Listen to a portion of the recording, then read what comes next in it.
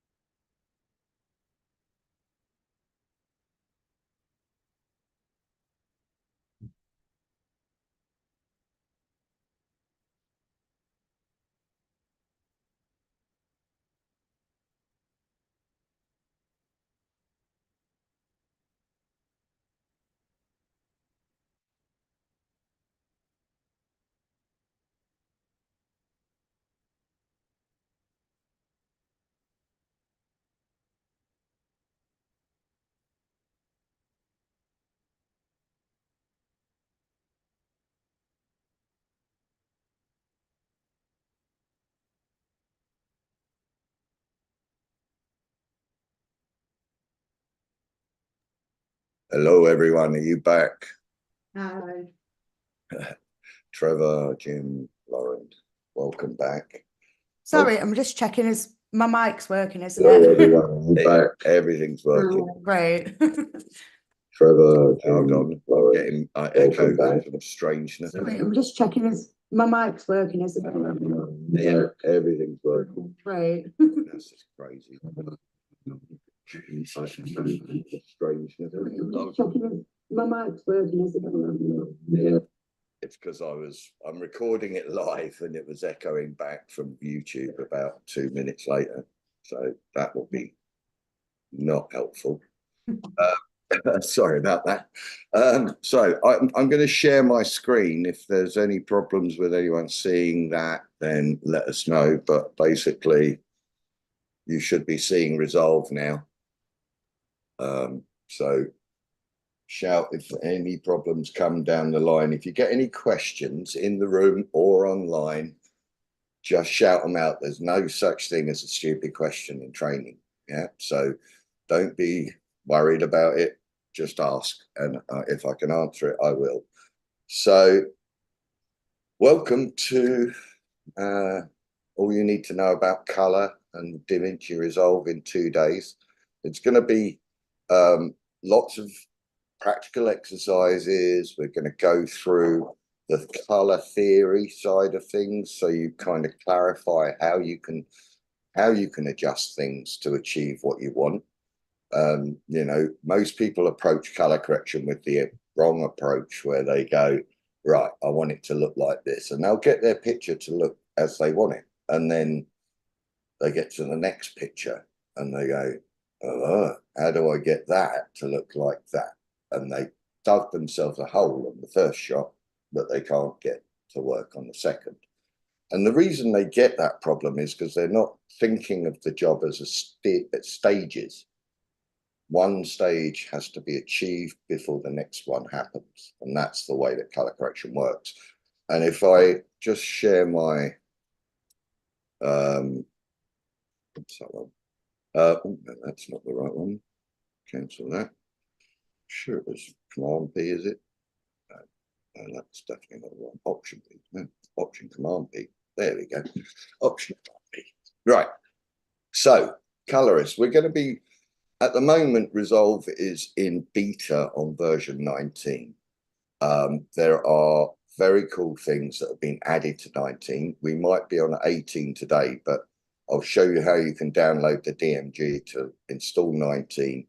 Maybe tomorrow we'll have a look at what's going on in 19, and you can update over the time if you haven't got 19 down. It's just Resolve, it evolves at a massive rate. There's every launch, there's 200 new tools added in the edit page, or in the color page, or in the fusion page, or in the Fairlight page where we do our audio. So the thing about Resolve is it's an end-to-end platform. You can do the whole job without leaving the application. So color correction as a process, as I was talking about, is like stages. So the first stage is balancing footage. Yeah, we want to get our even and consistency to our footage. When we normalize audio, you say, I want it to peak at a certain level, all the audio. And from then, you can then lift the audio and collectively up or down to the sweet spot where you want it. Same with color.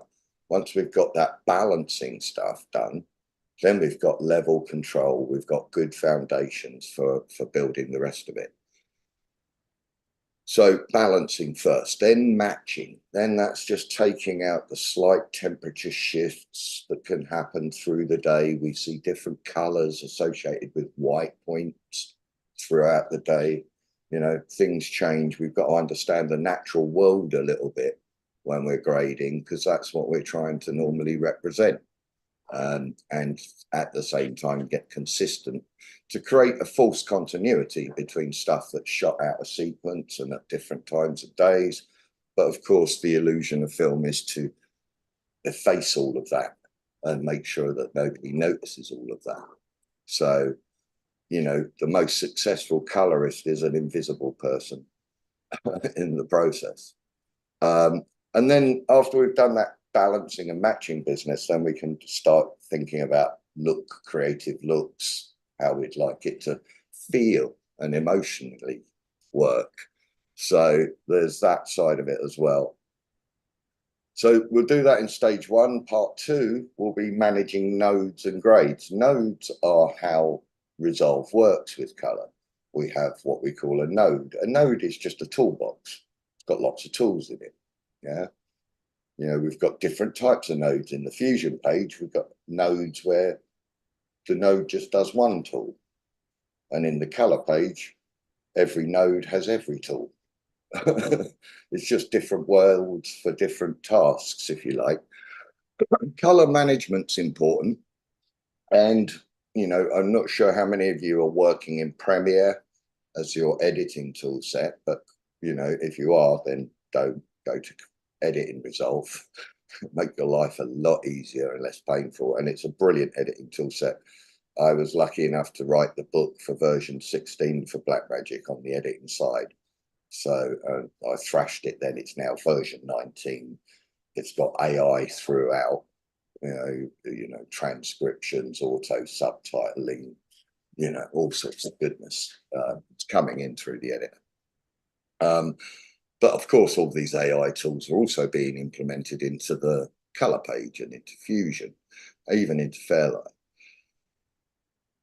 What I would say is, if you're, if you're embracing Resolve as your color grading tool, then you're going to minimize the pain and make yourself far more productive if you're editing in there as well. And there is absolutely no downside. I use Premiere all the time, you know, but I prefer Resolve every day of the week for editing. Cool. So we've got a node, and a node can have as many tools used in it as you want because it's got every tool in it. But that's not the way to think about a node. You want to be, I always think that you should use one task, do one task per node. That way you've got segregation of the decisions you're making, and you can copy and paste just one fix to another node, another shot. So the more you segregate and break down your steps, the more you're controlling the steps and able to exploit those elsewhere. So we've got to work out the node, master the node pipeline. And then, of course, we've got to deploy those grades we create across all the film. You know, that grade management is about moving our grades efficiently and in its most efficient way to achieve the result. And then part three, we'll look at really making more efficient grading strategies, like putting things in groups. A group means that if I build a group control to things, it means that I can grade the garage scene and then put it all in a group and then develop the look across that group rather than just on one shot and then deploy it to all the others. I can literally step up to another tier of control and then do the group. Adjusting image properties, that's things like zip removal, or, you know, I need to replace the sky, or, you know, there's lots of things that we do in that regard. We're going to have a look at raw projects. That's raw. When you've shot raw, then you get several advantages out of shooting raw. One of them being that you haven't committed to a pixel yet. When you shoot raw, it's recording the photo site information from the sensor, not going, all right, I'll take that and now I'll make it into a certain codec or a certain video format. It's just going, I'll stop here. And that means that when you're in the post-snitch situation, you can still change the exposure. You can still change the ISO and things like that, because it hasn't actually committed that part of the process yet. Very clever idea. And then, of course, we've got to look at delivering projects. So step one, normalizing, balancing and matching all the clips. Then shot match one to another to make sure we've got smoothness and consistency. Some jobs just want you to go that far. They're not looking for a creative look. They're looking for naturalism and you know, just realism. without any emotional bias. Adjusting specific areas, secondary correction, there's the terms primary correction and secondary correction. Primary correction is normally done over the whole shot as a balancing process.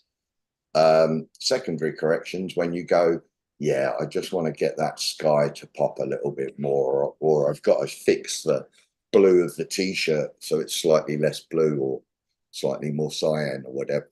Yeah. So we've got lots of different techniques for secondary correction. And of course, AI has played a part in that as well, which really empowers us there. And then step 3, we've got primary and secondary. That's where we might use the whole tool set to create the creative grade, to design the look for the sequence or for the clips or for the whole film. So this is just it in graphic form. Yeah. So normalizing, balancing, matching. Then secondary grades to fix t-shirts and things, and then creative grade at the end. Cool. Right. So now in Resolve, just to go in, I'm in, this is our project manager. When you open Resolve, stop it. When you open Resolve, you get your project manager. Yeah.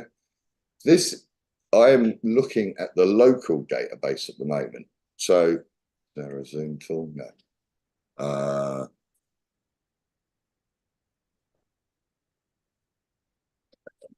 So I'm working in the local database, but we've also got the cloud solution. And you know, if I get a chance today or tomorrow, I'll try and demo to you folks how this cloud solution works.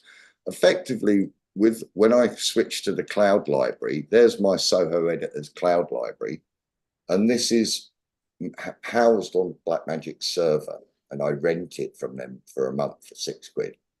But what it allows me to do is sign people into my remote library. So these are people all signed into my library.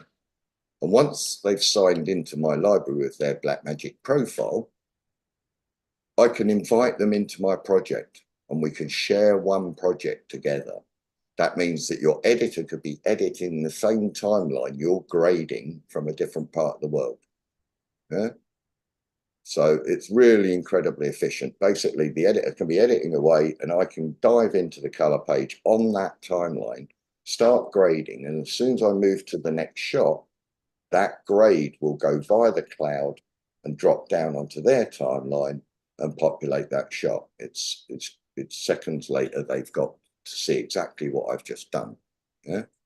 And they can carry on editing while I'm doing it. So it's a really efficient environment. It's one to know about, especially if you're, you know, doing a lot of remote working with clients, or you're going, you know, I'm working at the moment with a guy in Belgium. I'm working with another one in Canada. And yeah, it's all going via this. The way it deals with the media is, if I've set up a remote collaborative project, the moment I throw a clip into a project, that is automatically uploaded to the cloud server and rained down into everybody's project that I'm sharing with. So the media is all covered as well in the workflow. But we're going to be working on this local one, local database, just to show you this is the button that reveals and hides these databases. I'm just going to stay on the local one for now. And up here, we can create a bin. So if we create a bin for our work, that means we've got like a folder that we can put all our projects in. So we'll call this one, I don't know, Thursday training. That's inventive. Let's go with that. There's probably one already, I suspect, but let's see. Thursday training. All right, so I'm creating a bin. There's my bin. Now, just to point out, when you double click into Resolve, into anything into Resolve, if you step inside anything, and it could be a compound clip, you know, a nest, as some people call them, could be a compound clip, it could be a multicam edit or something like that. Every time you step inside a clip, there's always a path out again. So here I've stepped into the folder. If I double click on that project, I'll step back out. Double click on the bin, I'll step back in. Now we've got in our training packs, let me just go to the training pack. So in your 18, 19, 17, it's all the same media I'm using. In your training pack, you should see project 1, 2, and 3. In project 1 folder, you'll find this .dra. Yeah, it says disunity documentary.dra. And DRA stands for DaVinci Resolve Archive. In the other project, here we've got DaVinci Resolve Project DRP files. The difference between an archive and a project is that the archive carries with it all the media as well. So when you restore a project archive, you don't have to link media in or anything like that. So we'll restore this project archive into our database, into our Resolve here. So all you've got to do, go into your folder, and then in the project manager, just right click and go restore project archive. Then you can just go to your color page, go to project 1, go your color media, go to project 1 and just pick it up at the .dra where it's got that extension. You just want to select it there. Don't go inside to pick it up at the project level or at the media files. Just pick it up where it says .dra and say open. And now it should import the project and link in all the media. So now we can just double click on that and we're in the game. We should be okay in the game. What's that? Yeah, you can have access to my microphone, I guess. Sure. Yeah. Like with the DRA, only doesn't open. It's not, you don't double click on it to launch it. You select it. You might have gone in and said with import project.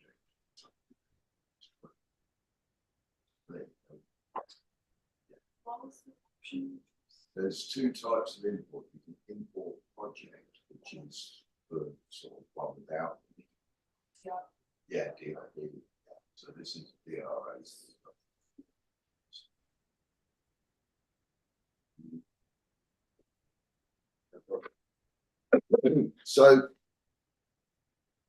So good. So we've brought in our media, and in this project we've got some timelines. I'll hide my inspector over here. So we've got our timelines. We've got 1, 2, 3, 4, 5 different timelines at different stages of the job.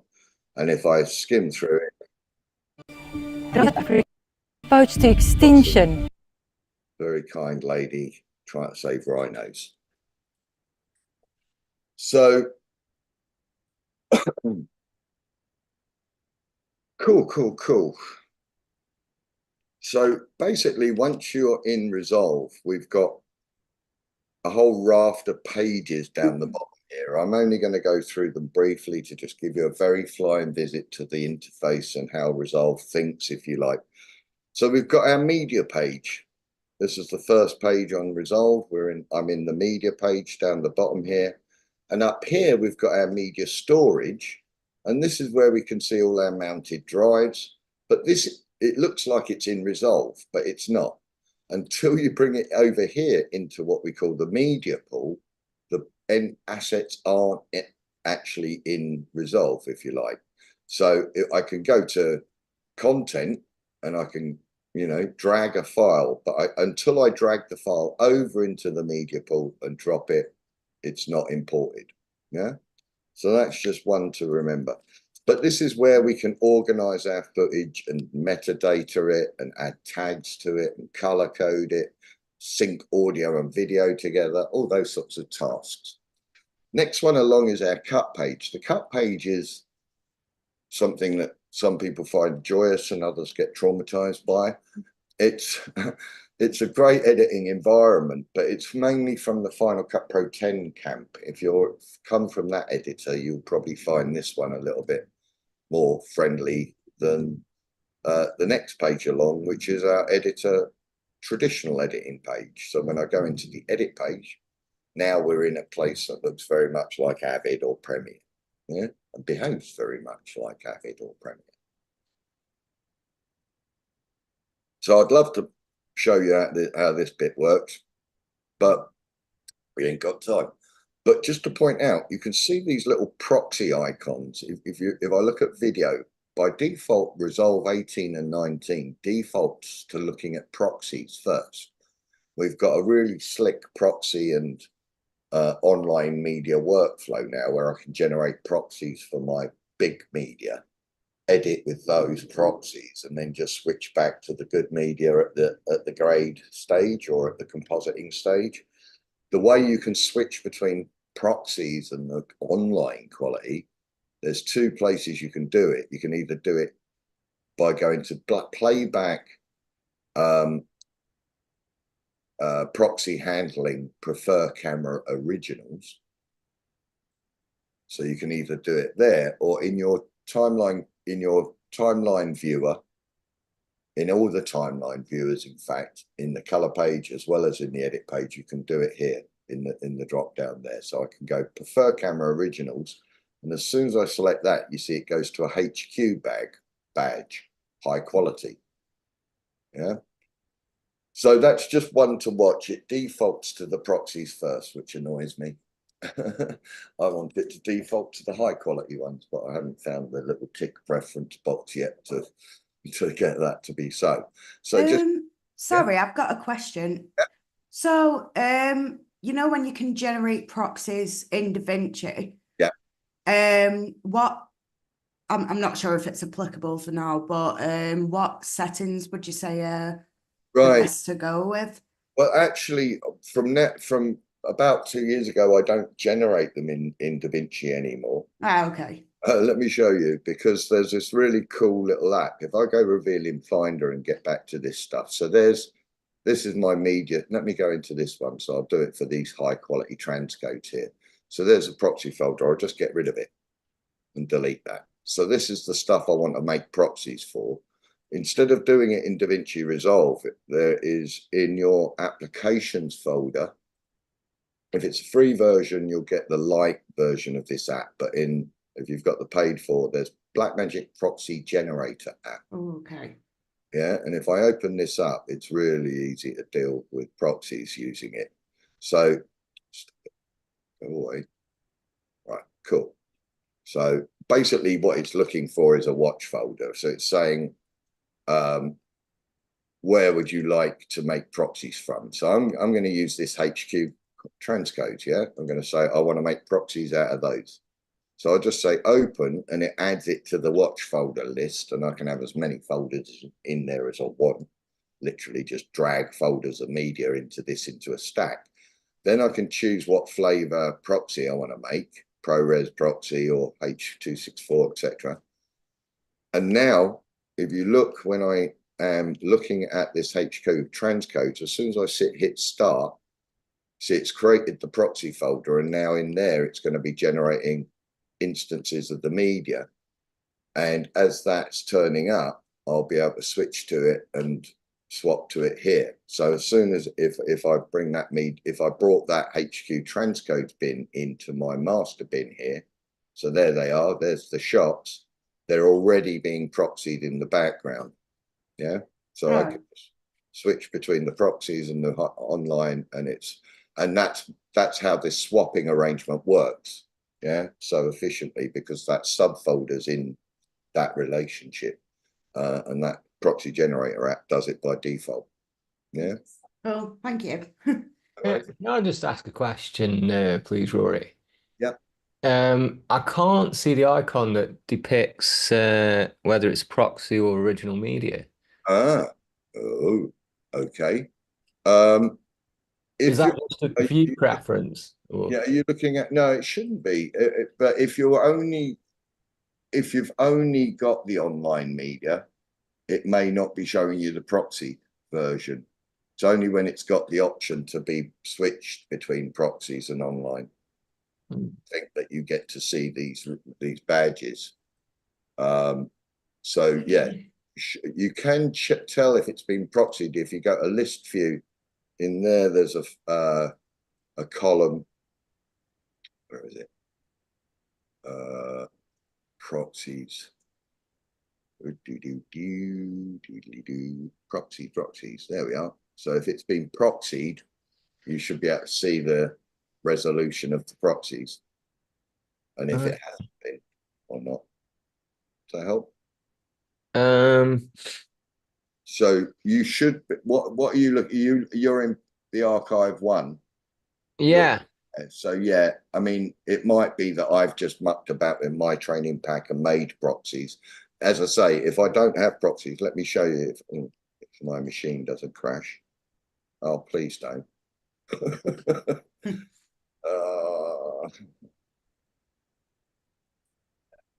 Not only is it crashed, it's not even allowing me to full script.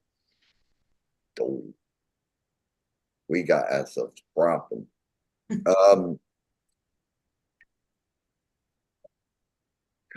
Come on, machine. Do this. Yeah. Sorry. It's one of the opposite boxes. So you have these clips that are established. Yeah. And then you're essentially Making a small res copy. Basically, the workflow for if we're shooting 4K media or 8K media, you don't need to be editing 8K media. So you make little Fisher Price video, move that around, and then just switch back to the good stuff at the end when you're about to grade. Yeah, it's just a traditional workflow for avoiding pain. Yeah. Are my students online still there? Yeah. Still working because my machine has totally died. I'm going to have to kill this and get you guys back in. I'm really sorry, but I've literally got a spinning ball of death and I can't touch this machine. So hopefully you're signed in on 2 machines. So hopefully you'll stay still online in the meeting and I'll just have to reboot this. But if you do get thrown out of the meeting, please do come back. But yeah, give us 2. I'll just do the brutal kill thing on this machine and then get it back in on it ASAP. But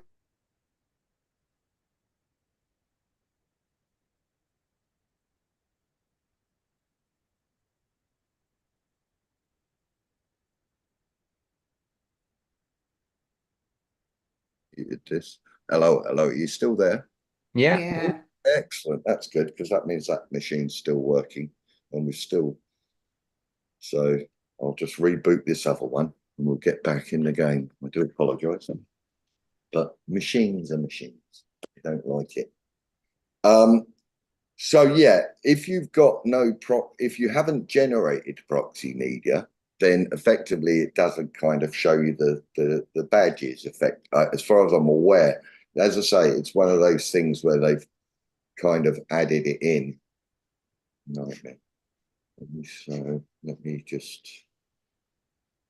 sign back into Zoom on this machine.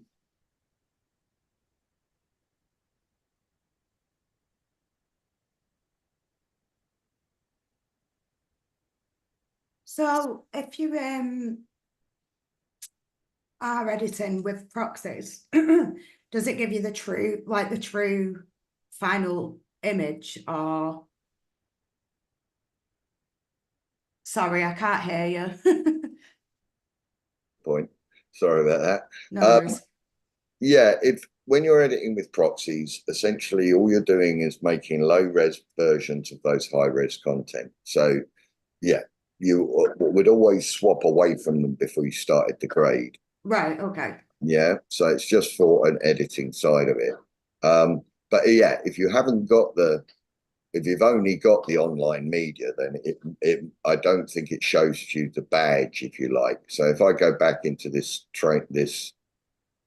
of course my drive's killed. Let me just reboot it. Blackmagic server. Back on that. Give us a break, kids. Just one thing at a time. There we go. So now it's working. So that means that now when I go back in, there's all my media back. Good. So yeah, if I'm looking at the video here, if I reveal in Finder, so this is the stuff that I made proxies. If I delete those proxy files,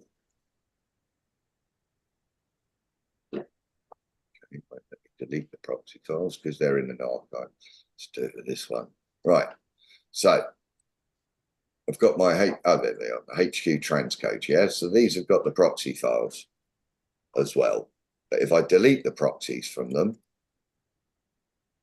then it doesn't give me the badge. Yeah, it's only when you've got the proxy option that it gives you the badge. Does that help?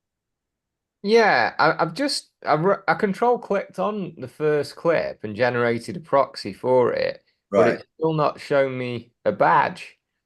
Um, So I'm not sure whether I've got a view option that's not ticked somewhere. Do you know what I mean? yeah, no, I mean it shouldn't be because it's basically since they gave this bit where you can just hot swap between one and the other. Yeah, since they did that, I've never found a place where I can turn the badge off. Let's put it that way. If I have got that relationship in the project, it just shows you the badge and then shows you the proxy version of that badge first. Okay. But yeah, if you haven't got the proxies, then yeah, it will just it normally doesn't show you the badge as an option. But cool. So what we're trying to do, so we're trying to achieve, if I dive into my, open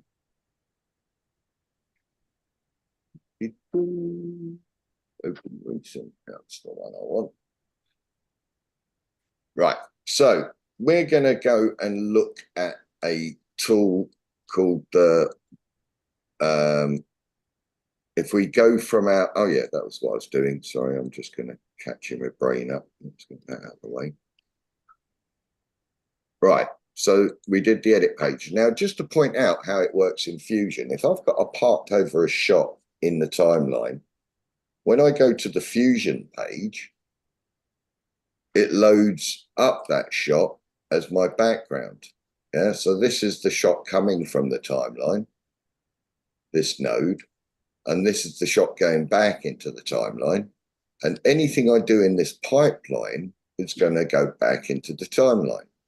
Now we've got loads of tools. Fusion's our compositing tool, so it allows us to, marry 3D and 2D objects into a shot. We've got particle systems, titles, 3D text, all sorts of goodness for graphics and compositing. But up here we've got our main nodes, if you like, or sent tools. There's a blur one, and if I just pick it up and drag it to that line, when it goes blue and yellow and I release, it's now inserted that blur node in the line.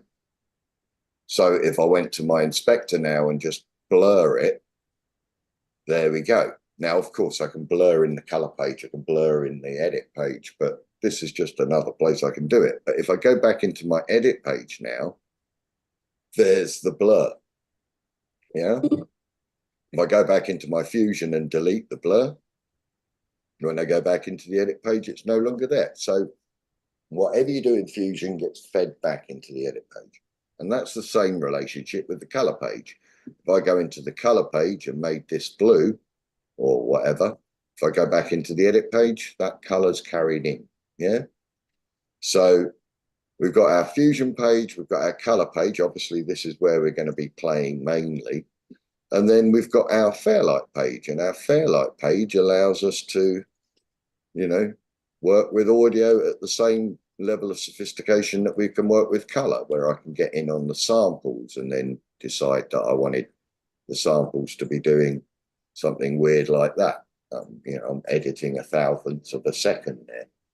So just to show you what I'm doing with my mouse, all of you need a 3-button mouse to work with Resolve.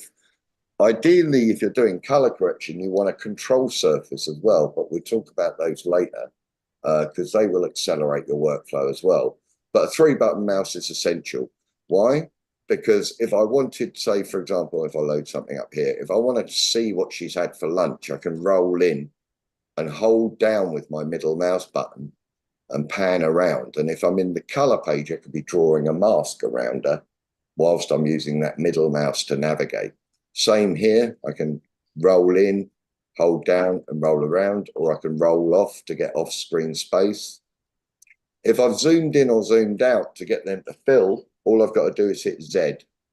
If I hit Z in those windows, it will zoom them back out. Yeah. Other things I can do with the middle mouse button. If I've got my video here, I can hold shift down and then roll with my middle mouse button and I'll scale my video. If I roll with my middle mouse button underneath in the audio channel, I can scale my audio tracks. Yeah. If I hold Option, I can zoom in on where my playhead is or zoom out from where my playhead is. And if I'm zoomed in and I hold down Command, I can roll up and down the timeline without any stress at all. And if I hold down my middle mouse button, I can just drag scrub in the timeline as well. So lots of functionality comes from that middle mouse button. You need one. So in the color page, you'll see this timeline. Yeah, this is a mini timeline, what we call the mini timeline. Just in case you're not seeing it, go up to Workspaces and hit Reset UI Layout, and that'll bring you back to the default layout in the color page and everywhere in Resolve. So the mini timeline, what's that all about? Well, you can't do much with it apart from select things on it. But whatever you select in the mini timeline is also selected in the thumbnail, or the thumbnail is always selecting the mini timeline, yeah? With the thumbnails, they're well handy. If I right click on a thumbnail, I get loads of good things I can do. Whereas if I right click on a mini timeline, I can't do anything. It's really there just to show you the spatial relationship of the clips we're working with. For example, if I went into the edit page here and I picked up this shot and put it on track 2, when I go into the color page, there's that clip on track 2. Yeah, this could be quite challenging if you're trying to grade the shot beneath it. Yeah, because you can see no matter which one I select, I'm only seeing the top clip. But there's a fix for that. This button here is our unmix button. In our viewer in the color page, there's a very important button. If we click on that now, as I select the bottom layer, I'll get to see the bottom layer. Yeah, so that's your unmix button. It allows you to basically choose what you're seeing. The other thing the unmix button does is down here, I've got a dissolve. Yeah, it would be really horrible to grade through a dissolve. Yeah, that would be challenging. So again, your unmix button turns off that dissolve until you finish grading, and then you can turn it back on again to see it in context. Doesn't delete the dissolve, it just disables it in the color page. The dissolve is actually still in the timeline, still there, and still working in the edit page. So, yeah, the unmix button is obviously quite handy. Now, most of the time I don't need my mini timeline, so I'm going to collapse it away so we've got a little bit more real estate for the rest of the tools. So I'm just going to go into the color page, and here I can hide the mini timeline. Basically, with Resolve, there's a convention that you can hide and reveal any of these panels at the top here. Everywhere's got a media pool. Every page in Resolve's got a media pool, because you never know when you might need to pick up an asset and add it to your work. Cool. I can hide the clips or reveal the clips. I normally keep these, as I say, I normally keep my thumbnails open and in the game. Now, down below here, we've got all the tools we've got in the color page. Yeah, and obviously we've got many different tools, and there's lots of very similar ways or different ways to get to the same result. So we're going to have a look at some of the tools. But one of the things I would say is simplicity is always the best starting point. Yeah, don't dive into complex drawing masks and stuff when possibly just a simple window might fix it in terms of color. So over here is our node in the color page. As I say, in this node, every single tool at the bottom here exists. It's just which tool I use in that node.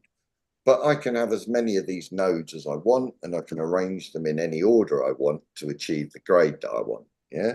So you've got infinite amount of tools. It's just how you choose to use them in each node. The node itself has the RGB coming from the timeline into the RGB input of the node, and the RGB output is going back into the timeline again. If that line's broken, it doesn't matter what I do to grade the shot, I ain't going to see it. You can see the thumbnail showing it, but the shot isn't. Only when I plug that back into the line will I see that horrible grade I've just made. Yeah.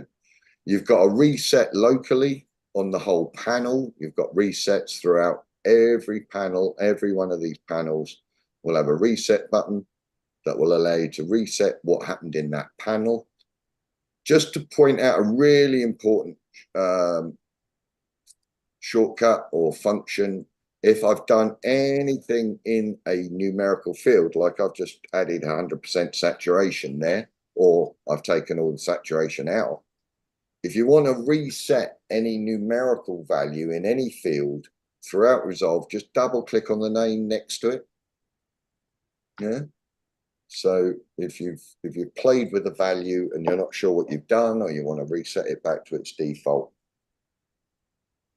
just double click on the name and you'll be good. Cool. So this node can have all of these tools used in it, but I would, as I said, one task per node is my philosophy when it comes to this thing. So if we go to this shot, let's go to this shot first. Now, the way that we can interpret the film and the signal of a shot is using our scopes. We have obviously the ability to feed our signal out to a grade monitor, a calibrated, ideally grade monitor that's showing us the truth about the colors we're working with. But they can cost 20 grand if you really want to go there. So not many people have that quality of grade monitor. But we do have scopes. In the bottom right-hand corner, there's our scope window here. And this is our scope, and we can switch between different types of scope while we're working in there. Or if you hit this little box icon, you can see it's highlighting over in the corner there. When I click on that little box icon, it will pop my scopes out as a floating window. Now, if you're working Resolve with dual screens, 2 screens, you can go to Workspace Dual Screen On, and then it will share your scopes on the second display, and it will give you a lovely layout where you can see all your scopes all the time, and you're not got this floating window getting in the way of it. But I'm working it single display, so I'm just going to show you 2 scopes. I can choose how many scopes I'm looking at. I'm just going to use 2 of them, and one of them is going to be the vector scope. So, but in each of these scopes, you can go in and this little option menu next to it, settings menu. And when I click in that, I can just adjust what we're looking at here. So I'm just going to zoom in. They've managed to, someone's been playing with this one, so it looks a bit weird. Let me just play. Vector scope style, standard. Yeah. I'm going to go back to standard. Someone's been playing. So this is what our vector scope normally looks like. And we're going to learn how to interpret these technical scopes so that we can appropriately grade our footage and understand what we're looking at in these scopes. Yeah, because these are the truths about the signal we're looking at. With the waveform, this is the waveform scope. And it's showing me a blend of the RGB overlapped, where the way that it works is we're representing this picture going from left to right, and it's showing me the pixel spread going from left to right. Yeah. So what the way that this works is the brightest part of the pictures at the top of the scope, and the darkest part of the pictures at the bottom of the scope. Yeah. We're going to learn how this scope represents white, how it represents black, how it represents skin tones, yeah? Because if we can interpret these things on the scope, then we can check them in our picture to make sure that they're appropriate, yeah? And that they're true. You know, for me, I'm always about, in terms of the order of events, I'm always trying to get the truth in the white point, the truth in the black point, and the truth in the skin tones, every shot as my balancing operation, if you like. That's what I try and achieve. And then when I'm doing the match, if I've done that balancing operation right, I get the match right. Now, this waveform I can also look at as a parade, and it's exactly the same going left to right across the pixels, but just per channel. So I can see it slightly more clearly sometimes using this channel, this layout. You can see the distribution of the channels quite well. Anytime you've made your favorite layout, like I've done here, I could go to workspace, layout presets, and save layout as a preset. I'll call it Rory. So if I need to get it back again, I can just reinstate that. And that will save things like how many scopes you've got and how you've customized them as well. There's also a great shortcut for this floating window if it annoys you. Shift, Command, and W will hide and reveal those scopes.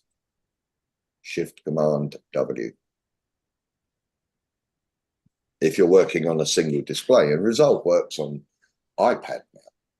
You know, I wouldn't ever want to do a grade on an iPad, but it's there for a reason, and I'm sure people are.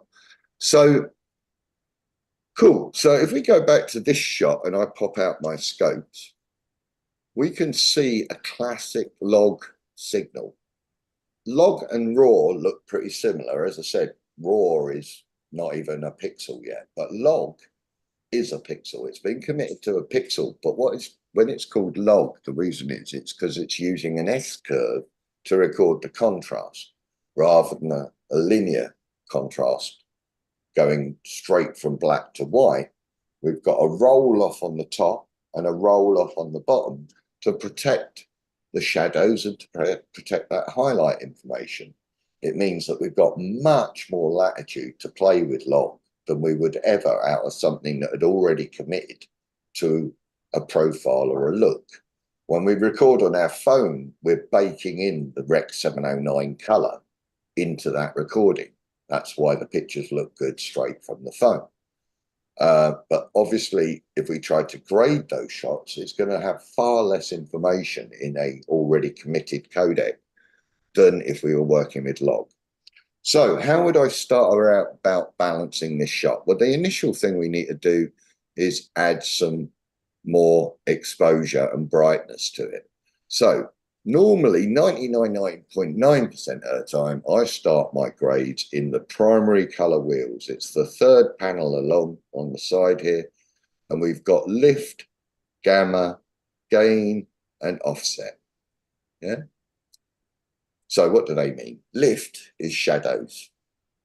Yeah, ish. Gets complicated. The words are very complicated with brightness and colors. It gets complicated. But lift is your shadows, gamma is your midtones, and gain is your highlights. Yeah? They're just different terms for that kind of thing. It's a brightness range, defining a brightness range. Yeah, lift, gamma, gain.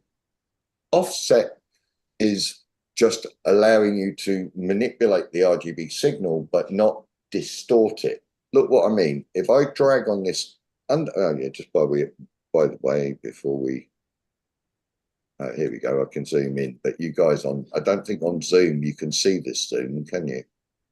Yeah, can. Yeah. Are you seeing the zoom? Yeah. Awesome. They fixed it. Oh, that's been years in the waiting for that. Excellent. Oh, that's joyous. Sorry, out of body geek experience there, but I got a bit excited. Right, so Leah, I can zoom in then. Let me show you it in detail. So lift, gamma, gain. So under what we've got in each of these are three types of control. We've got the hues, different. Rory, yeah. Rory, your cursor though is on a different bit. You're not on. That's not ideal. Yeah. Well, I'll stop moving the cursor around and yeah. And then, We can't see your color wheels at the bottom. you can't see them. No, no. That was the plan. That's what I'm zoomed in on. Okay. Can you see them now? Yeah, yeah. Yeah, well, I'll just keep it out wide. I think I'm pushing the envelope here.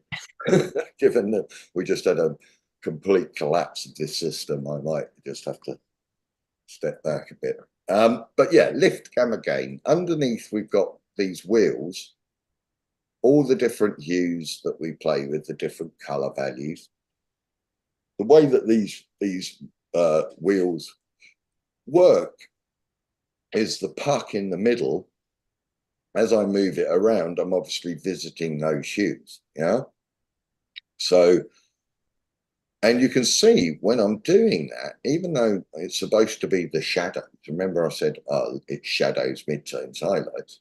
Well, that's not quite true because lift, gamma, and gain massively overlap each other in influence. When I adjust the lift, you can see I'm affecting the gamma and the gain. I'm affecting the brightest part of the picture as much as I am the lowest part. I've got a reset there. So each wheel gives us control over the hue, the color that we might want in that brightness range, and the intensity of that color. The further we move out on that wheel, the more intense or more saturation we're adding of that color. Underneath each wheel, we've got luminance, the light part of the formula. So there's two sides, color and light, contrast. Yeah, that defines what we get as a result. So underneath each wheel, we've got a master wheel, what we call the master wheel, the black wheel at the bottom there, and that allows me to change the value of brightness in that range. So if we're looking at my scopes here, the most influential one to achieve what I need, which is to just stretch out some shots, is in the gain wheel, master wheel at the bottom of the gain wheel. As I drag on that, I'm lifting the top of the shot and I'm getting it nice and brighter. If I want to affect the black parts of the picture, the darker parts, I go to my lift control and drag that down. But what I'm doing here is I'm not going too high or too low. I don't want to do that because I'm going to use my contrast control to dial in the effect. Now, you know, when we're working with log, one of the things it's missing by default is contrast. The other thing is normally saturation. Yeah. So here's where my contrast controls are in the primary wheels. I've got them at the top of the palette here. But they're quite a little bit confusing for people. So let me show you. If I play with this pivot and contrast work together. But pivot does nothing until you add a value of contrast. Look, if I play with this pivot, nothing changes. Nothing's moving. Yeah, I'll reset it. But once I add contrast, then that pivot has a massive part to play. The way it works is that as I look at my parade as I add contrast, and you'll notice that above the 0.35, so above somewhere near there, it's going to push the colors and brightness up. Below that point, that pivot point, it's going to push them down. So if I add contrast, you'll see it stretch up and down, yeah, from that pivot point. Once I've added a value of contrast, now the pivot point makes a massive difference, because if I pull the pivot down to the bottom, all that contrast I'm adding is being pushed up into the shot. Yeah, so I've moved my pivot down, and now as I'm adding contrast, it's all going up into the shot. Yeah. If I move my pivot up to the top, now when I add contrast, I'm pushing it down into the shot. Yeah, so that makes sense.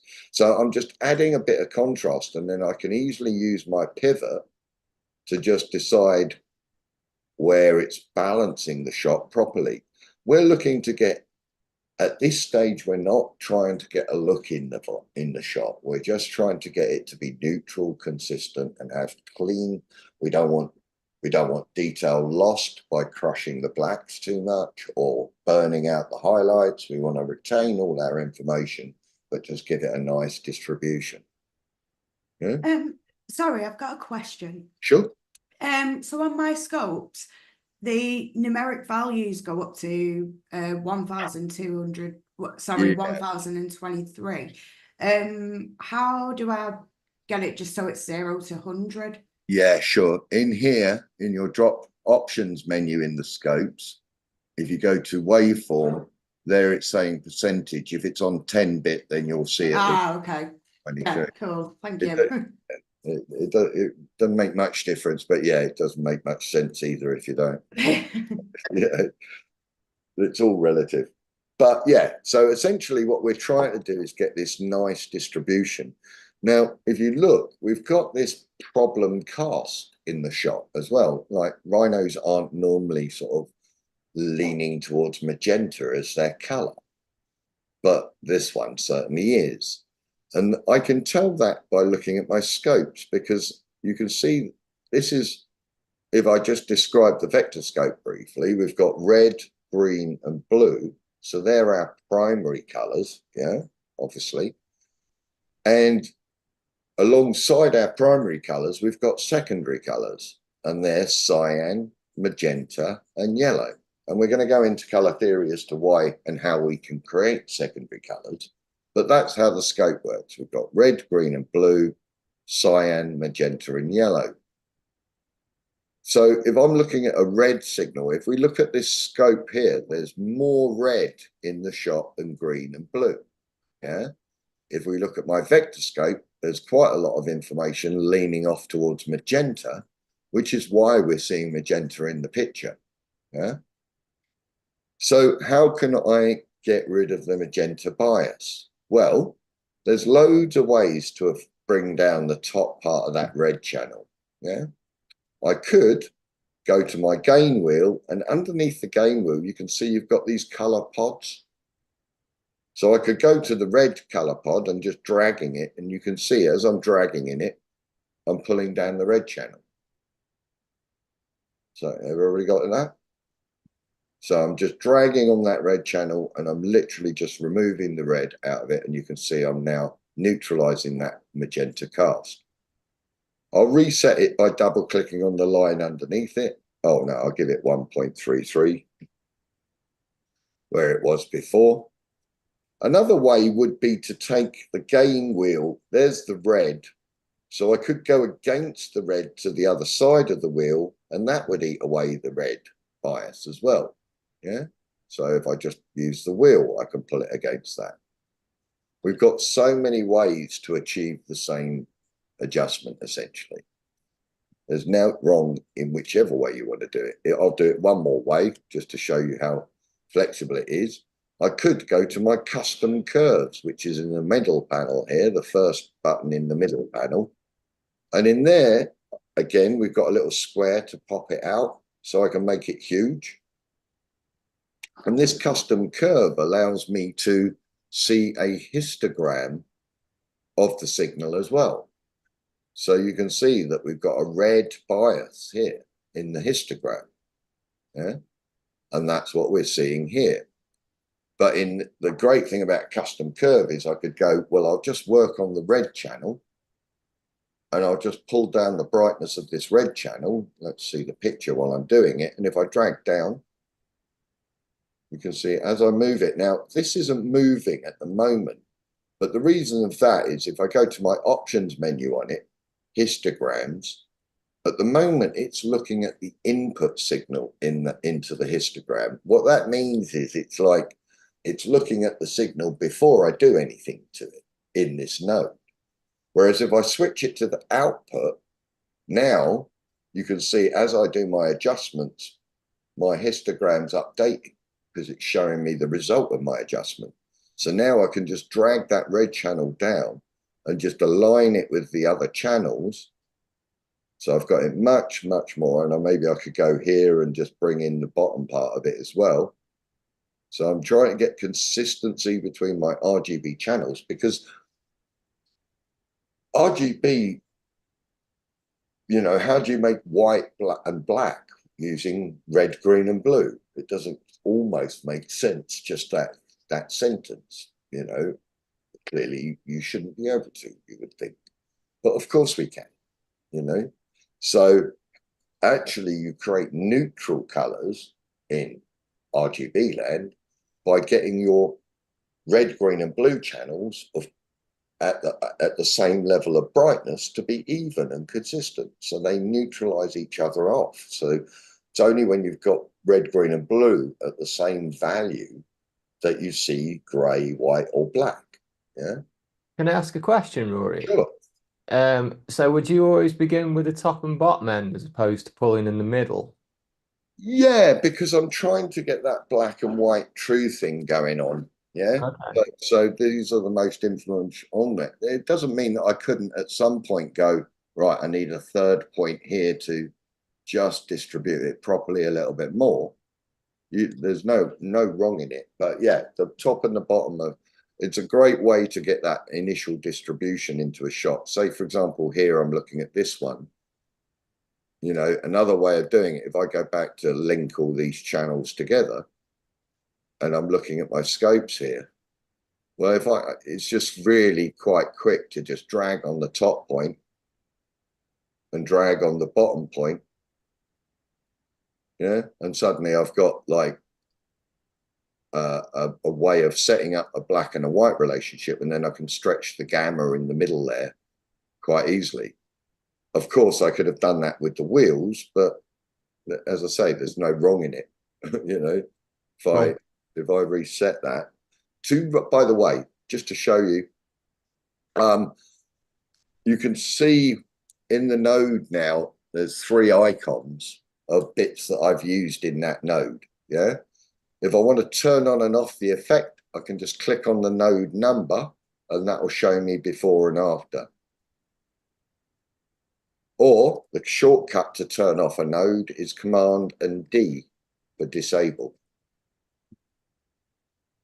Yeah, so I can do Command D. If I've got multiple nodes, let's say that one, I'll give that a blue. So Command D will turn on and off one node. Option D will turn on and off all the nodes on the grade. So they're really handy because then you can toggle it on and off, impress your clients, clarify what you've got to do next, you know, all those things. So with curves, yeah, would you start with your primary correction first and then add another node to do the curves on, or? Yeah, you could do it that way. Yeah, I mean, there's no wrong in either way. I mean, as I say, sometimes if I see a scenario where I go, well, just by adjusting 2 points, I can get to where I want. I'll use that strategy. But if I'm going, all right, I need to do some balancing work as I bring these layers up, I could use my master wheels to get that, master wheels lift to get that, and then use the puck in the middle of the game to change the distribution of the sky or how that sky is working. Yeah. So it depends kind of what you're looking at as the problem in the shot as to which method makes the route of least resistance is what we're always trying to find. So just to point out a gotcha, I call them gotchas. They're things that make you think you've broken it or it's broken, and you know, why is it not doing what I expect it to do? One of them is Shift D. If I remember, I've just said Command D disables one node, Option D disables all nodes. Shift D disables the whole grade on the timeline. Yeah. So suddenly your grade disappears and you freak out and go, what have I done? Did I do something? And you've just used the shortcut wrong. You can see up here, it puts a little line through the grade icon to show you that you've disabled it. And it says bypassed up there. And you've got that button in the edit page as well. So just be aware you can turn off your grade in the edit page, because you could have things like noise reduction, AI-based tools on shots. And when you press play, unless you've got a beast of a computer or you've rendered that file properly, you'll press play and nothing will move. you know, because AI is very processor intensive. So we've got a kind of workflows to make that still make sense. But yeah, I'll be showing those in a bit. Cool. So I'll get rid of that nasty blue node. But yeah, so Command D, Shift, Option D are the ones that I really use all the time. If I want to reset one node, I can either right click and go reset node graph, or if I do Shift and Home, that resets one node. Yeah, Shift and Home key under F14 on your keyboard, the Home key will reset one node. I'll undo. If I want to reset all nodes, Command and the Home key. That just takes you, cleans the grade. Or, of course, you can right click and go reset all grades and nodes.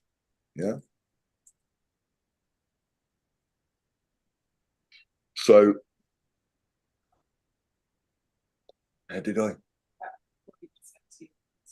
Yeah. I added a node without telling you how, didn't I? Oh. Yeah. No, the way we can add these nodes, if I right click, there is a add node, and these are our different types, and they more, what it's confusing because it's like, oh, they're different types of node. Well, there are. The node is exactly the same. It's got the same kit of parts. It's got every tool in every node.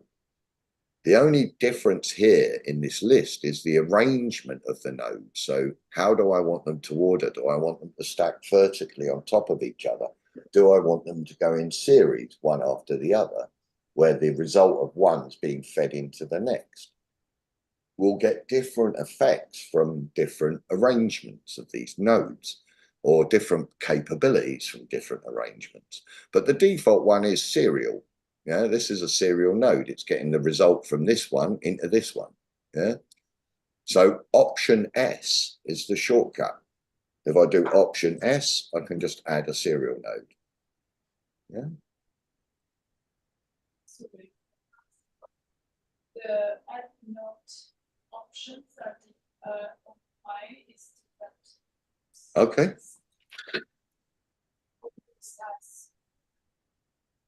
Yeah. If you right click in the node area, you get a different result than if you right click on the node. What's the difference? Between these, I'll show you. Clicking on the check, you will see fraction. Yeah, the only difference is that when you do it on the node, it will add it into the line. Oh, but okay. if you do it here, it will just create it as a plug node. So I need to go direct. Where you can pick it up, you can pick it up and hover over the line. Go. It will insert the workflow. And that's what you mentioned, whether I want to apply one pipeline separate. That's it. You want it all to be plugged into the result. So the result of one gets fed into the next, gets fed into the next. You're building a workflow pipeline. Yeah. When do you want to have two pipelines? Well, for example, if you think about one task per node, yeah, so you want, say I'm doing my balance in one node, I might decide to do my contrast in another. I might decide to adjust my saturation on every shot on another, just as a technical grade, getting that first part together. Correct. When do you want two pipelines? Lots of reasons. Say, for example, I want one pipeline that's grading the sky on the background, and another pipeline that could be grading the foreground on the stuff. And then at a certain point, I want to bring those both together. Yeah. So there's many occasions where we're kind of focusing in, but that's the beauty of nodes, is you can have as many as you want in the specific that you need it to be to achieve the result.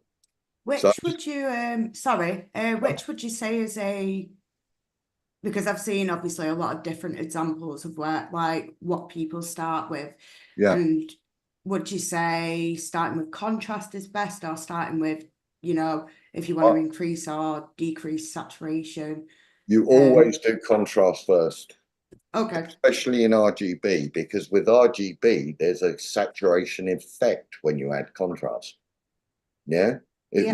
Look what happens when I add contrast to this woman, to my vector scope. Yeah. As I add contrast, so I'm just going to add some contrast.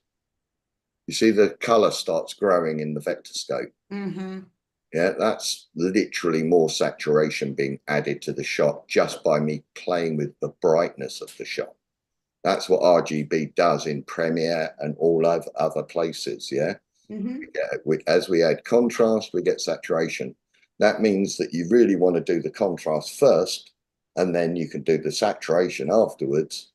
Because if you do the saturation first, when you do, then you do contrast, it will change what you've just done. So the order is much more better and sensible to do contrast rather than saturation.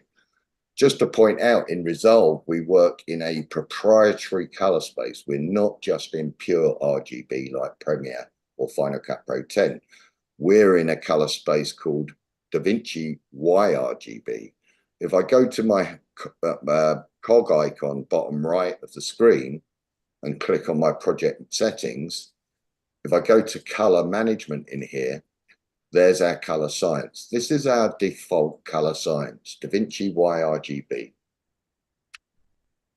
It's proprietary to DaVinci, but it's a brilliant color space because we get the same functionality as RGB, but that Y channel gives us luminance only capability.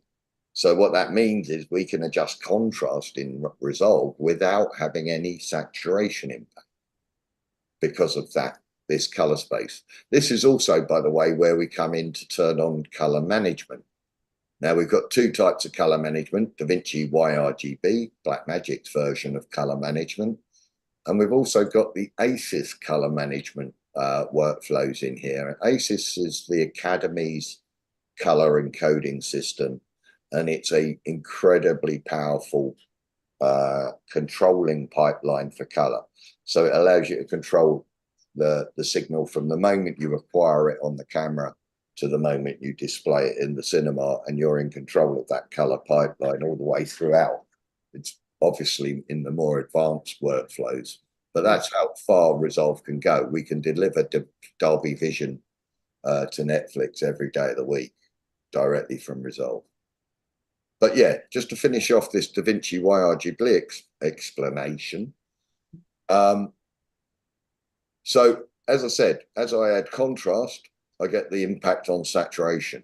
But you can see we've got a YRGB underneath each lift. So this white channel is our Y only. And you can see as I'm playing with the contrast now, my saturation isn't changing. Yeah, so I can choose what brightness I want independent of how much color I want. But I always, as I say, do contrast first, because so often when you're adding contrast, you want saturation as an impact. You want more saturation anyways. So you might as well pull out do the contrast thing first and then work back from there. Yeah. Do gain, which is explosion first and then contrast, or contrast before? Well, by adjusting the lift, gamma, and gain, you can effectively create a contrast in the shot. Yeah, so by dragging the gamma one way and the lift, gain, or lift the other way, I can add contrast. But the easiest way to really add contrast is to use the contrast pod, because that one is designed to push up and down and stretch that effect. Yeah, so I use these all the time in a grade, and of course these are all assigned to knobs on your control surface as well, so you can avoid so you can do it really quickly and easily. Cool. Now I've made a right disaster out of that shot. Let's reset that. Right. Let's check notes.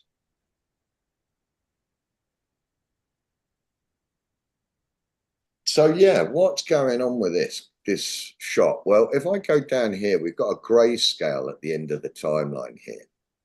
And you can see how a grayscale looks in the parade. If I go to my waveform, It's just one flat line. So how do these brightness wheels affect our signal?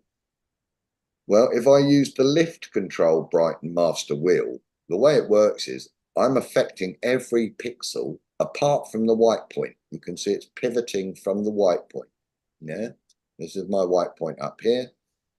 If I reset that, let's do the white, the gain. When I do the gain, the black point pins and the white point's the one that's adjusting, but it's adjusting every pixel apart from that black point.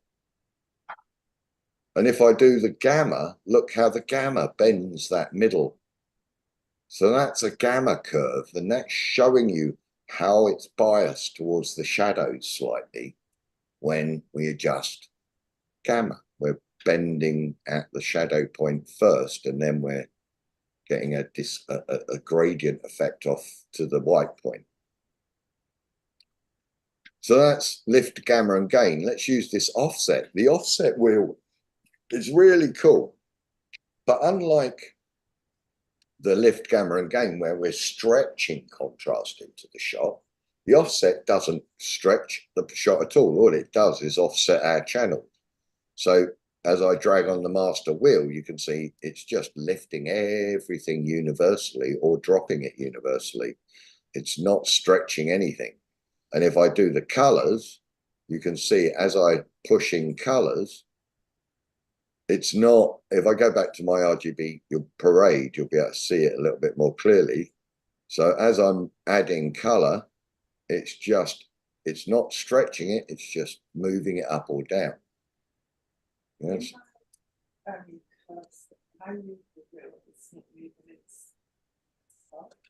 Okay, do.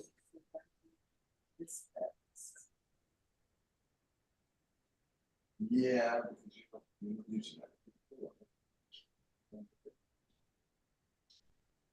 So you're seeing it up there. Yeah. But that's not the thing. Yeah, but if that's input.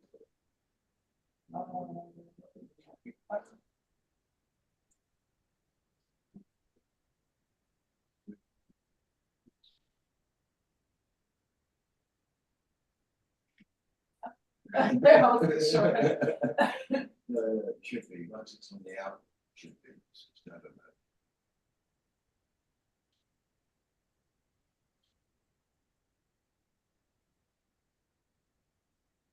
Should be okay. Okay. It's not you, it's it. Okay. Cool. So yeah, now if I push colors into this, you can see the influence on the color side. So if I go to my lift and push in color, let me just reset everything.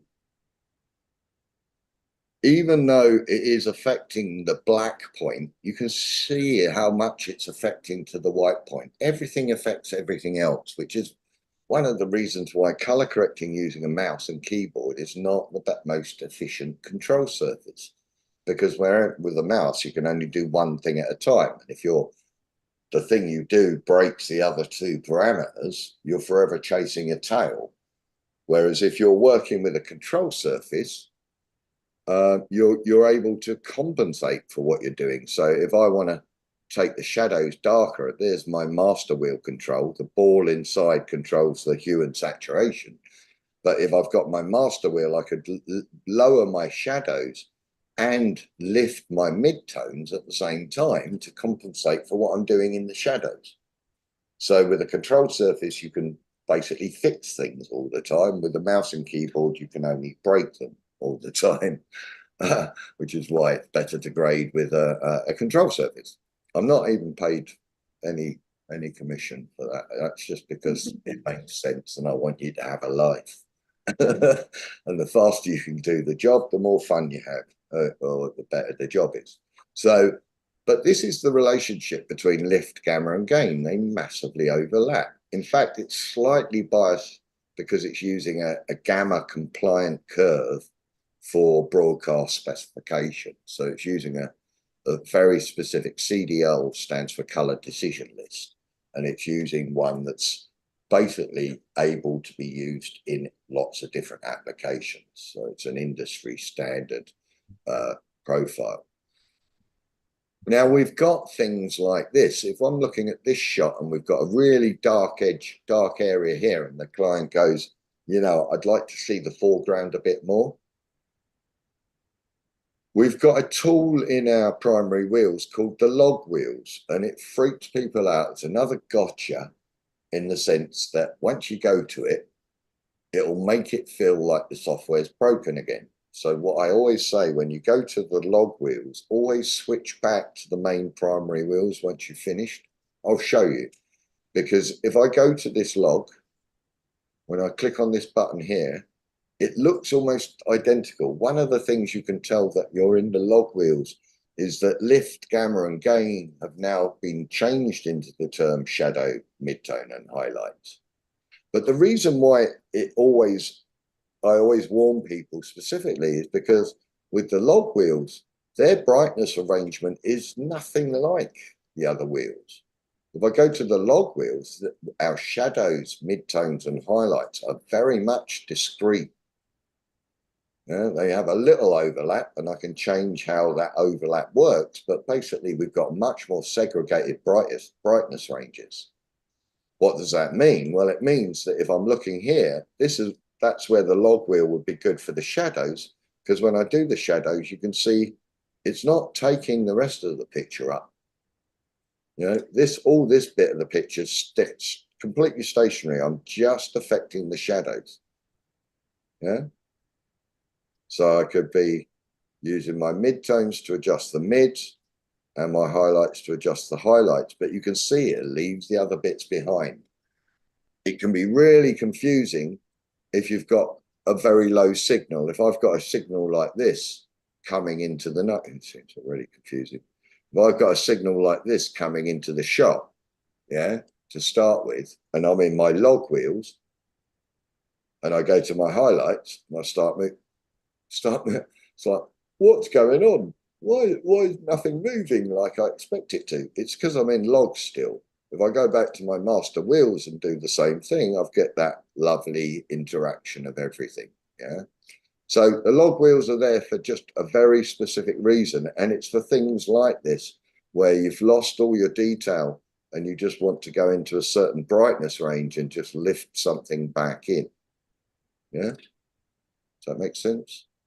So, as I say, whenever you go to the log wheels, after you've finished with it, go back to your primary wheels and you won't go insane. Yeah. Cool. Now, there's another thing, you know, temperature and tint are a really good thing as well. We've got temperature and tint up the top here. And just the two of them, basically temperature rocks over this axis. So it goes between warm and cool colors, blues and cyans. Tint rocks between green and magenta. Yeah, so you can either take away magenta or add green, or vice versa. So if I go to my temperature, look what happens. As I roll on the temperature, I'm warming the shot up. If I roll the other way, I'm cooling it off. If I go to my tint, if I go one way, I'm making it magenta. If I go the other way, I'm making it green. If I find the sweet spot in the middle, I'm making it neither, and I'm neutralizing. So these are all different ways you can approach the inconsistencies in the shot.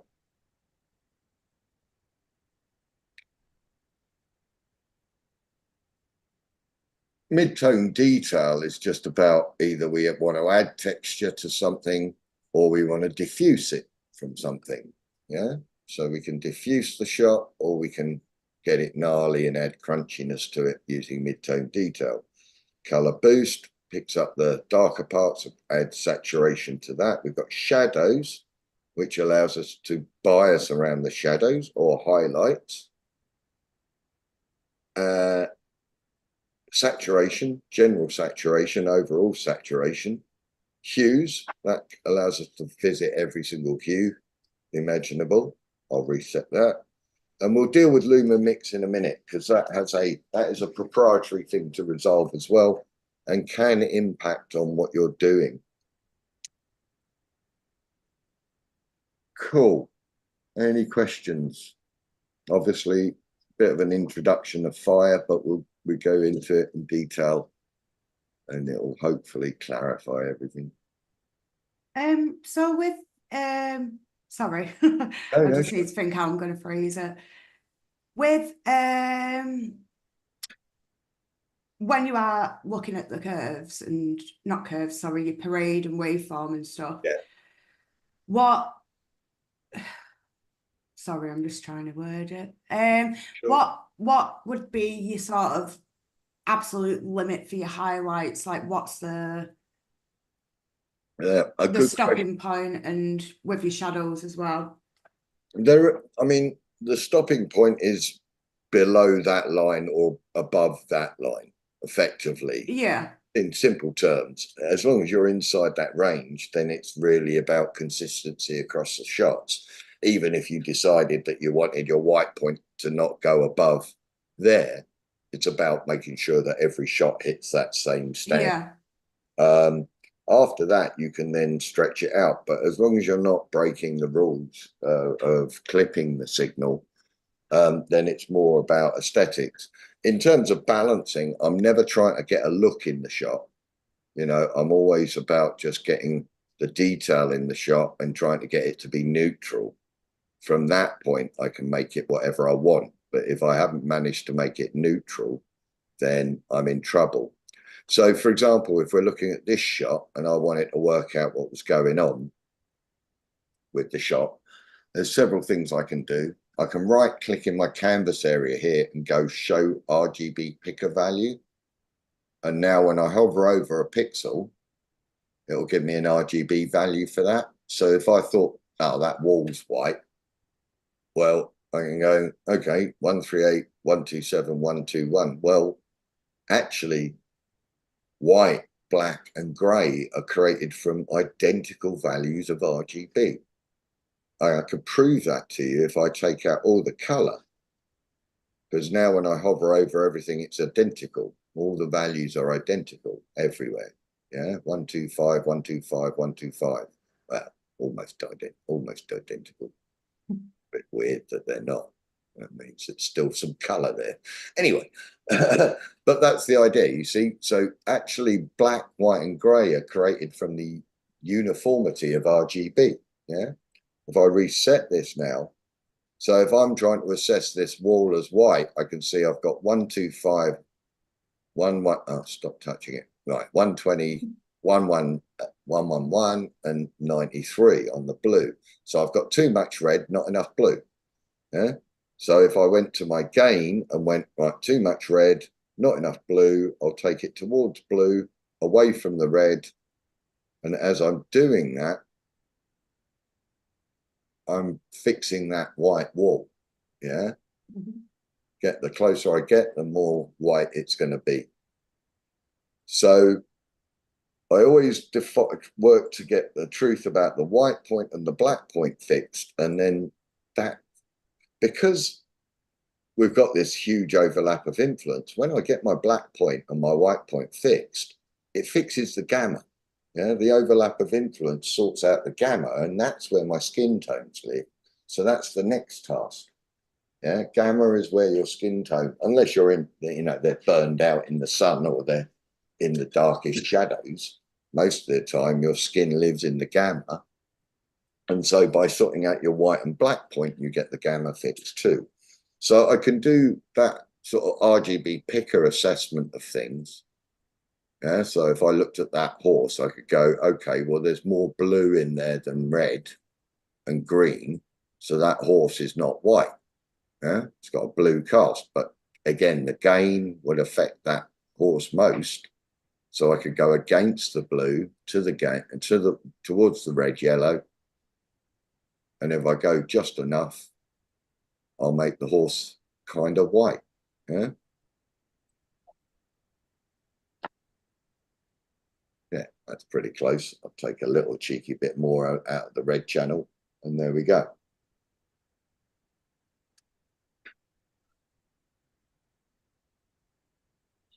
The RGB percentage. Yeah, you right click in your viewer and go to show picker RGB value. It's just one of many ways in which you can kind of choose to play and assess color in the shot. Yeah. Okay, I think it's coffee time. I'm just going to stop share to say any questions from any of you folks out in the wild world. Is it all making sense? I still want to ask about the convention. Yeah. So is DaVinci a YRGB the setting you want to on when you start coloring? Right, good question. Well, basically, the way it works, let me just share again. I'll dive into this subject. I'll initiate the subject. We'll go into it in a lot more detail. But when you're looking at color management, our default is DaVinci YRGB. That is described, you can a term used to describe grading when you're using that kind of way of working. It's called display referred grading. And display referred grading means that you're making every single decision from what you're looking at. Yeah. So if your display is set to a Rec 709 color profile, that's what you're going to grade. Yeah. That's the only thing you can make. If I'm making a Rec 709 because that's what I'm looking at. So that's display referred grading.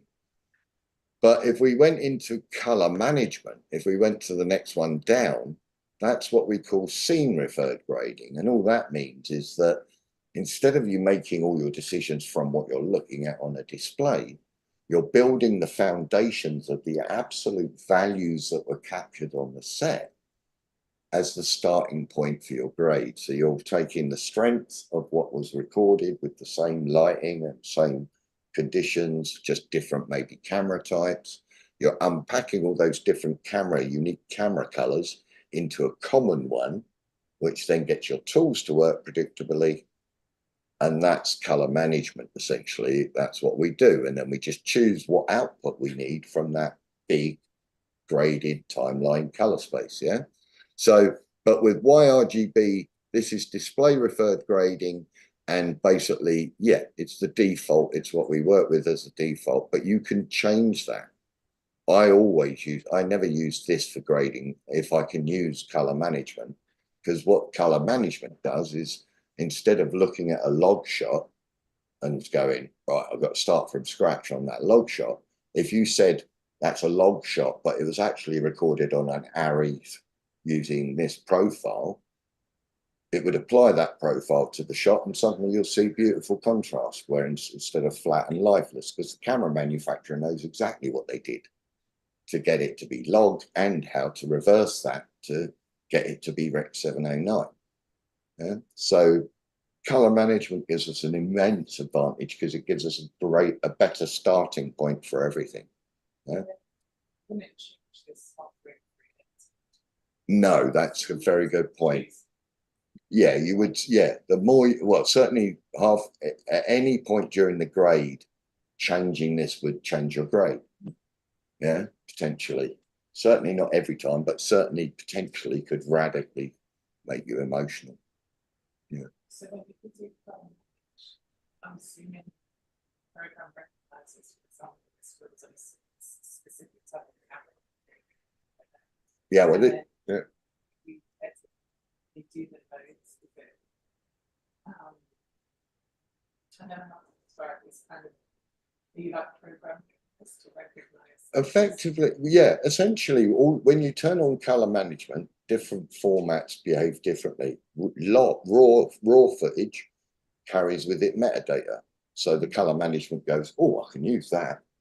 And bing, just comes to life with the colors you want. Right. Log doesn't carry the metadata.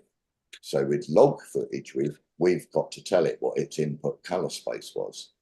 Yeah, and once it knows that, it goes, boom, I look great again.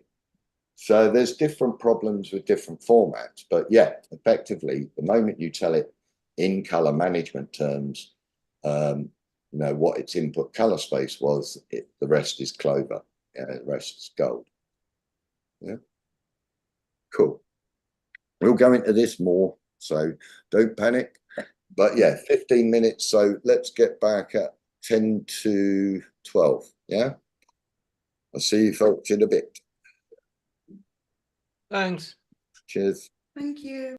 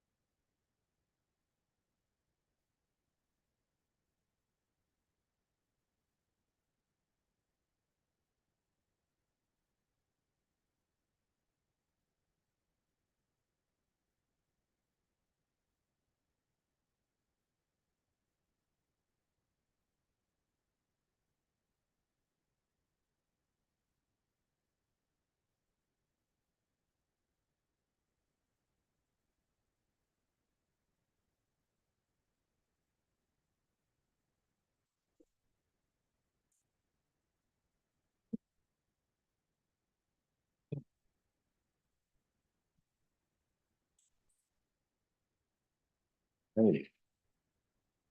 How is everybody in hyperspace? Is it all good? No. out there in the world? Yeah, Awesome. thanks. Excellent, excellent. We're all here, back in the house. I'm going to close the door. Get the aircon working for us. Cool. So let me just share my screen.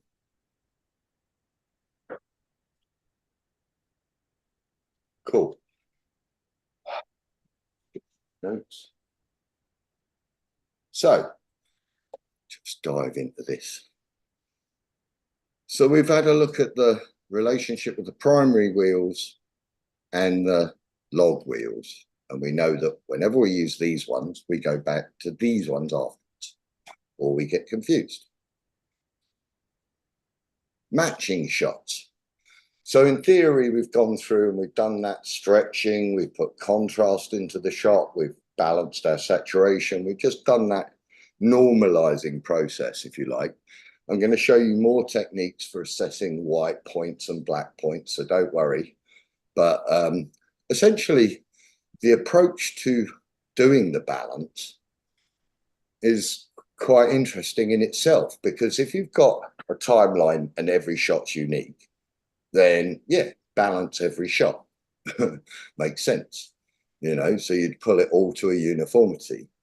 But if you've only got 3 shots that are outliers from the rest of the media, you might be better just balancing those shots to match the other media rather than match, you know, to a standard and take everything to that standard. You might just decide to take these 3 shots to match the others and then universally, globally adjust them all to where you want them to be. So that's another approach.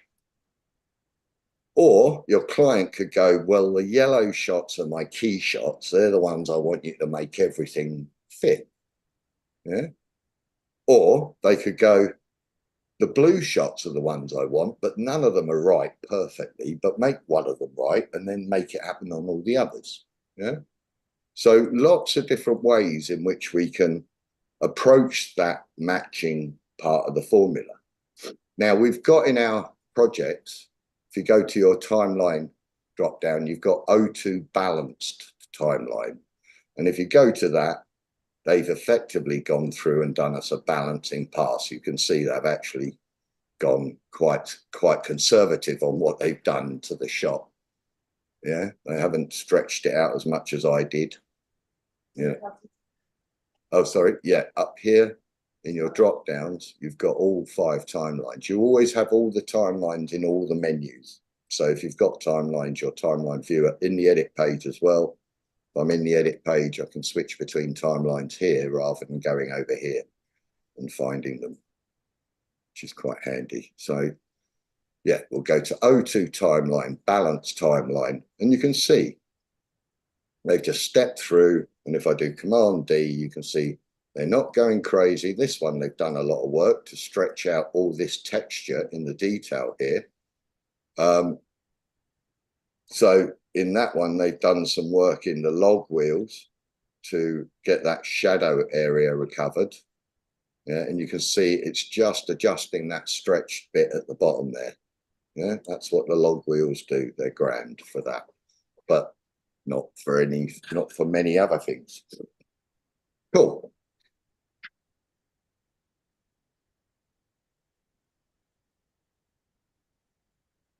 So just a little bit of housekeeping.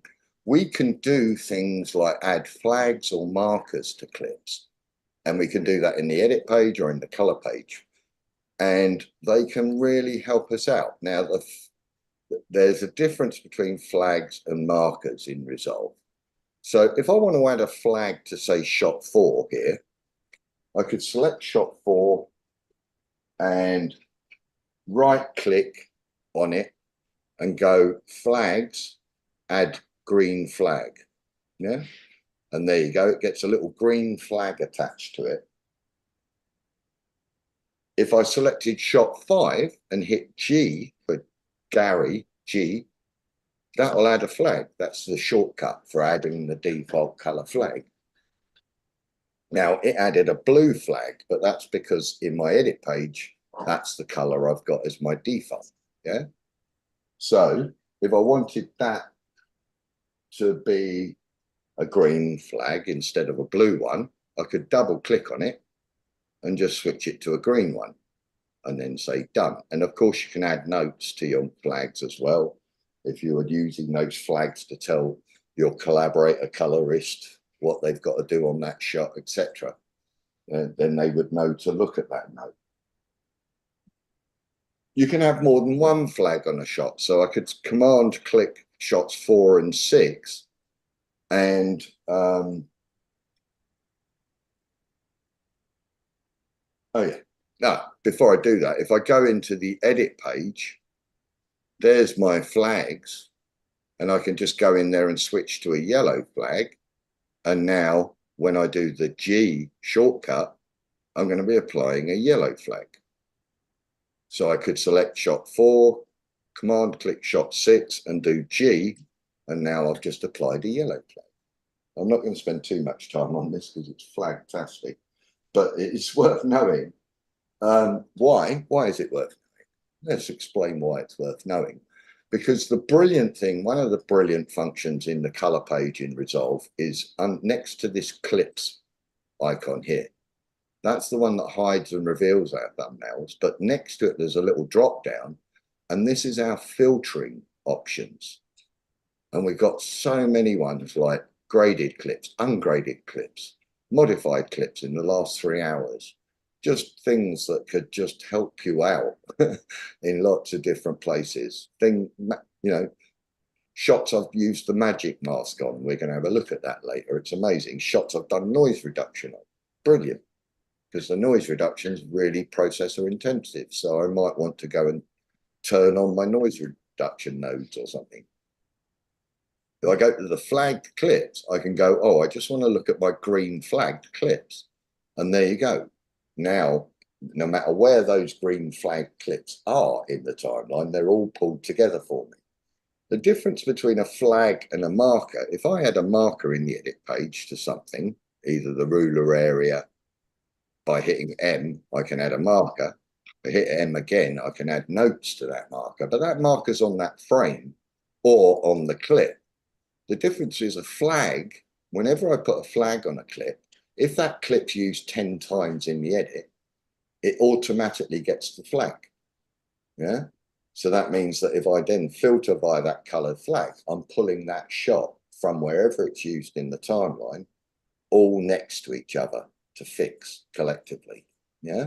Does that make sense? So you've got a really efficient way to extract or get together, just using flags, the shots you need. And you can combine them. So I could go, actually, I want to see my yellow and green flags, and then it'll put together all of them. Yeah. So I'm just going to go back to just looking at the green flags. Cool. So now, whenever we've got grades done, like this, on this shot here, we've got a normal and a balance node. I never label things because I'm really crap at that, but technical term. But if I right click and go node label, then I can change what it's called. Yeah. I'll undo because that's not a very sensible name. But you get the idea. And if you see, obviously, tools being used, option S is a great starting point. You want to leave those nodes behind and create a new one and do your new work in that node. Yeah. So you're not breaking anything earlier in the node. One thing to know about in the color page, which is different from the edit page. In the edit page, I've got one undo stack. Yeah. So if I go to edit history, open history window, there's the decisions I've made in the edit so far, and I can step back earlier or later in that decision list.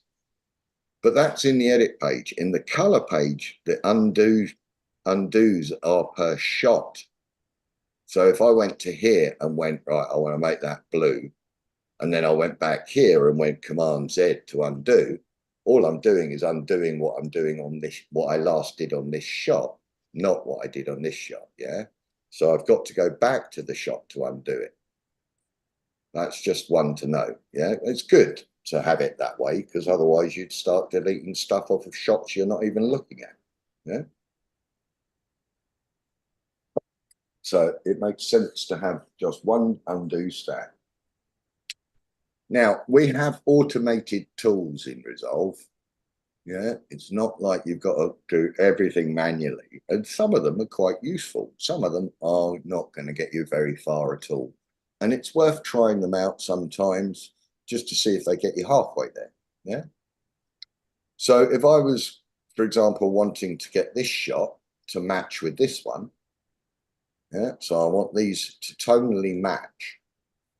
All you do is you always select the shot you want the grade on. So I want to affect this shot, and I've made a node, Option S, to put the new grade into.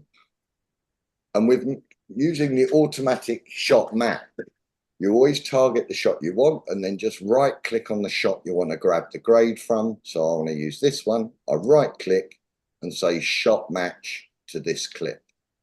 Yeah? And as soon as I do that, Resolve's going to have its best guess at what it should do to make that match work. And it hasn't done a horrible job.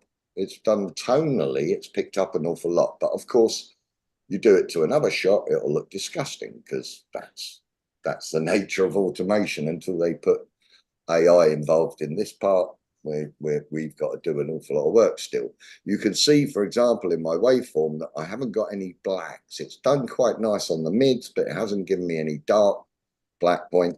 So I could just refine the result I'm getting by taking my lift master wheel and just dragging that down a bit to make it give me some strong dark shadows, and then use my gamma master wheel to lift the mids up to give me some more information. Now, if I press play, if I've got my loop playback on, it's just going to carry on playing over the one shot. Yeah. If I turn off the loop playback, it's going to play into the next shot, so I'll be able to see if that match is working. That's not too bad. Yeah. So it's sometimes well worth trying the auto shot match, because you never know, it might give you a nice result. But it might not. Other things we've got, things like I can hit a shot and hit the auto button here. That means Resolve's going to have a proper guess. And it might do something nice. That's quite nice. You see, auto, it's got a little A on it. It has, however, clipped my signal. So I would want to recover back any clipping that it might do accidentally. Yeah? I'll get rid of it.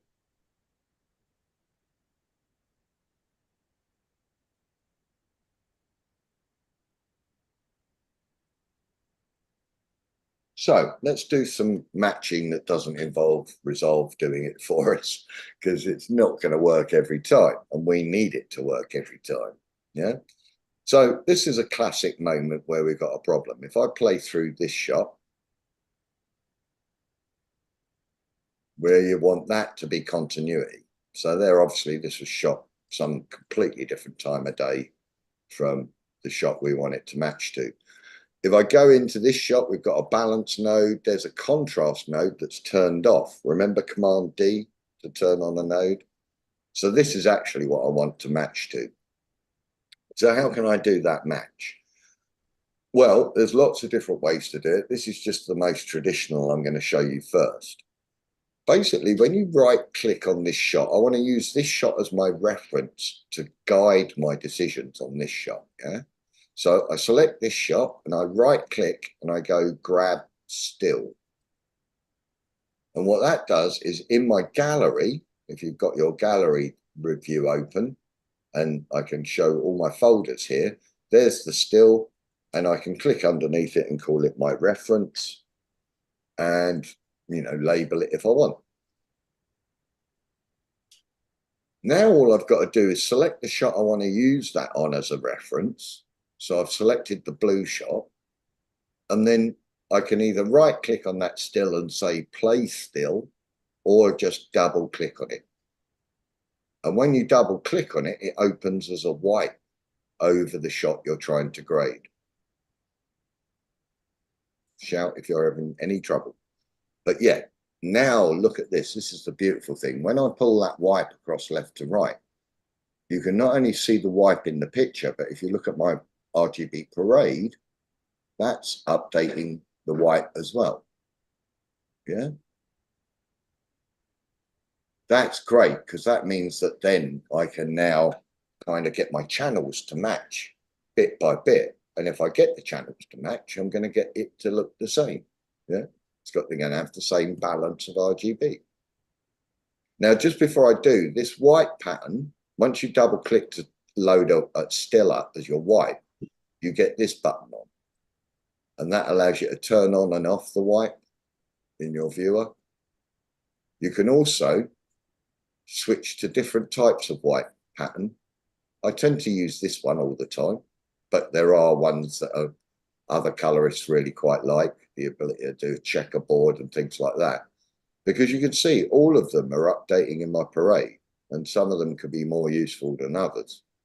I'm going to go back to this one. Another useful shortcut when you've got this white up is Command W, because that's your shortcut for turning it on and off. Command W. Option W toggles it left and right, which is also really handy. Yeah? So that allows you to swap what side you're looking at. Yeah. And Shift W just cycles through all the white patterns you got. So you can just use Shift W to cycle through all the different viewing options. But the great thing about this is now I've got some comparison not only in my shot, but in the parade and in the vector scope. You can see even the vector scope shows me one shot and then the other shot. And you can see this one's kind of leaning towards all the reds. And if I go back to the other one, it's leaning towards all the blues. Yeah. Now, by default, Resolve has its own unique color space. We looked at it earlier, YRGB, yeah? That is our proprietary extra version of RGB. We've also got a proprietary behavior when it comes to playing with that RGB that Resolve developed. And the behavior is very, very good for most circumstances, except for matching. The only time it gets a problem is when you're trying to do a very specific match on your channels. Let me show you it. It's down here. It's called Luma Mix, L Mix, at the bottom of your primary wheels. If it's on, when I move my gain red channel, look what happens to the green and the blue. So as I move in red, the green and the blue drop to compensate. Or if I lower the red, the green and the blue go higher to compensate. What you're not seeing here is a change in brightness. What you're seeing is a change of the colors. Yeah. And the reason that is because Resolve is protecting the brightness of the shot. Yeah, it's compensating for it. Now that's desirable unless you're matching to a shot that's got a different brightness point. Then that Luma Mix function is going to interfere. If I dial that down to 0, now when I play with the red channel, the green and the blue stay where they are. Yeah. So you can see if you look up, there's my red channel now moving because I'm rolling in this red pod. And the green and the blue are staying exactly where they are. And that's what I want. Yeah. Because that gives me control. Now I can just get granular on each channel. Yeah. So I'm just going to do the red channel first, and I'm trying to match the heights, the mids, and the shadows on each channel.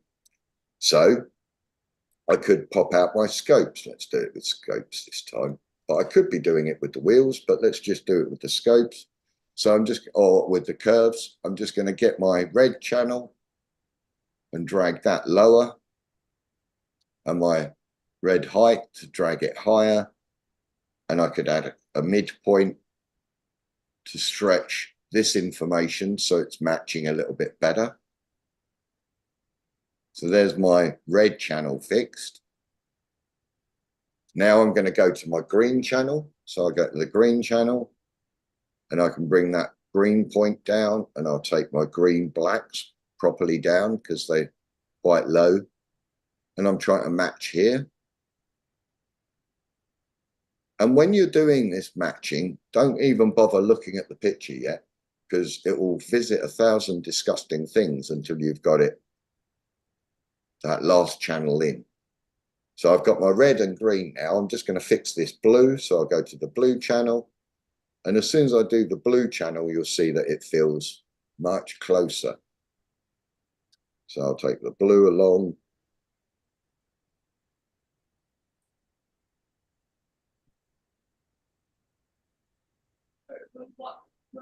Which thing is activated and you're not changing the other? Yeah, if you turn off this Luma mix, if you drag this Luma mix to 0, that's how you make the channels independent. Yeah. But there you go. So I've done the match now. So I can go Command W to turn off the white. And now if I play through, I can see I'm getting a much closer experience to the grade. I might have gone too far towards one channel or another. I can always go Command W and pull up that white. I think the ground's looking quite consistent. I might have gone a little bit towards, so look at what we've got. Yeah, I might have gone a little bit more on the green than I should have. So I'll just take that midpoint green down a bit. That's looking a little bit better. But you get the idea, yeah? Is that making sense? You can see if you play and persevere enough, you're going to get a match. And that's how you can guarantee it. If you can get those channels to mimic each other on either side. Now, of course, in this shot, I'm comparing stuff that's like for like. You know, we're looking at ground, we're looking at trees, we're looking at grass. You know, we've got skin tones in both, so we can compare what those skin tones are doing. It looks like maybe I could do with a little bit more red in my black point there to make him a little bit better. So maybe I'll take that red point out a bit more. So I'm giving a little bit more skin tone in his face there, but that's the idea, yeah? And if you get it right, nobody will know that they were shot at the completely different times of day, if not days. Another thing we can do when we want to match shots is, you know, you might not be doing it like this, where you're going meticulously through shot by shot. You might be just preparing shots for dailies to go off to an editor to be edited with, or you just want to give them an initial state so you can see what you're working with. So another technique for getting this balancing, matching business is to shift click. If we took these 4 rhino shots and shift click them, what you can do then is in your viewer, there's this split screen view. And if I turn on the split screen view, I can now go in and say selected clips. And now it's showing me the selected thumbnails I've got. Yeah. And I can now play through them. If I put Luke playback on, I can play through them and assess them. Now, obviously, there's an outlier in there. This one, you wouldn't want to select it here because you'll break the selection and thus this split screen won't work. But you can just double click on the shot you want to work on in the viewer, and that will nominate it in the timeline here. So now when I do the offset wheel, you can see as I do that offset wheel, we can see the shadow. This is the shot above it. So this is the shot above it. And if we wanted to, we could use our offset wheel and just drag to try and match what that shot above it's doing. So it looks like our shot's got more red in it up here than the green and the blue. So again, I could go to my gain and pull against the red. Where was that 4 up, Rory? Yeah, so all I did was you've got your 4 shots. You just shift click them to group them together, and then it's up here. The second button on the viewer, you'll see a little 6 boxes in it. That's your split screen. And then you just go in there and choose selected clips. Is that working? Oh yeah, got it. I got it. I think I just needed to click and hold and get the contextual bit down. Yeah. Yeah, got That's it. it. And then just make sure you click on the picture rather than down on the thumbnail to select the shot you want to work on. Okay. If the robot is what's right and you want it to match the tone of the rest. Yeah. How, when you talk about the strokes, like, Yeah. so where am I referencing? So yeah, I mean, one of the reasons why I don't grade like this, and I use the split screen, is because of the clarity it gives me. Whereas we're actually seeing 2 shots on top of each other, and they're represented in that scope. So this is the original shot up here. Oh, Yeah. so The scope is showing us all 4 shots overlapping each other. Yeah. And so all I've done is mucked with that one. But if I pull that down, I know I can see where the other shot is. So I could go, all right, well, I'll match the green and the blue there, but I've got too much red. So I'm going to go against that red, bring up the blue a bit. And then I'll bring in my mids a bit to give it a little bit more brightness, because some of these shots are peeking out much more than others. So I love when you highlighted it, this first, so you're gonna do this one. Yeah. That's it. Yeah. It's the one that you've got active, the box around is the one you're going to affect. But even look at this. If I just take my offset puck away and move it away, you can see the shape of the information in the vector scope as well that's coming from the collection of all these shots. So if I line up my information to be over the same kind of colors, in theory, I should be able to find a very similar tone. Yeah.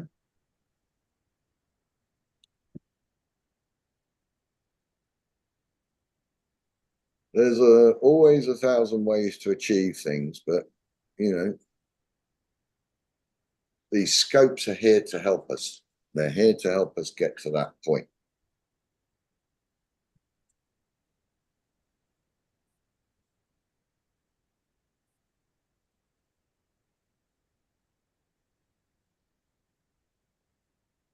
Cool. I'll do one more before we stop doing this and move on. This shot here, if I turn off the split screen now, I don't need that. This is a moment where we're going from a wide shot to a close-up. Yeah. So there would be no point in doing a wipe if I went here. Well, first thing, I don't need to grab a still. That's just if you want to have a library of stills that you've got for references. I don't actually need to do that, because I could just select the shot I want to grade. I want to grade this close up and just right click on the shot that I want to use as the reference and go to wipe timeline clip. And now it's wiping this shot over the shot I've got selected that I want to grade. Yeah. So if I do it that way around, it'll make more sense. There's our outgoing shot as our reference, and this is our incoming. Yeah. But again, it would be insane to try and do a match at the moment, because I've got all this foreground that doesn't exist in the other shot, and that's all in the scope at the moment. So it's not going to give me any decent guide. But we've got the ability to scale and size our references. Yeah. So we can apply a scaling on the reference to make it match what we're trying to match to. So in our menus here, we've got one called scaling. There, that one there, sizing. Yeah. And we've got 5 different types of sizing, because why would you just want one? So let me just briefly introduce you to these sizing options. This one, the first one, is called edit sizing. And basically that's anything you've done in the edit page in the inspector. So if I go to the inspector and zoom this shot up and maybe pan it, that sizing and pan info is also in my edit sizing panel in here. And I could reset it here, or I could reset it out in the edit page and it would be the same thing. So that's the edit sizing. The next one's input sizing. And what the input sizing does is it actually affects the crop on the shot. And of course, it will go out with that input sizing adjustment. So if I scale that out, this is now the thing that's going to get exported. Input sizing, if you do use it to scale the actual shot against your reference rather than scaling the reference against your shot, which is the way you want to do it, you scale your input scaling, you've got to remember to reset it afterwards if you're going to do that. So we've got edit sizing, input sizing, output sizing's weird. Output won't even work if we're filtering the timeline because output is affecting the whole timeline. Yeah. So if I'd have to go up, you can see I've got a red line under my clips to say I'm filtering. If I go back in there and go back to all clips, the red line disappears and now my output sizing will work. Now, I rarely use the output sizing because it affects everything in the timeline. So, I mean, if I want to zoom on that, that's fine, except for I've just zoomed on her. I've zoomed on there as well. Yeah, so it's actually a legacy of when we used to do pan and scan, where, you know, you'd make a 16:9 master up and then they'd decide they wanted a 4:3 version for the people with the old TVs. So then you'd have to rack the 16:9 into that 4:3 shape. So that's where it came from. But you can do that in the edit page easier. Yeah, a lot easier.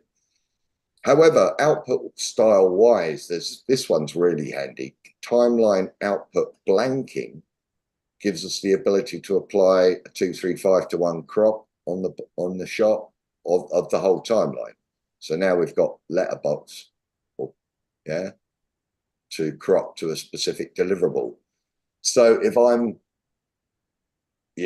grading and they've decided they want letterbox, I can apply it. I normally turn it off if I'm delivering it back to them, say to conform into Premiere or anything like that. But if I'm sending them a review copy of my grade, they've used it, I can apply it easily. I'll turn it off now, reset. But I can apply it easily at any point. The next one along is node sizing, and I'm going to show you that tomorrow because it blows people away a little bit and it gets a bit confusing. So I'll show you that a bit later. But the last one is our reference sizing, and that's what we're here for. So if I go Command W, all right, I want to use this one as my white. Turn that off. Select the shot I want to work on. Right click. It's a little bug. Right click on that shot and go wipe timeline clip. And now this is our reference, and we're going to use our reference sizing to size that up so that we're looking at the same thing as the sky. I'll use my tilt to tilt it down. And now I'm getting somewhere where it's worth even trying to do a match. Yeah. Because I've got like for like information. And now if I look at my scopes, they're much more sensible. There's much more possibility of getting a decent grade out of this. So again, this is one where that Luma mix functionality is going to really interfere. Yeah? If I try and do the red channel while I've still got it at 100%, look what happens to my green and blue channel now. It would be virtually impossible to get this match to work unless I turn off that Luma mix. Yeah, if you look up, you can see as I move the red channel how much it's crushing the hell out of my green and blue. So it's going to be virtually impossible to do the grade until I turn off that Luma mix. Now I can just treat each channel differently. I can get my red to line up. Now I'll do the green with the black and lift pods.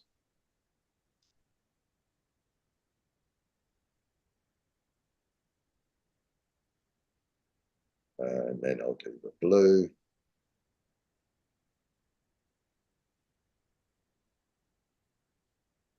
Doop-de-doop-de-doo. There we go.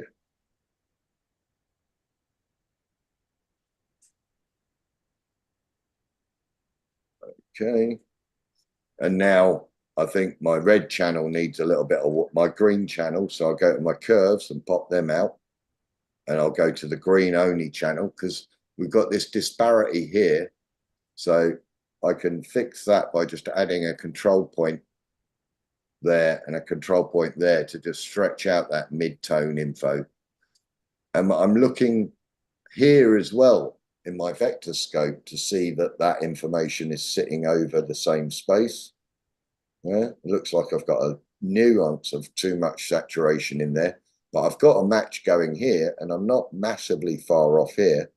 I might have to darken it all a little bit. Maybe give the red a little bit more. There we go. And I'll go Command W to turn off my white. And then I'll play through from the wide to the close-up. And if I want to go full size, Command F will take you full size. Escape will take you out again. Or the P button is your preview button. And you can hit that to toggle on and off the full screen. So I'll play through on full screen. Rory? Yeah? I was going to ask you, when I'm trying to do a split screen there, Yeah. it's going back to my reference still. Am I doing something wrong there? Yeah, you might have, you've got to, when you, it'll, by default, the reference still is the one that was last loaded. So what you've probably got to do is select the shot you want. Yeah. And then this is the one you want to use as the reference this time. So just right click on that and go to wipe timeline clip. Right click and wipe timeline clip. Yeah. Got it. Okay. Yeah. And that should load the right one up for you. Okay, cool. Sorry, when I'm right clicking on that clip, it's not giving me that drop down. Are you selected on it as well? I'm only yeah. Yeah, that's it. You don't see that menu if you're trying to use the same shot as its reference, if you like. You've got to have the shot targeted that you want to grade and then right click on the shot that you want to use as a reference. Yeah. Sorry,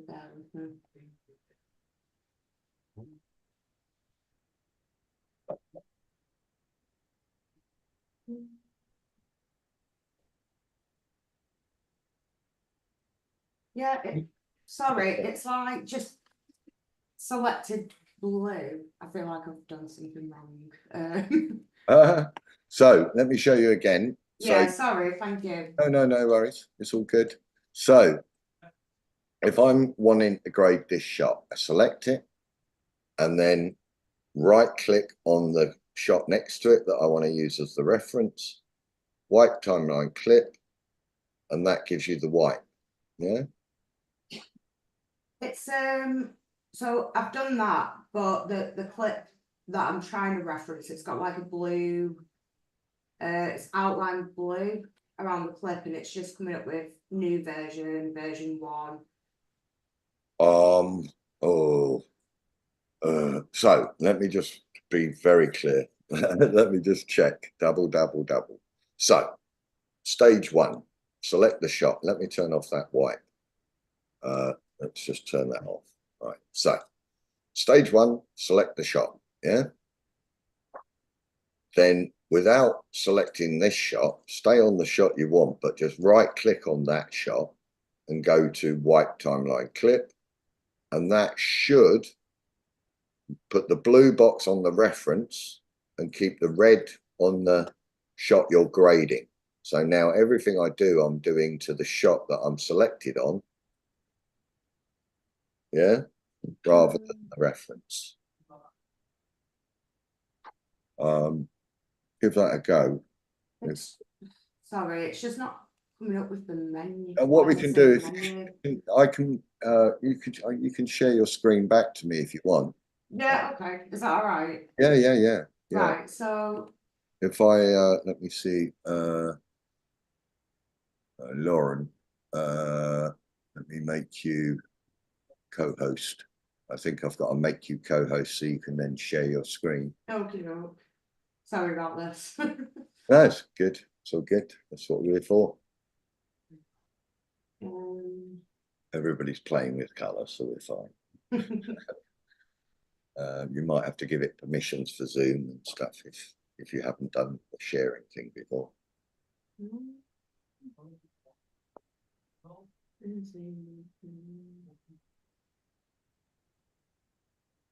Nothing's come up yet, so.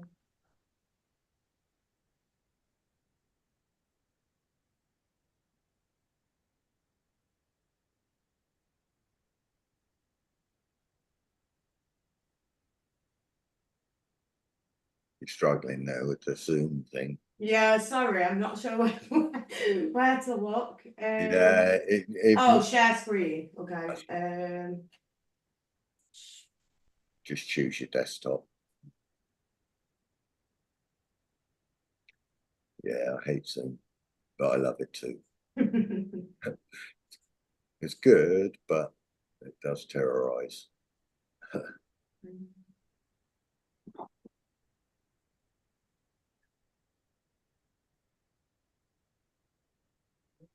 Sorry, I think I'm a bit confused. To be honest.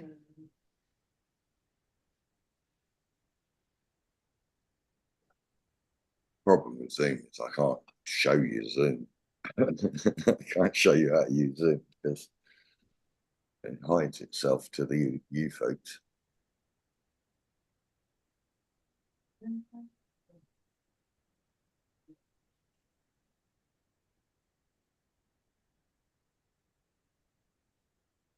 Bear with me because I feel. Yeah, no worries. It's all good. Sorry, so where am I looking for screen So you're sharing? Yeah, so basically, normally in Zoom, you've got a share button, a green Ah, yeah, share okay. button. If you smack that, that will pull up there you go. Right, can you see my? There you go. Yeah. Right, so I'm on So this. yeah, you've I'm on this selected shot. that shot. Yeah. Yeah. Right So- click on the one next to it. So it's Ah, right. Okay. Sorry. Yeah. This is a weird bug. You've discovered a weird bug. If you leave the color page, go to the edit page, and then go back in, and now do it. Okay. I know. It's a weird one, that one. I should have described it actually, but it happens quite rarely. So now you can do white timeline clip. Yeah, cool. All right. So try that now. White timeline clip. There you go. Yeah. All right. Thanks a Okay. lot. No, sorry. Yeah, that's good. So I'll reclaim the share. Yeah. If you stop sharing, I'll share. I can share mine. I'll just do that. I'll overwrite yours. You don't even have to stop. All right. I'm brutal. Yeah, thanks for that. No worries. That was, I can't even show that to the others because it only turns up sometimes. Yeah. But basically, yeah, just to point out to everybody, if you right click on if you're trying to do exactly what we've just been doing and you right click and you don't see this menu, you see half of it or, really weird menu, it's a bug. All you've got to do, if you do see a menu that looks nothing like this when you right click on something, all you've got to do is jump out to the edit page and jump back in and then right click and it will come back with this menu. I wish I could show you the actual menu it does when it goes to the bug, but just Rory, yeah. You've got your color wheels up alongside your curves. Yeah. On the laptop I'm using, I've literally got the option of doing the reference sizing, color wheels or curves. I can't get the two up at the same time. Okay. Maybe resolution. What screen resolution are you working at? Because redefines its interface depending on what it gets as real estate, if you like. So, for example, yeah. So if you've got a certain resolution, quite a small resolution, it takes all this middle panel and joins it up with this panel and takes this area away. But if you've got a big enough resolution, it will separate out like this. Okay, I'm not going to mess with that because I'm feeding it through a separate monitor at the moment. But I thought it might be something to do with you know, the limitations of the screen size I've got or something. But Yeah, yeah, it's something to do. Yeah, if we go to displays, you've got different display types, and they will have different resolutions on them. But yeah, I might have a mess about with that in the break. have a mess about. But yeah, it should. If you've got enough resolution to be able to do it, you should be able to get the layout like this. Okay, Cool. cool, thanks. All right. So, righty then. Now let's go to matched timelines. So matched timelines, they've gone a little bit further, and you can see, but they've still, you know, we've still just got balancing on these bits, but they're now matched like we did. And their two are matched, so they're working well. We've got our match here, and that's what they did. But it's good to go through these timelines afterwards and just get to know what they did. I mean, their colorists doing a blinding job, and you can see match and back match in contrast. If I do Command Option D, I've turned it all off. I can select the first node and go Command D and go, all right, so that's what they did for the balance. You see the icon relates to the tool they've used. So there's my primary wheels. And then I could select that one and do Command D and turn that one on and see its influence. Often it's a lot easier than trying to work out where they've done it and what they've done in each tool, is to just turn it on and off and see the change that they've created in there.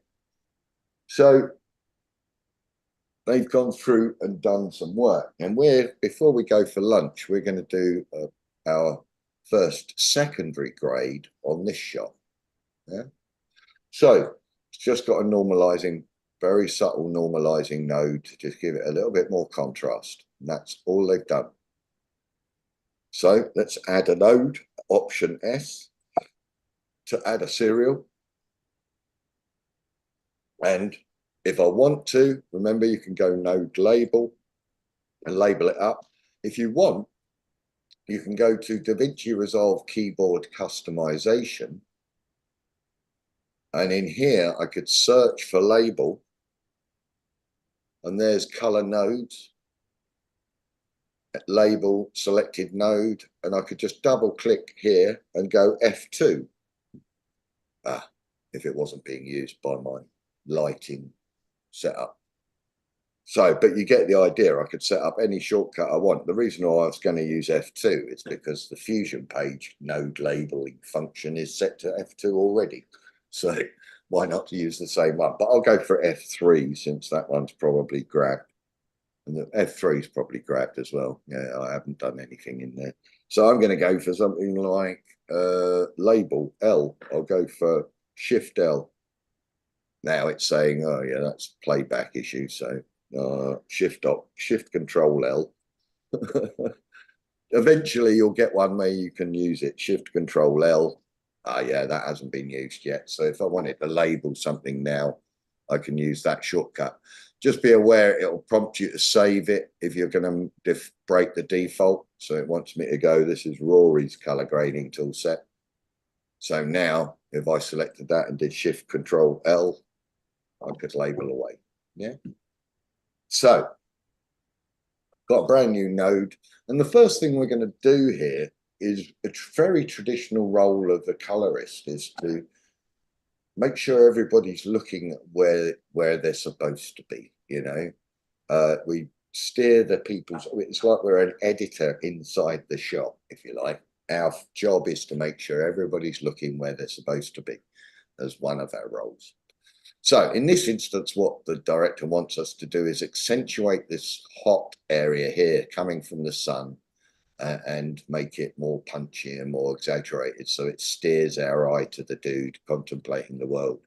So how can we do that? Well, we've got a brand new node. And if we go to our Windows menus in here, we've always got 5 default starting menus. It's Windows. We've got our square. We've got a circle.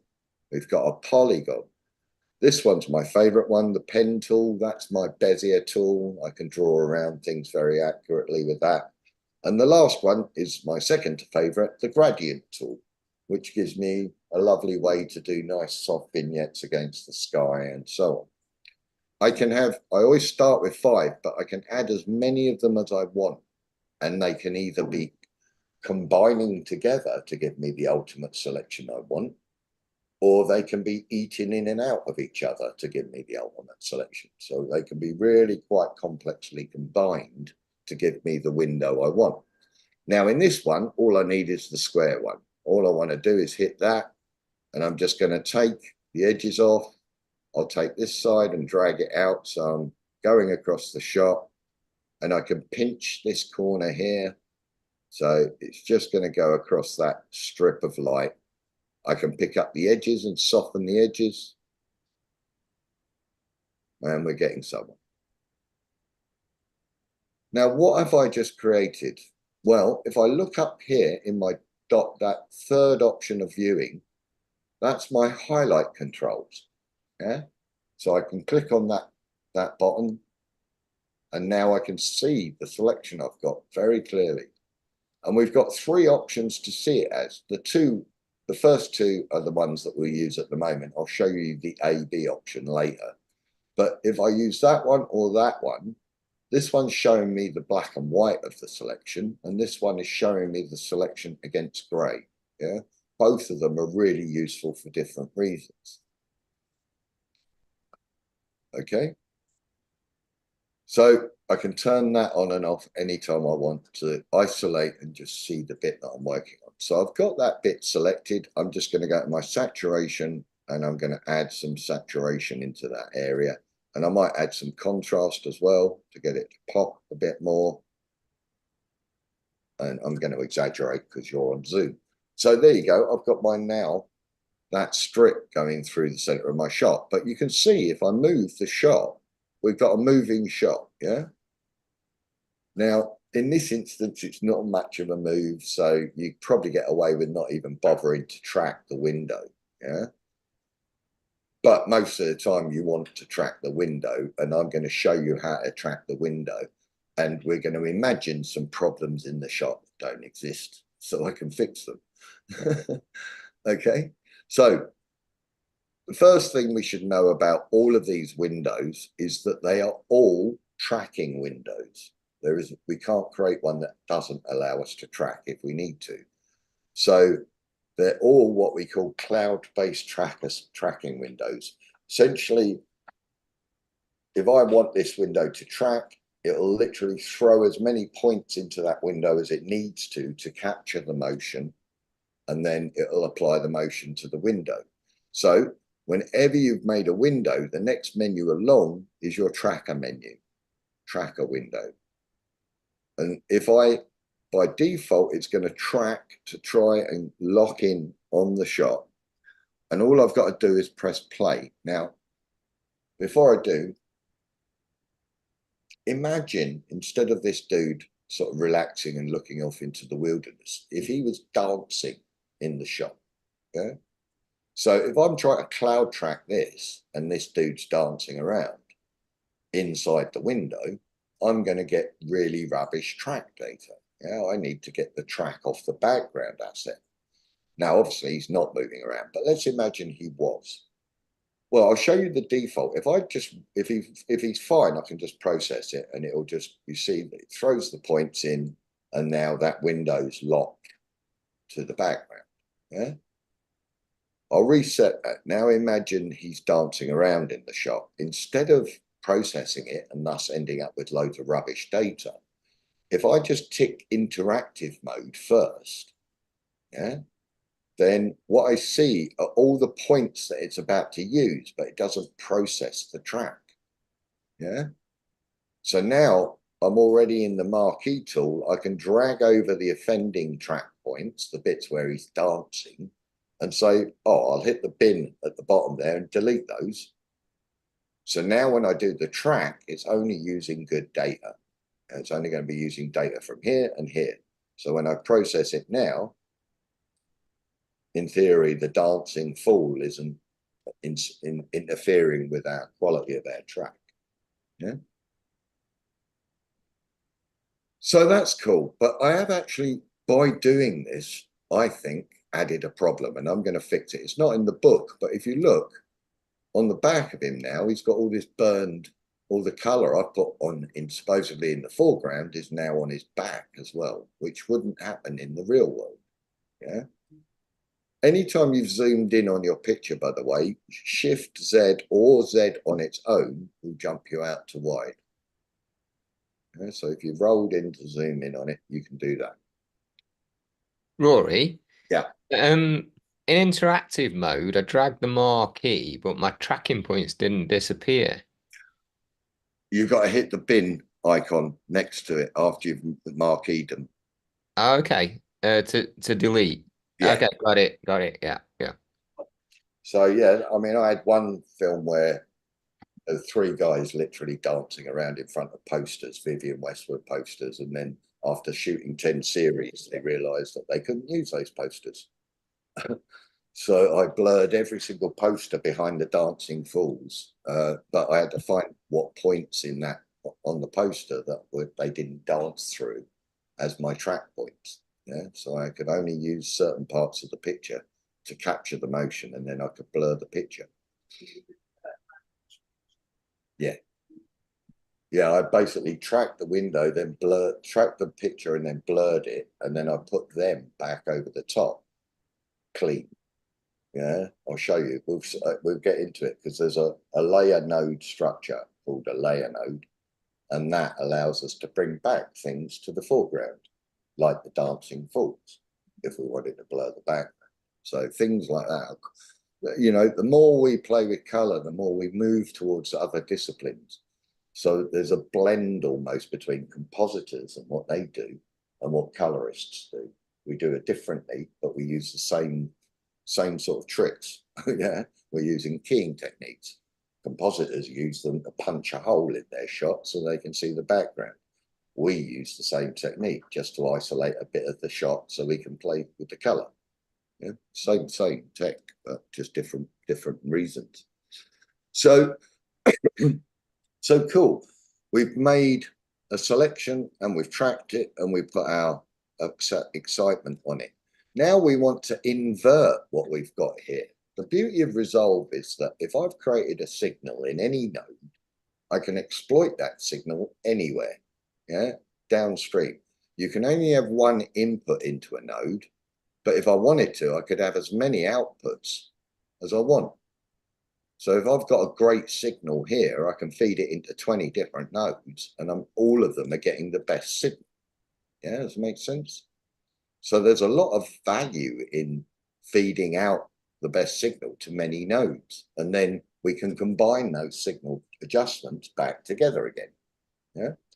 So we've got a really fluid environment. And one of the other things we can do is the same with the RGB we can do with the selections that we've created. So I've created this window here. If I want to exploit that window somewhere else, I can just feed it into another node. Now we've got a special node for exactly this problem where I've worked inside something and now I want to work outside. And surprisingly enough, it's called an outside node. Yeah. So if I want an outside node, I can either right click and go add node, add outside, or option O. I do it via option O. If I do option O, I've just added another node, but you can see now that the alpha output, the selection, is going into the next node as well. Not only is it going into the next node, but it's also inverting the mask. So in here, on this one, we're playing in there, but now if I'm playing outside, you can see I'm working outside the selection. Yeah. If I go to my mask view, this is my key menu. It's the third one in from the right. As I select the node, you can see it's showing me the key I've got in each node. Yeah. So this one has been inverted, and there's the invert button. This is all done because I wanted an outside node, but it's done it all for me. Yeah. So now on the outside node, I could decontrast it a bit, make it a little bit flatter, maybe even desaturate, just so that we're really pulling everybody's eyes to the burned out bit. I've gone too far. So yeah, we can work inside and outside of any selection. We can create the selection in one node, make an outside node, and we've got the inverse of it to play with. Yeah. That's good. You go back to the step. Yeah. You want to change this class. Yeah. Yeah, it will reflect any change to the inside node when you go to the outside node. That will be updated totally. Where are we? We've got 10 more minutes before lunch, so I'm going to do another node now.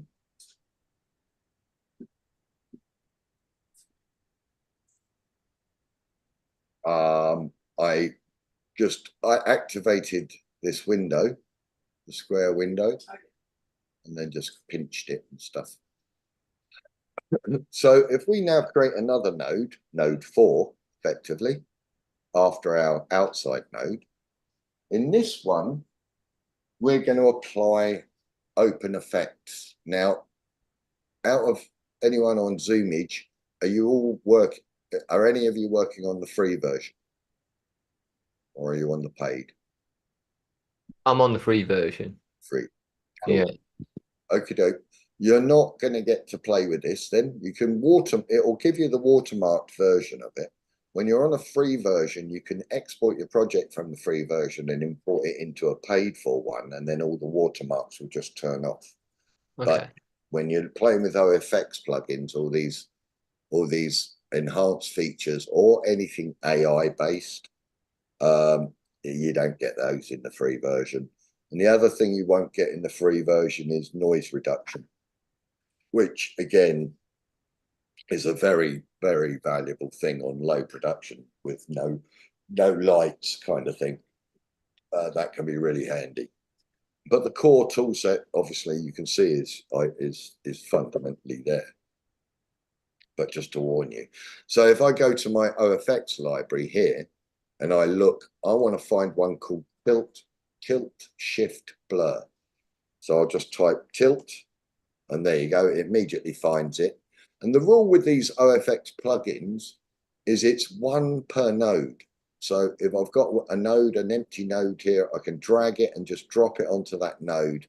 But if I wanted 2 OFX plugins on the grade, I'd need to create a new node for each one. Yeah. Once you've done that, you see it's automatically switched me to my OFX overlay. And this is my OFX overlay. And I can pick up the effect and just move that around and adjust it from that. But what is the effect? Well, when you apply an OFX overlay, it automatically switches you from the library to the settings. And now I can modify that blur type. So I can add more or less blur. And I really like this because of the optical nature of the blur. Look at the edge. Look at these leaves when I apply the blur. It's very lens-tastic blur. That's not like a Gaussian blur. That's really doing quite a nice optical blur effect.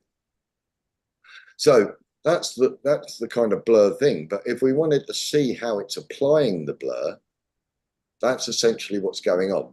Now the rules of any alpha channels in Resolve are this: if it's pure white, you'll have the full glory of the colors that you're putting there will be 100% opaque. If you see gray, that's a blend from what you're doing in that node back to what's being fed into the node.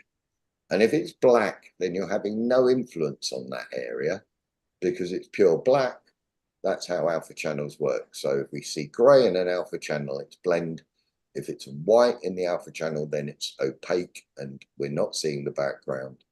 And if we're seeing black in an alpha channel, we're always seeing the background. So we can see the selection here as a depth map. And you can see this is out of focus in the foreground, but maybe the director wants us not to have it out of focus in the foreground. So I could go to my near blur range and just pull that soft edge out. And now I won't have any blur in the foreground. I'll just have it on the background. And I could drag it up to say, oh, well, I don't want his head to be blurred. So I'll just clear that.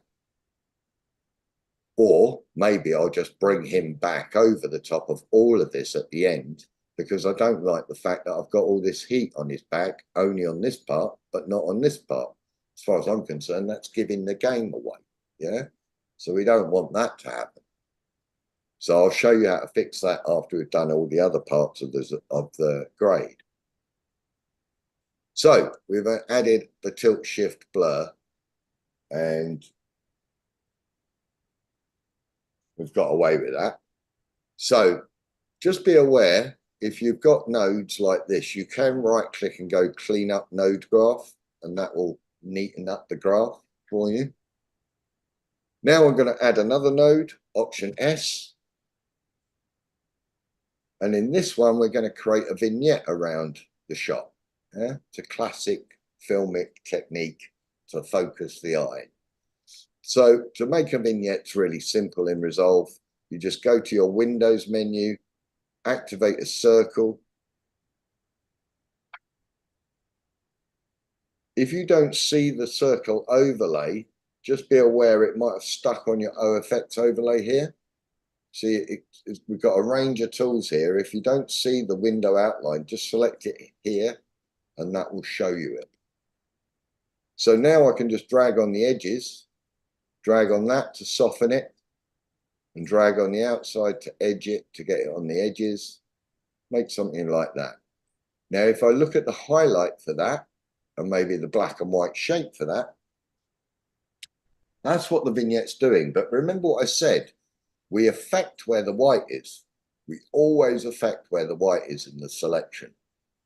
So this is round the wrong way. When you're doing a vignette, you want to darken the edges of the shot, not the middle. Yeah. So whenever you create a window in here, there's an invert button. This is our invert button. If I click on, oh no, not that one, this one. If I click on that one, it inverts the selection. Yeah. So I want the white on the outside so that it's going to, you know, when I darken the edges, I'm going to darken where the white is. So I want it on the outside. And now all I've got to do is go to my gain and drag down to create that vignette look. Yeah. So I go to my gain and gamma, and I can just drag down to darken the edges. Now, if you're seeing the overlay here and it's annoying you intensely, which it normally does, the way to see the shot without this overlay on it, you can either go Command F, and when you go full screen, it always hides the overlays. Yeah. And then I can do Command D before and after to see the node I've just worked on and see the vignette I've just created. Or escape to get out again. Or the cheeky shortcut to hide your overlays is Shift and the tilde key. And the tilde key is to the left of your Z key. Shift and tilde will turn off those overlay windows. And that's really quite handy when you don't want your client to be looking exactly where you've just drawn a window. Because you don't want them to spot the error, if you like. Now,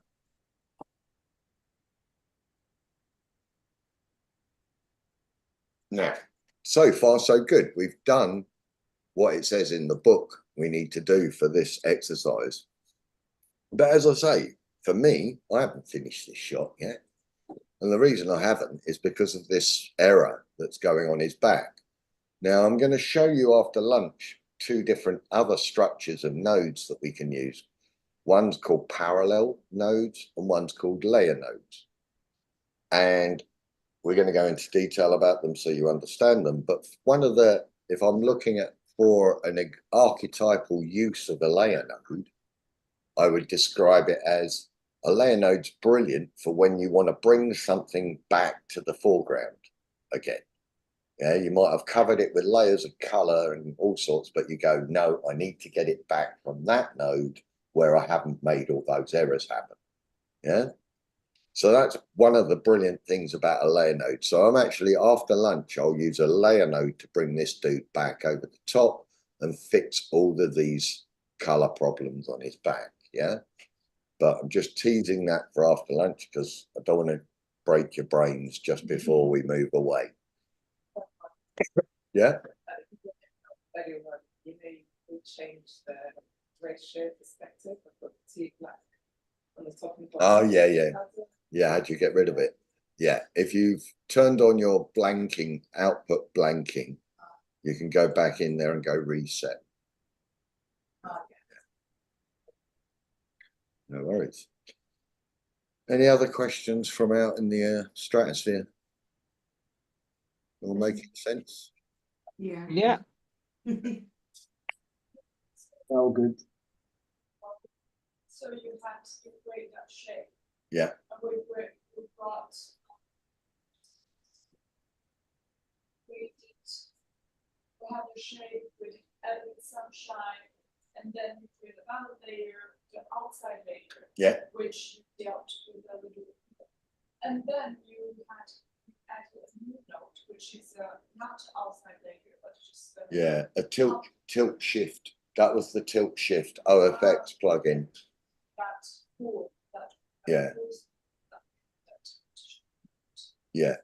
And then you create another layer. Yeah, I created another node and made it a vignette, made the vignette window. But you did a reverse.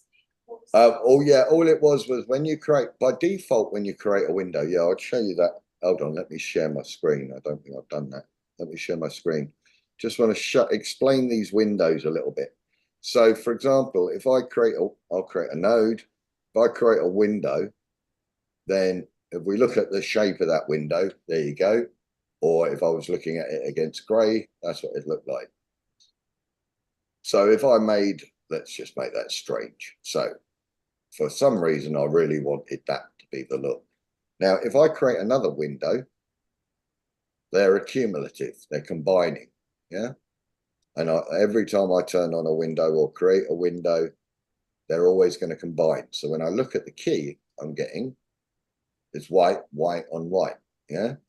And everything that's white will be opaque and foregrounded, and the grade will be kept there. But any of these windows can intersect or be inversed. So for what I mean by that is if I hit this one, I'm inverting that box. Yeah. If I hit this one, I'm inverting that box. This one, I'm inverting that box. So if I said, oh, I want this to be a half circle, I could use this mask to eat away from the other one. Oh, let's do that one. There you go. So you can either accumulative, by default, the windows are accumulative. They're all white by default. But you can say to some windows, I want you to eat away from that window. Yeah. So the classic scenario, if I reset, just delete these if I reset. The classic scenario for that would be you want to create a donut shape. So you want a circle, but then you want to add another circle. And you want that circle to eat into the other circle. So if I then went to there, oh, not that one. That's it. You get the idea. It's creating a donut shape for a mask. The part is the part that's not shaped. That's it. Yeah. So wherever you're working, it's always the white is where the color's going to go. So The white. yeah, the white is where you're always going to affect. So I could do the circle like that. And now, while I'm here, two really useful shortcuts to finish the lunchtime session. Shift H toggles me to the grey version of that view. Shift and H. Yeah. So that shows me the saturated against grey version of that view. If I do Shift Option H, I get to see the black and white version. Both of those are brilliant because you're forever looking at the status of those, especially when you're doing isolating, not with windows, but when you're doing it with a keying technique where you're creating a key to isolate something. Then we've got to check for noise in that key. We've got to check for grey pixels in the middle of the key that might give away what we're doing. So there's a lot of things we've got to check the black and white status and the mask that we're creating to make sure it's not giving us problems. So Shift Option H lets us see that straight away. Shift H lets us see that version of it straight away. And that's very handy for when we're doing things like checking skin tones. But we'll get to that after lunch. So, okay. Right, well, we'll break for lunch an hour, back at 2 o'clock. Yeah, any problems, just shout, but I will be I'll keep in the meeting. I'll just mute my camera and stuff, but see you folks back at 2, yeah? Thanks, Rory. Cheers.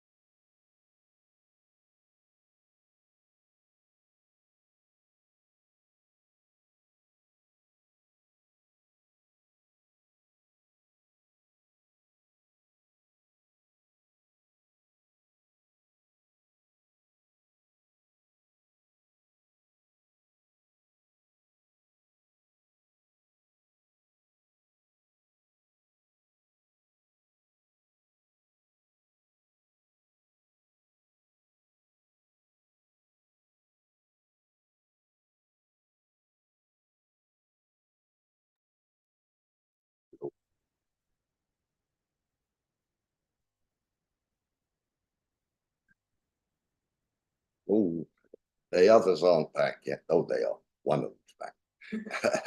Oh, she's good. Oh, she's here. Okay. How are you folks in the Twilight Zone out there? Is it all good? Hi. Hello. all good. Oh, good. Excellent. Excellent. Turn the telly's on in here. Right. Brilliant. Any questions from this morning?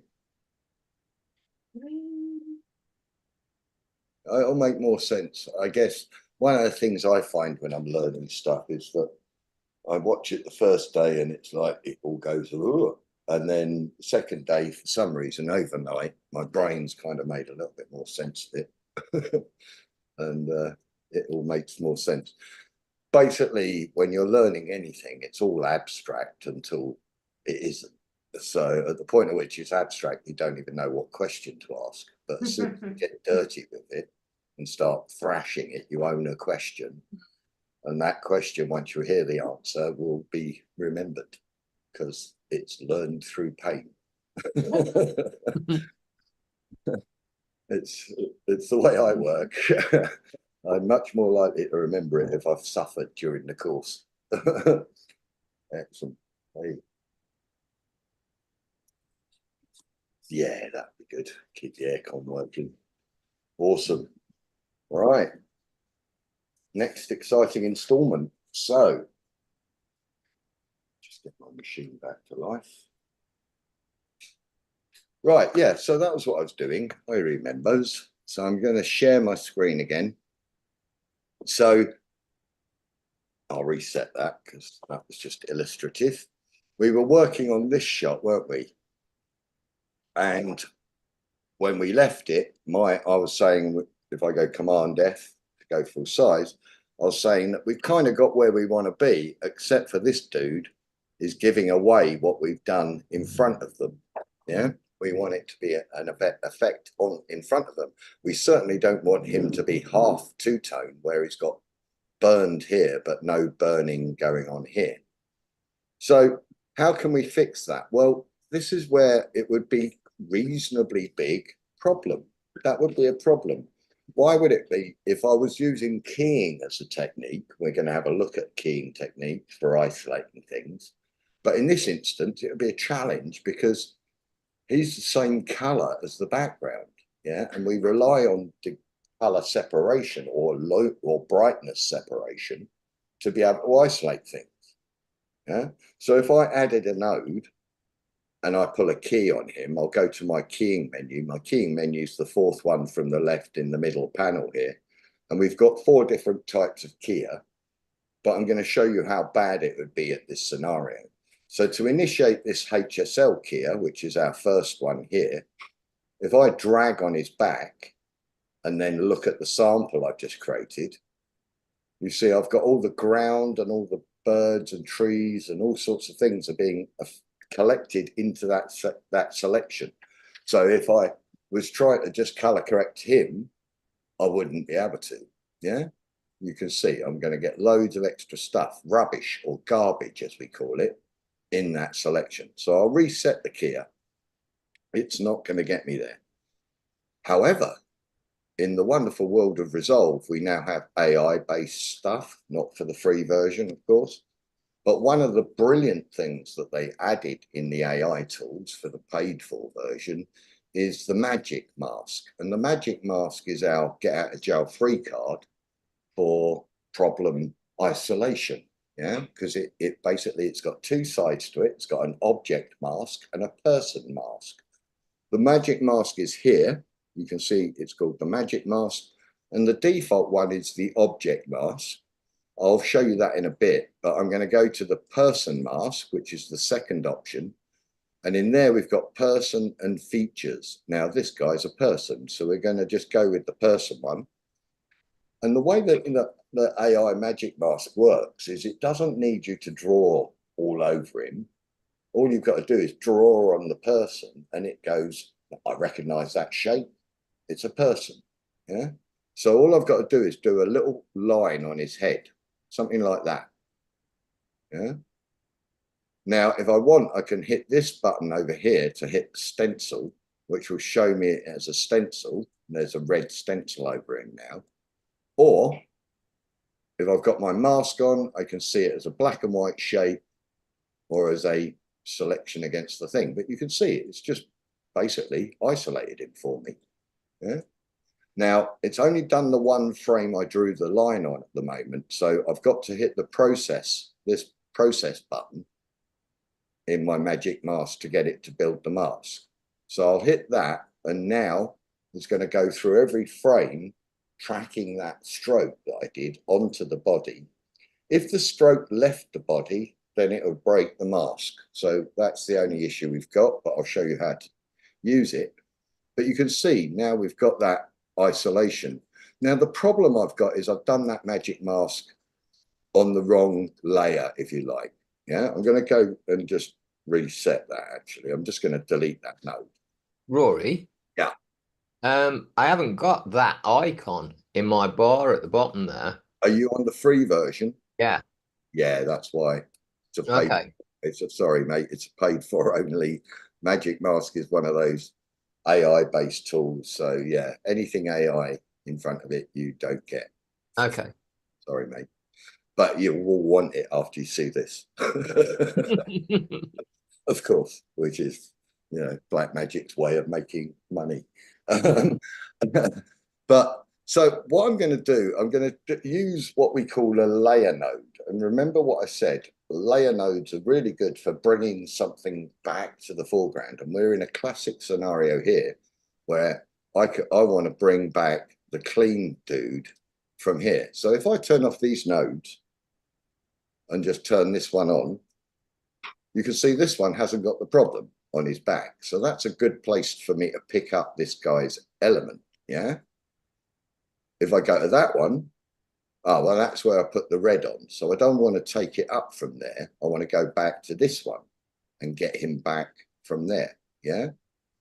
And that's the beauty of layer nodes, is essentially I don't have to, you know, I can do things separately. I can go, I don't care what happens to the background for him, because I'm going to bring him back later. Yeah, so I can just ruin him on that layer and not worry about all this burning problem, because I know that I'm going to fix it with the layer node. So to create a layer node, all I'm going to do is select this last node, and I can right click and go add node, add layer node, or option L. Yeah. And now what we're seeing is an interesting structure, because now we've got this node feeding to two different nodes, and then they're being combined back together again before they're fed out to the timeline. Now, when you make a layer node, it can be confusing, but let me show you. If I wanted to fix this, I could take the output from this node and plug it into that layer node. So instead of it getting its feed from here, it's getting it from the, oh, not that one. I want the one before that. There's the one without the effect on it. So I'll plug that into the layer node. Now, as soon as I do, you'll see the effect go, but so will all my grade. Yeah, everything's gone now. I'm back to where I started. What's going on? Well, by default, when you create a layer node, if I look at the alpha channel of it, it's a purely white plate. So as we know, when it's white, you're going to see that element. When it's black, you'll be able to see the grade beneath it. So whenever you create a layer node, by default, it always turns off effectively or hides the grade underneath it until you make a selection on it.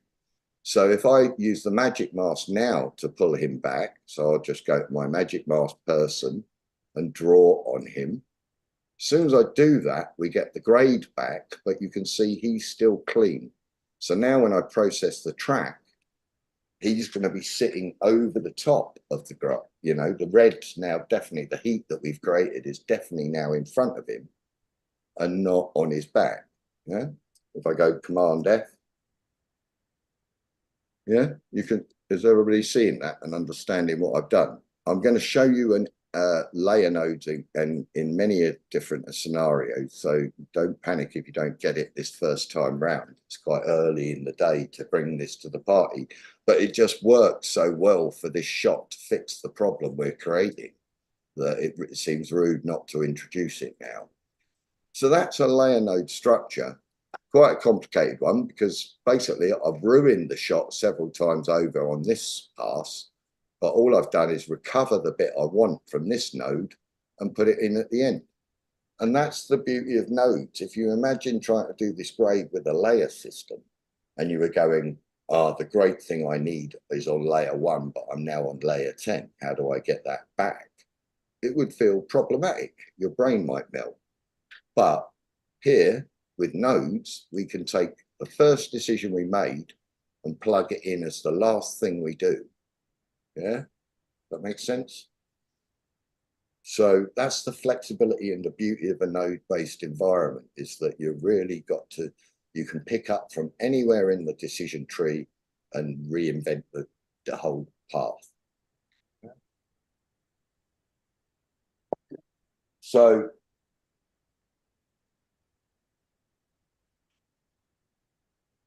cool. Right, I'm not going to dive onto another layer node example straight away. Let's carry on. So if we go to this shot, this is a trick or a problem shot for what we need to do on it. The client, the fictional client, but the client has decided that they want this detail on the gun accentuated. Yeah, there's some nice carving on the side of the gun, and they want us to sharpen it. Yeah, but the problem comes here. If we look, the hand goes right over the object we're going to try and work on. Yeah. So big problem. How, one, do we track something that something goes in front of it? How do we work that? How would we use our tracking to get this, capture the motion of the object we're trying to affect, but deal with the fact that the hand goes through? Yeah. So, well, the first thing we're going to do is create a new node, because we don't want to touch the balance node. So we'll go Option S to add a node. And in this one, we're going to do the sharpening bit. But because the hand's going through the shot, what I'll do is I'll go to the bit just before the hand goes through, and I'll track backwards from there. So I'm going to go to there with the intention of tracking backwards on the shot. Now I'm going to create a circle. Well, let me just show you. If I want to sharpen this shot, we've got a blur menu here. That's our blur menu. Yeah. The blur menu sharpens as well as blurs. If I drag up, I blur. Yeah. If I drag down, I sharpen. Yeah. We've actually got a sharpen menu. And if I go to that, the second menu along in here, it does exactly the same. Blur up, sharpen down. The only difference in this this sharpen menu is you've got this core softness and level tools at the bottom, where you can change the balance between how much sharpening you're applying and where the threshold is where that sharpening kicks in. So you can get a slightly better result sharpening in the sharpening menu, surprisingly enough. But yeah, at the moment, I'm sharpening the whole picture, and things like smoke obviously don't appreciate sharpening. You know, they're supposed to be soft, ethereal things, not sharpened things. So we'll limit the sharpening by putting a window on it. So I'm just going to create a little circle, and I will squeeze the circle, and I'll use the rotation handle to rotate the circle, and I'll scale it a little bit. So it's just sitting on the object I want it to track. And now only the detail on that handle is being sharpened. I'm going to go mental on the sharpening so we can see it so easily.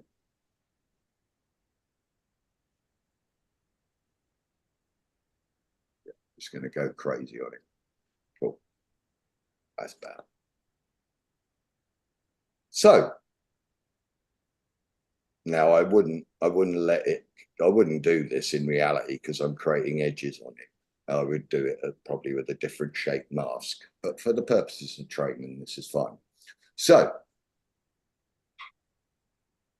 we've got our window, and we're lined up just before the hand comes in. So if I go to my tracker menu, I can just track backwards by pressing the track backwards button, and it will grab all of that motion. Now you can see it's created a little keyframe in my tracker menu for where it did its last track, or where it tracked backwards from. And you can navigate to your keyframes using these little triangle buttons down at the bottom of the tracker.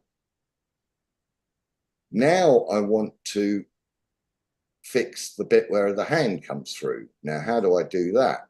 Well, we have, if I go to this menu, we have our keyframing environment. This is where we can animate every single thing in a node. Yeah. So this is corrector 1. This is corrector 2. I've got 2 correctors here that relate to the nodes. If I spill them open, you can see every single thing, every power window, every color correction, adjustment can be animated. Focus, noise reduction, everything can be animated. Yeah. Which is cool because, you know, you get changing lighting situations in shots. You know, the amount of times I've animated through, you know, someone coming from outside to inside, you know, suddenly the aperture collapses one way or the other, and your job is to rebuild that to work so that it looks like they had consistent lighting, and even if these lighting temperatures are completely different. Yeah, our job is to remove those inconsistencies. So we animate color or the window or whatever we're doing quite a lot. But I don't need to go to this full on animation menu if it's not required, because inside the tracker, we have a little keyframing. It's not as sophisticated as I've got over here, but it's still, for this sort of job, it's perfect. And all I've got to do, by default, when you track, yeah, it's capturing the motion of something.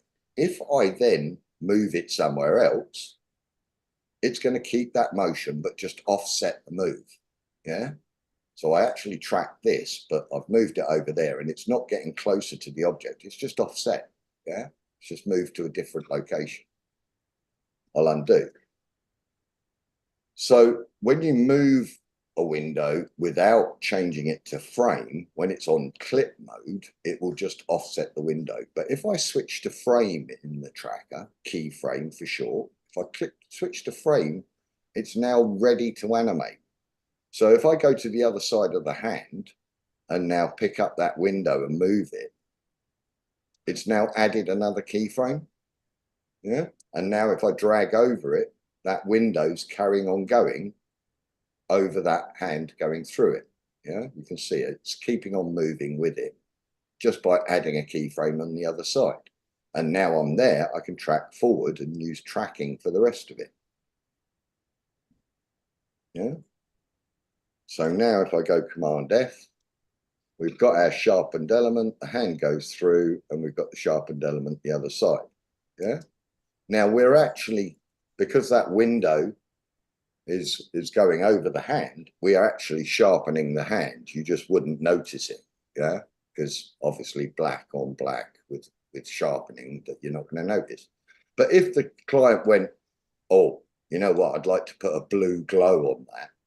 Yeah. So I'm going to add some blue to the window. It'll be a very strange call by the client, but let's just imagine, again, it gets me a chance to show you something.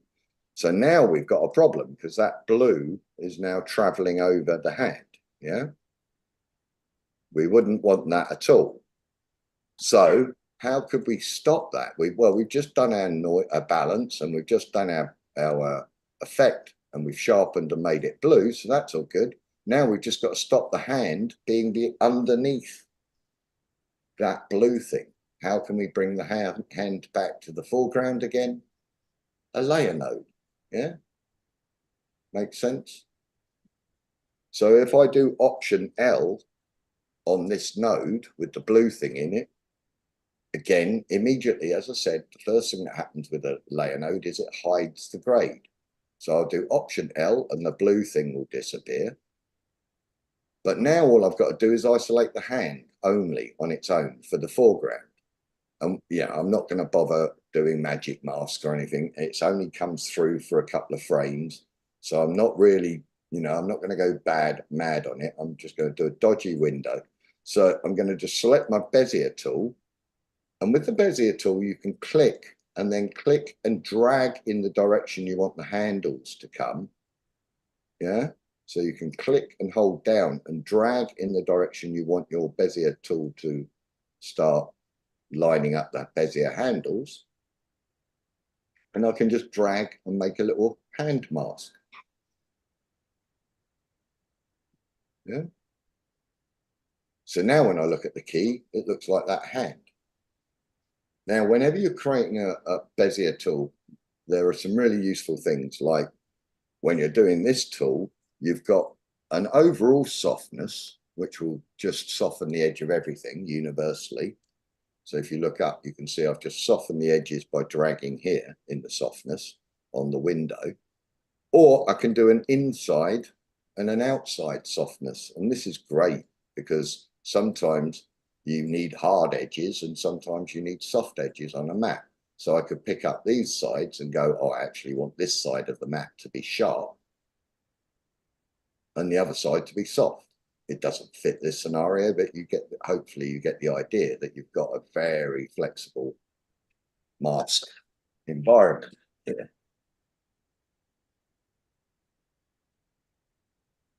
So now all I've got to do is animate this window. So if I go back in here, let's get where I drew round. That's the frame I drew round. So again, I go into my tracker. I can just switch to frame. And if I just wiggle it, it'll put a keyframe there. Yeah. Now all I've got to do is go earlier. I just wiggled the window, a technical term. Okay. But yeah, just by wiggling it, it drops a keyframe. Yeah. Once you've turned it to frame mode,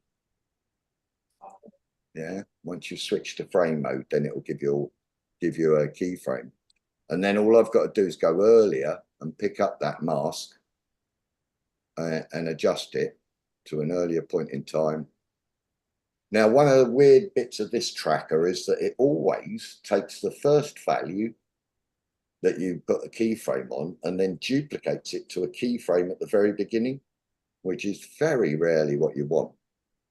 But I'm just going to pick this up and get it to work here. So you can see now it's going to come through, gets to there. On that, I need to pick up that edge and I'll bring it down to there.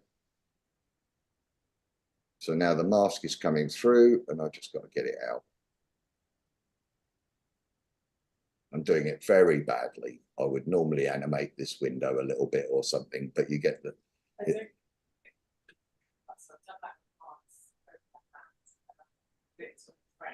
Yeah.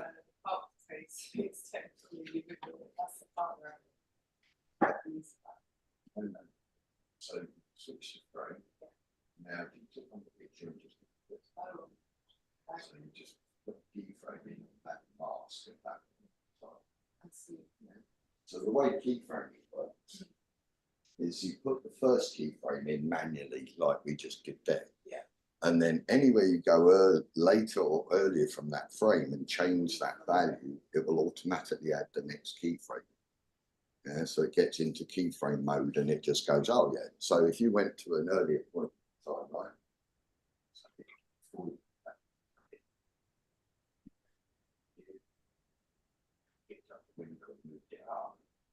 Oh, and it kind of goes a lot. Yeah, so now you've set up another. So these keyframes, the term, just a history lesson, the term keyframe comes from Walt Disney Studios, because he would have keyframe artists that would draw the key motion of the character running into the wall or something. Right. And then those pictures would go to in-betweener artists. Oh, I see. Yeah, but the software's doing our in-betweening. We're just deciding different key moments at different points in time. So then I have to redo the frame some of these moments. Well, yeah, but you could potentially just pick up the window in that other, so move it out, and rotate it, and go up to the other. So your mission is to kind of keep that on the hand, right? So that it will always just block mask over the bit that you want as you're going across. Just as the hand's going across, you don't need to worry about anything else about it, if you like. It's just see here, if I look, I've just set up some keyframes. See, that's the first keyframe, which it stores automatically, which is nonsense. But you have to always keep your eye on that one. But now you can see my window, as it comes down, it just floats over the top, hides the blue thing, comes out the other side, and you'd have to be concentrating to know that that's the case. Apart from the fact it's horrible and blue. But if I come out of escape from that. So that's just another illustration of a layer node, use of a layer node. We're going to go back and look at these again. So do not panic. It's not the only chance you're going to get to understand layer nodes. Just the feather, the circle feather. Yeah, sure. So when you draw a mask, if I create another layer, so if I want to draw a mask around something, I go to my masking tool, my Bezier tool. I'll just draw something. So you initially create the shape, and then you've got, with this particular Bezier tool, you've got a general softness. If I switch to the mask view, so we've got a general softness that goes inside and outside of the mask. Yeah. So, and then, but if you want to use the inside and outside as separate, you've got an inside and an outside window. Just be aware that if you're in frame mode, it will also animate the softness. So always apply your softness that you need on the mask before you start animating. Yeah, otherwise it will just, yeah, before you do that animating thing, or you'll end up animating the softness as well, which is a very frustrating moment. Yeah, that's it. You apply the softness as you're building the mask. And then once you've built the softness that you need, that then will stay constant as you're animating. Yeah, but if you do it the other way around, your softness will have to be added to every keyframe. It stores everything. Yeah. Yeah.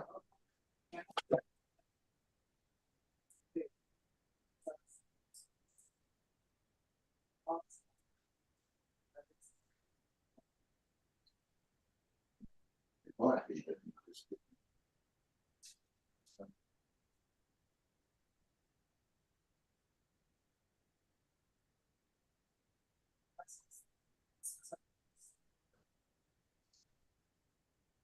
yeah, it is there. So all it is that your hand back this mask, so that kind of thing isn't following through.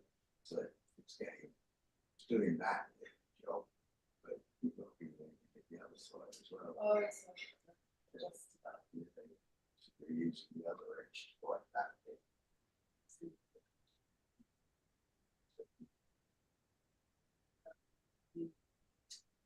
make sure it tracks. Yeah, and the mask is working on the edges. It's all about just, it doesn't really matter if the shape of the mask is wrong, as long as the edge of it's right. Yeah, yeah. Cool.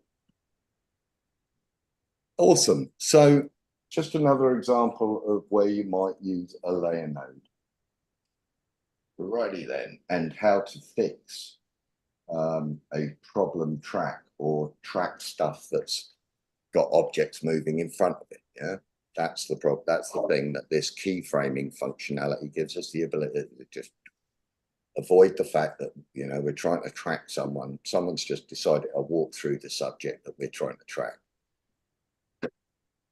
Does it work the same with the magic mask then? Yeah, I mean, in terms of combining, these windows all work in combination with any of our isolation techniques, be it a keyer or a magic mask. Mm-hmm. So yeah, I mean, the magic mask would probably struggle to pick up that detail and would probably struggle to pick up this hand, but just because it's so, you know, nebulous and not got much detail in it. And isn't specifically big enough. You know, it's an object rather than a hand, isn't it? It's so blurred and out of focus. So it's not, I mean, but it would probably get somewhere close to it without us having to do all this windowing business. You know, the Magic Mask is brilliant, but it's also got a bit of a pain threshold that comes along with it. Because you know, it's not like a key. If I get a key on a certain color, blue, say, and then I copy that node onto another shot with that blue on it, done. That key's going to work again. The grade I've done on it will work again. Everything's good. However, if I've done that by using a magic mask and I copy that across to the new shot, I've got to rebuild that magic mask on that shot again. Yeah. It's got to be unique to each shot then. And so you're just in for, you know, be careful you don't open a door that hurts. Yeah, because I was grading something the other week, and I'd only recently discovered the magic mask, but I'd applied it to a couple of things, and I was finding that, you know, qualified something on one shot, then done another mask, and it had reset, like the tracking basically. So yeah, it isn't an exact science. I did a masterclass for Black Magic on the Magic Mask because I had done a grade on a feature film where the last pass of it was using the Magic Mask to just out every single thing. So I ended up going, oh, I had so much pain in that involvement. I'm going to tell everybody about it. But the pain was a sort of, it was a sadomasochistic pleasure as well. Because, you know, I was doing things that were impossible. So, you know, I was prepared to take the extra pain to get to the better result. But there is that. And in those days, I'm not sure if it's still the problem, but if you've done magic masks throughout the program and then it can lose the track data, if you go before the node that you've done the magic mask on and tweak the grade there, it's going to need to reprocess the magic mask. There's a lot of things like that. yeah. And one of them is if you go to the delivery page and you've used, you know, 5,000 frames have been tracked. Yeah. Then before you even export a frame, it goes, I've just got to retrack these 5,000 frames. Sometimes if it's lost that track data, it's, you know, it can get you brilliant results, but it can also stab you in the leg with a scalpel. So technically. But yeah, definitely worth using despite all of that pain. Don't let me put you off it because it is brilliant. As you can see, we've just fixed something that would have been mission impossible otherwise. Yeah. So, you know, Magic Mask saves the day. So if we go to this shot now, now we're going to just repair the sky here. You now in Resolve, we now have a sky replacement tool, which I'm not going to kind of spend too much time on because I'm going to show you how to do it in a traditional sense. But if I go Option S and look for sky in my OFX library, no, it's only paid. Yeah, only paid for. But if I drag that across and drop it onto a node, there's my sky replacement tool, and it literally allows you to generate an artificial sky. I need to give it a source, I think, if I remember rightly. Let me just check. I think I've got to pull a key on the sky first. It's been a while since I played with this. So that's now just seeing the sky.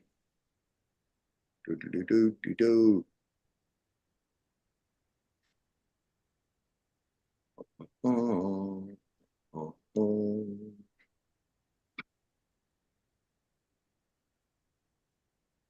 Preview artificial sky. That's working. Oh, it's that. You've got to do that. That's what it is. It's a really weird one. You've got to drag the sky opacity up or it doesn't show you it. So I've got that around the wrong way. So now I'm generating my own sky. Yeah, and I can choose what blue it is and, you know, how soft it is and whether it's 100% or just 50%. It will always look weird until you've played with it, but you can actually say how many clouds you want and things like that. And you can track it to the background. So you can track the foreground, which means that that sky is going to lock to the background. Yeah. This hasn't got any movement on it. But I did use this fake sky once to, I had some guys getting on a plane and the aperture kept on flickering on the camera. So I animated them to be smooth, but the sky just went mental. So I just replaced it completely with a nice clean blue sky and I got away with it. Now in this one, we're not going to use the sky replacement tool. We're going to do it old school. So what we're going to do is just pull a key on this and just adjust the colors that we've got there. So Option S to make a node. And in this instance, we're going to use our qualifiers, our HSL qualifier, hue, saturation, and luminance.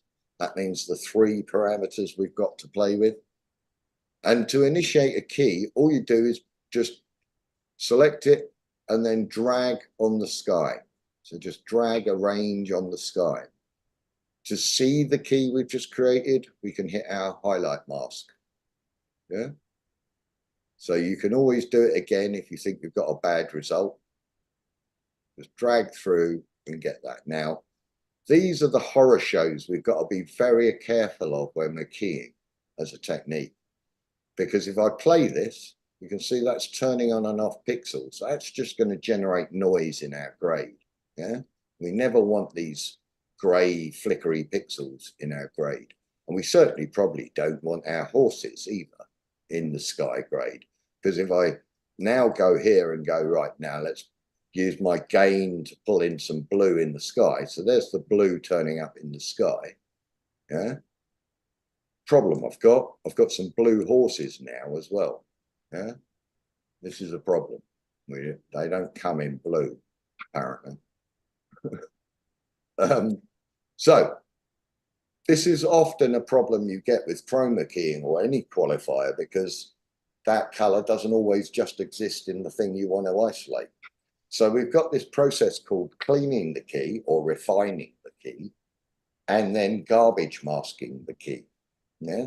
So to refine the result here, we've got some brilliant tools, matte finesse tools next to the keyer.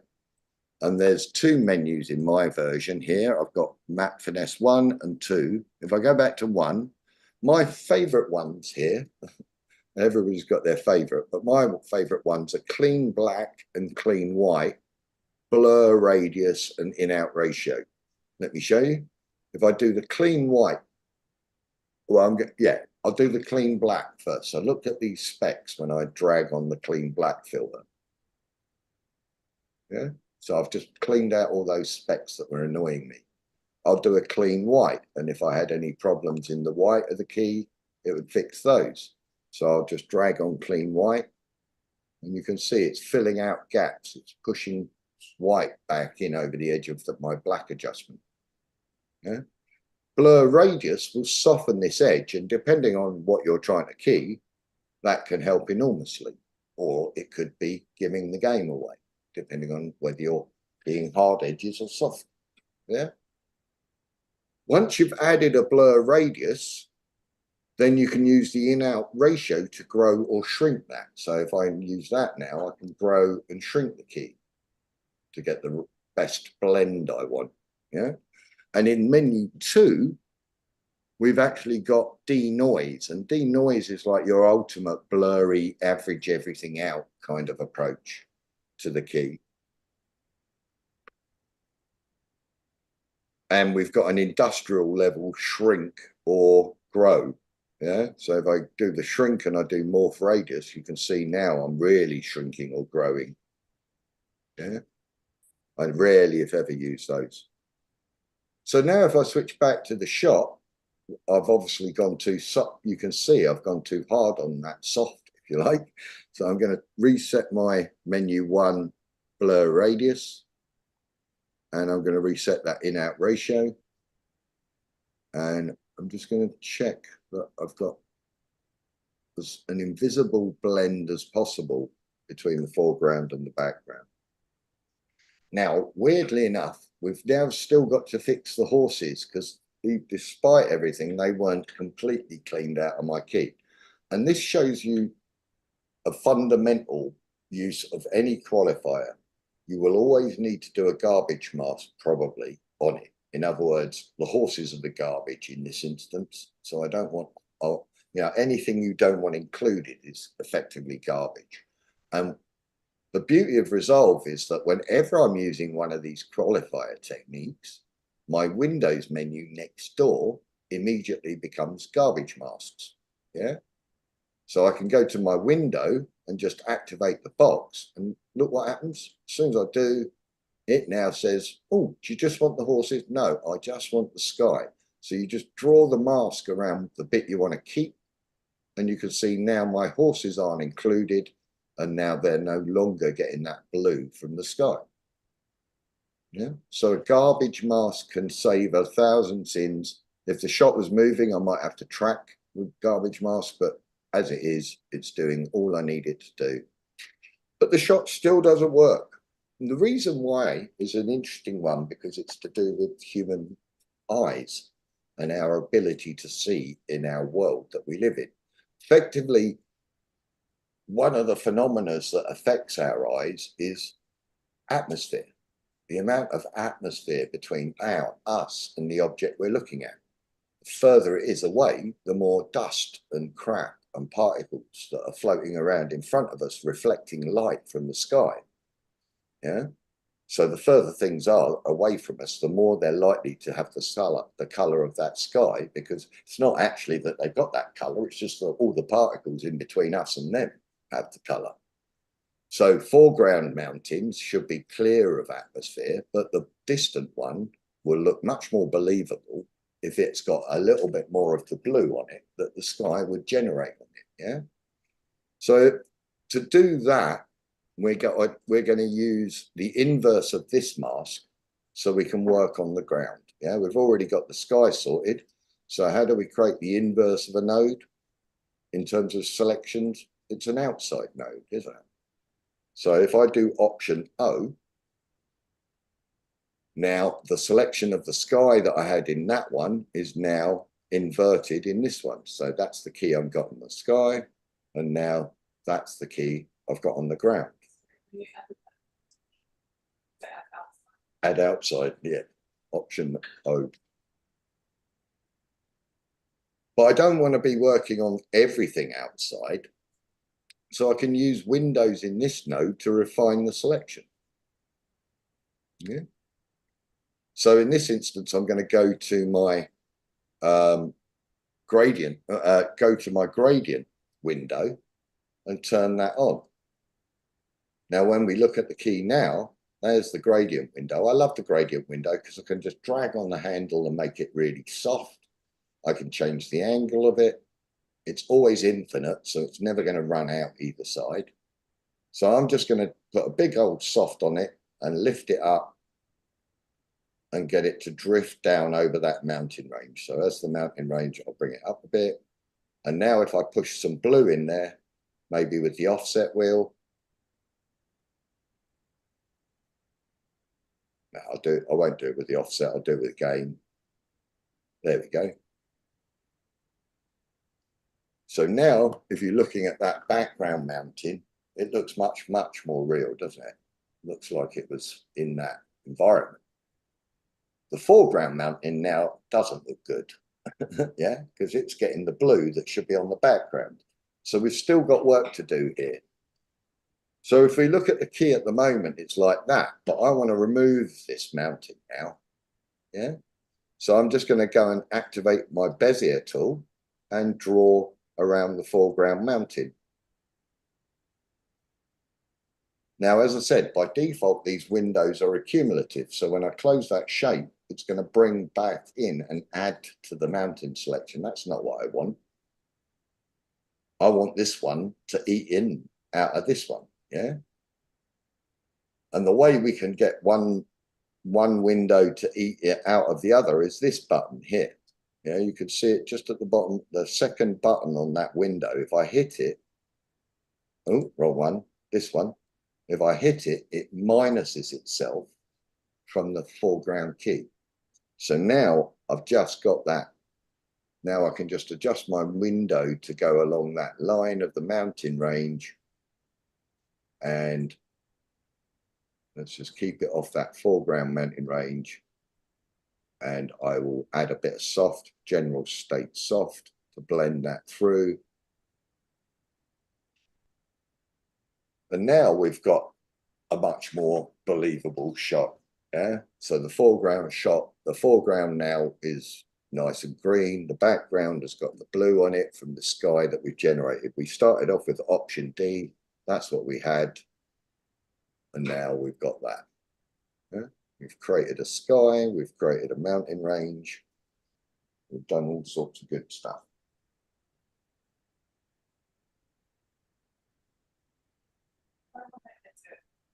So at the moment, also, Yeah. but when I'm changing like again, central. So if I want to change, this is changing. So it's changing. Oh yeah. We do planning in the. Yeah. Oh, that's right. Okay. You might use one of the windows for it, but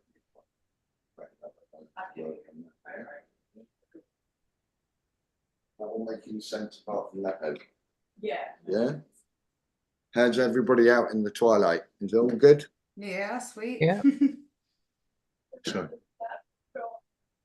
After you draw the sky and you draw a square one mask it.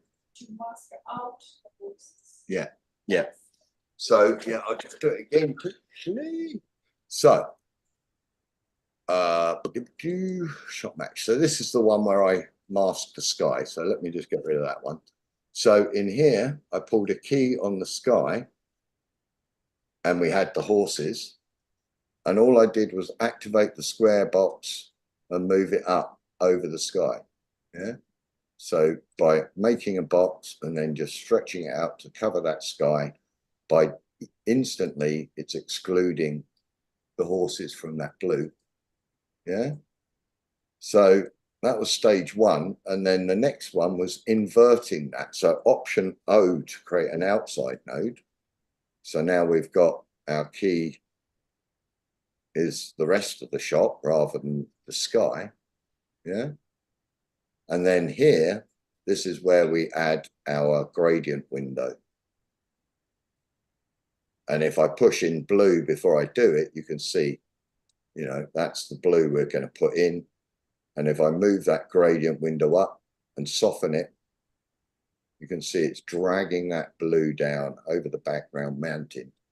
But it's, of course, across everything. And we don't want this mountain range involved. So that's where you can add another window over the foreground and say, I'll eat into the gradient with this window to bite into it. At the moment, it's accumulative. But if I go to that window and invert it with the second button there, now it's excluding it. So our key now looks like that. And we can just get our edges to work along here and soften it out. Yeah. Would that work the same as the example you did before with the gun?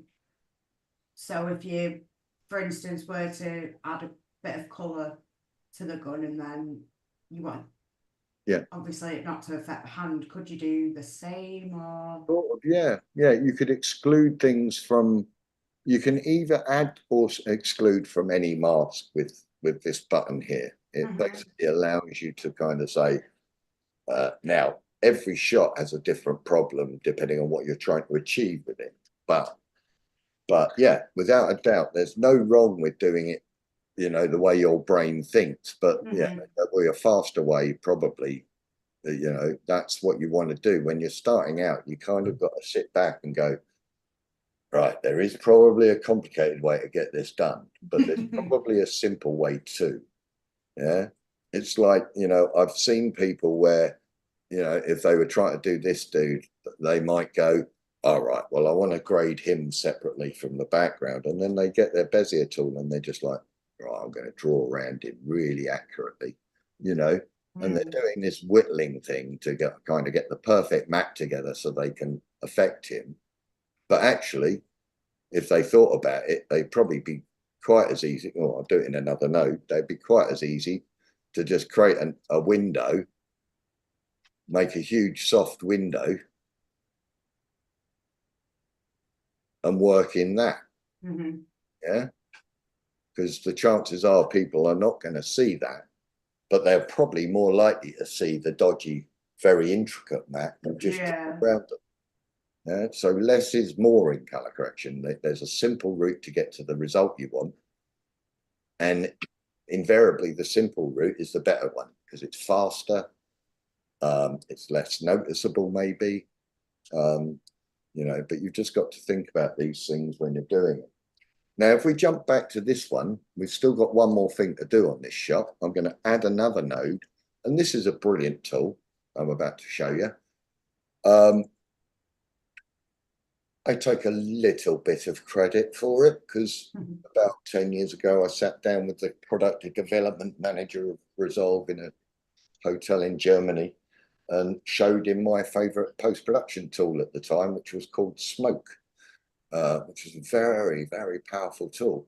One of the things it had in it was what we call a color warper, and Resolve didn't have that at all.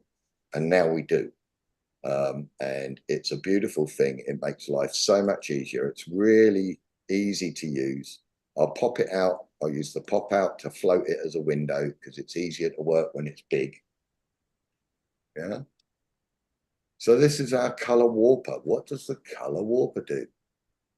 Well, say for example, we just wanted to make this grass in the foreground healthy. Yeah, we want to give it some nice saturation and we want to pop it and so on. Well, you'll notice as I hover my mouse, once I've got this window open, as I hover over the grass, look what's happening in the warper. I've got a red cross and a yellow box. The red cross is parked on the pixel I happen to be on. The yellow box is the nearest control point to that pixel. Yeah. So if I wanted to adjust the pixel, I could just click and drag, and you see now that control point's moving for me. Yeah. I'll reset. So if I just want to do the grass, maybe the first thing I would do is just get a box. Again, let's just mask it off so we're not going to affect the whole picture. And I'll give it some soft to gradiate it into the picture. So what? I accidentally activated the zoom in mouse mode. Oh yeah. Said, oh that. Oh God. You could get that. That's an option set. Option. Oh, you just jump down to. Oh, okay. Just move to the end of your time. Why has it done that? Yeah, no, that's it. This is the moment I know that feeling. I worked on Edwin Starr's I Never Had the Girl Like You before that tune. Yeah, a long time ago. And I had edited it for 20 hours before I lost the edit. I had to start again. And I was working on a machine that had no undo. So it was cruel and unusual. It was, yeah, back in the early days. Oh, it was one of these weird machines where I driv it all by pen and I had to touch the clip, swipe off, come back and get a copy.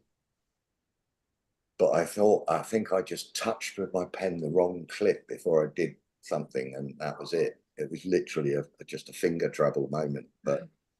And it was my first ever edit on this new technology. So it was a bit of it was one of those emotional ones. The director got emotional. But, you know, he got his video eventually. I just had to work another 20 hours. Yeah, it was. I was a bit emotional, but you can't take a joke. So I've just done a simple box, as we know, over this foreground element, and I want to play with this grass. But as you saw, when I hover over it, that's great. And I get these crosshairs. works. Let me just pop it out again. So I get these crosshairs over the grass, but you can see that red cross is diving around all over the place. Yeah. So actually what I really want to do is pick up all of this color area here. So the way you can get this to be more accurate is if you go down to this drop down here in your color warper, I can go up to 16 segments, and now it looks more like a spider's web. But I've got more accuracy over the colors that I'm manipulating. Yeah. And now instead of just picking up one point, I've got lots of control points where the info is that I want to move. And I can just drag a marquee over these points and group select them.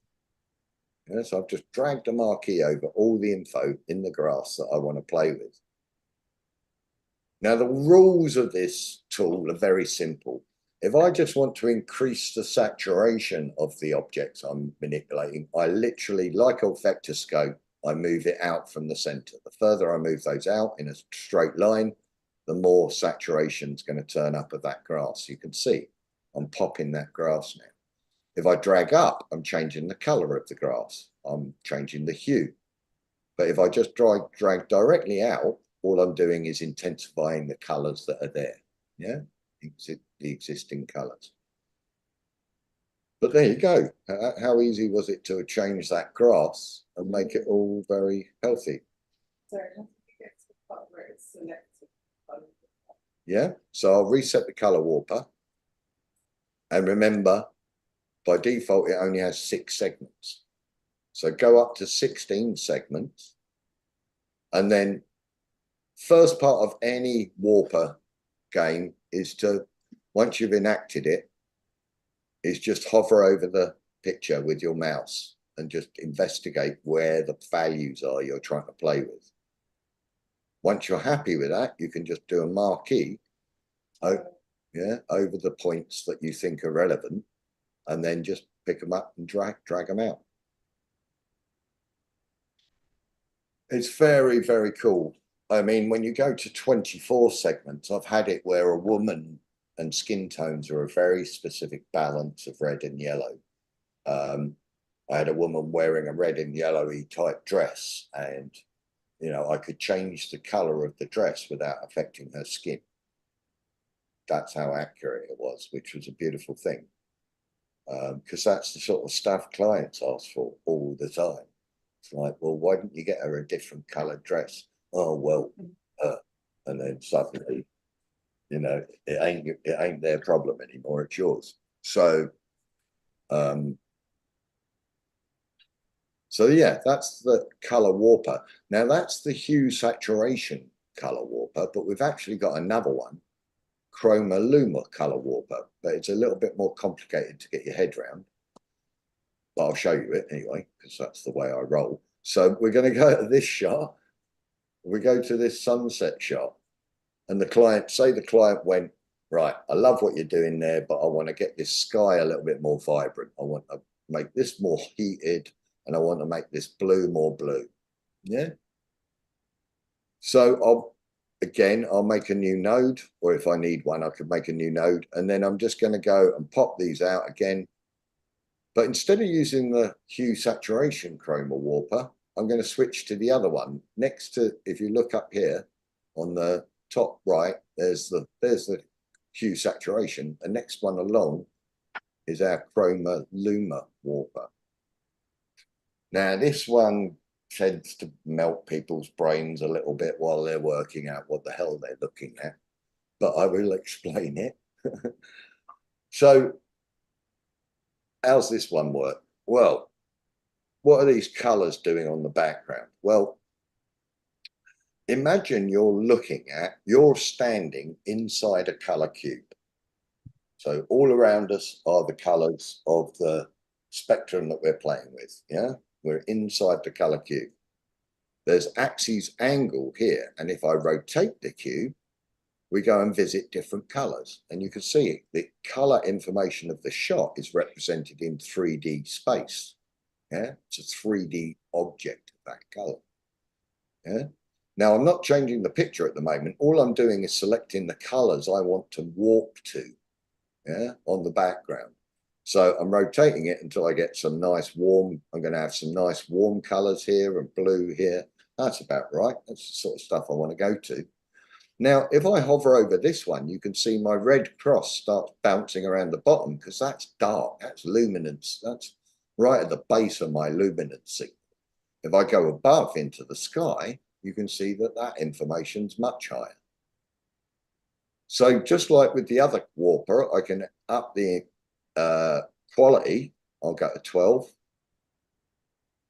And what I can do is just select these points. Oh, not that one. I can select these points that I don't want to move. Yeah. And in our interface over here, there's a button that says convert selection to pin. Yeah. So if I hit that, now those points are pinned. Below that, I'm not going to affect anything. Yeah. So now all I need to do is go to the color I want. Here's the hot that I want to, and just look, as I click on it, I can just click, it grabs it automatically in the warper. And as I pull out, I'm heating up that sky. Yeah, I'm going to go crazy on it. Let's do the blue. If I click on the, now, just be aware, if you pick up a point below the blue, then you're going to start breaking these pins. But if I went just above it, I could pick up that and add some value there, maybe even break the pin and bring it up. Now you can see how easy it is to make something very disturbing and break your picture with the color warper. It's not a subtle tool. So I rarely, if ever, use this one, but I do use the color warper hue saturation one a lot. But just be aware that if you have done something that's too extreme and broken it, you've got these feathering controls here. And all that means is if it picks up a point, if I hit the feather, that point, there's the point I've got active. And as I hit the feather, it's just bouncing in steps back to where it came from. So this one, I could select it and use the feather and just say, right, only there do I like it because I haven't distorted the picture yet. Yeah. So all of them have got feathering controls to make you be able to back away from the violence of the effect that you've created. Yeah. So as I say, when I showed Pete Chamberlain the old color warper, he was writing studious amounts of notes. And now every time I see him at IBC in Amsterdam every year, it's the International Broadcasting Convention. Every time I see him, he goes, well, we're getting closer, aren't we, Rory? And we are, definitely are. So, right, so let's have a look at skin tones. So, I'm just going to reset this grade. So, if I pop out my scopes, there's my scopes. Now, as I said, the first thing I always address is black and white, yeah? Before I touch or worry about skin tones at all, I want to get my truth of the white and the black point into the shot. And then because of the overlap of lift, gamma and gain, if I fix the blacks, I fix the whites, then the gamma's going to be half fixed too, yeah? So I've got lots of techniques for isolating bits of the picture to say, I wonder what that is. I wonder what color that is and whether it should be that color, because that's what we're doing. Unless you were on set, you don't know it was yellow. You don't know what vibrance of yellow it was. Yeah, you don't know if this pillar here was white or whether it was blue. But I'm going to make an assumption it's white, yeah, just to interrogate the picture. Yeah, so the technique I use to interrogate the picture, lots of editors and colorists have different flavors of this, but this is the way I do it. All I'm going to do is create a little circle, and I'm going to make it small, take the soft off of it and make it small, something like that. And then what I do, and we could have done this, by the way, with the vignette we created earlier. In fact, I was supposed to, but I forgot. But we can do it with this, and it's the same principle. any window you create, you can save as a preset, so you don't have to make it again. Yeah, vignette would be a classic one where you would want to save it as a preset. So in my Windows menu, I can go to my options here and go save as new preset and I'll call it skin. I call this one skin because I use it mainly for black, white, and skin. Yeah.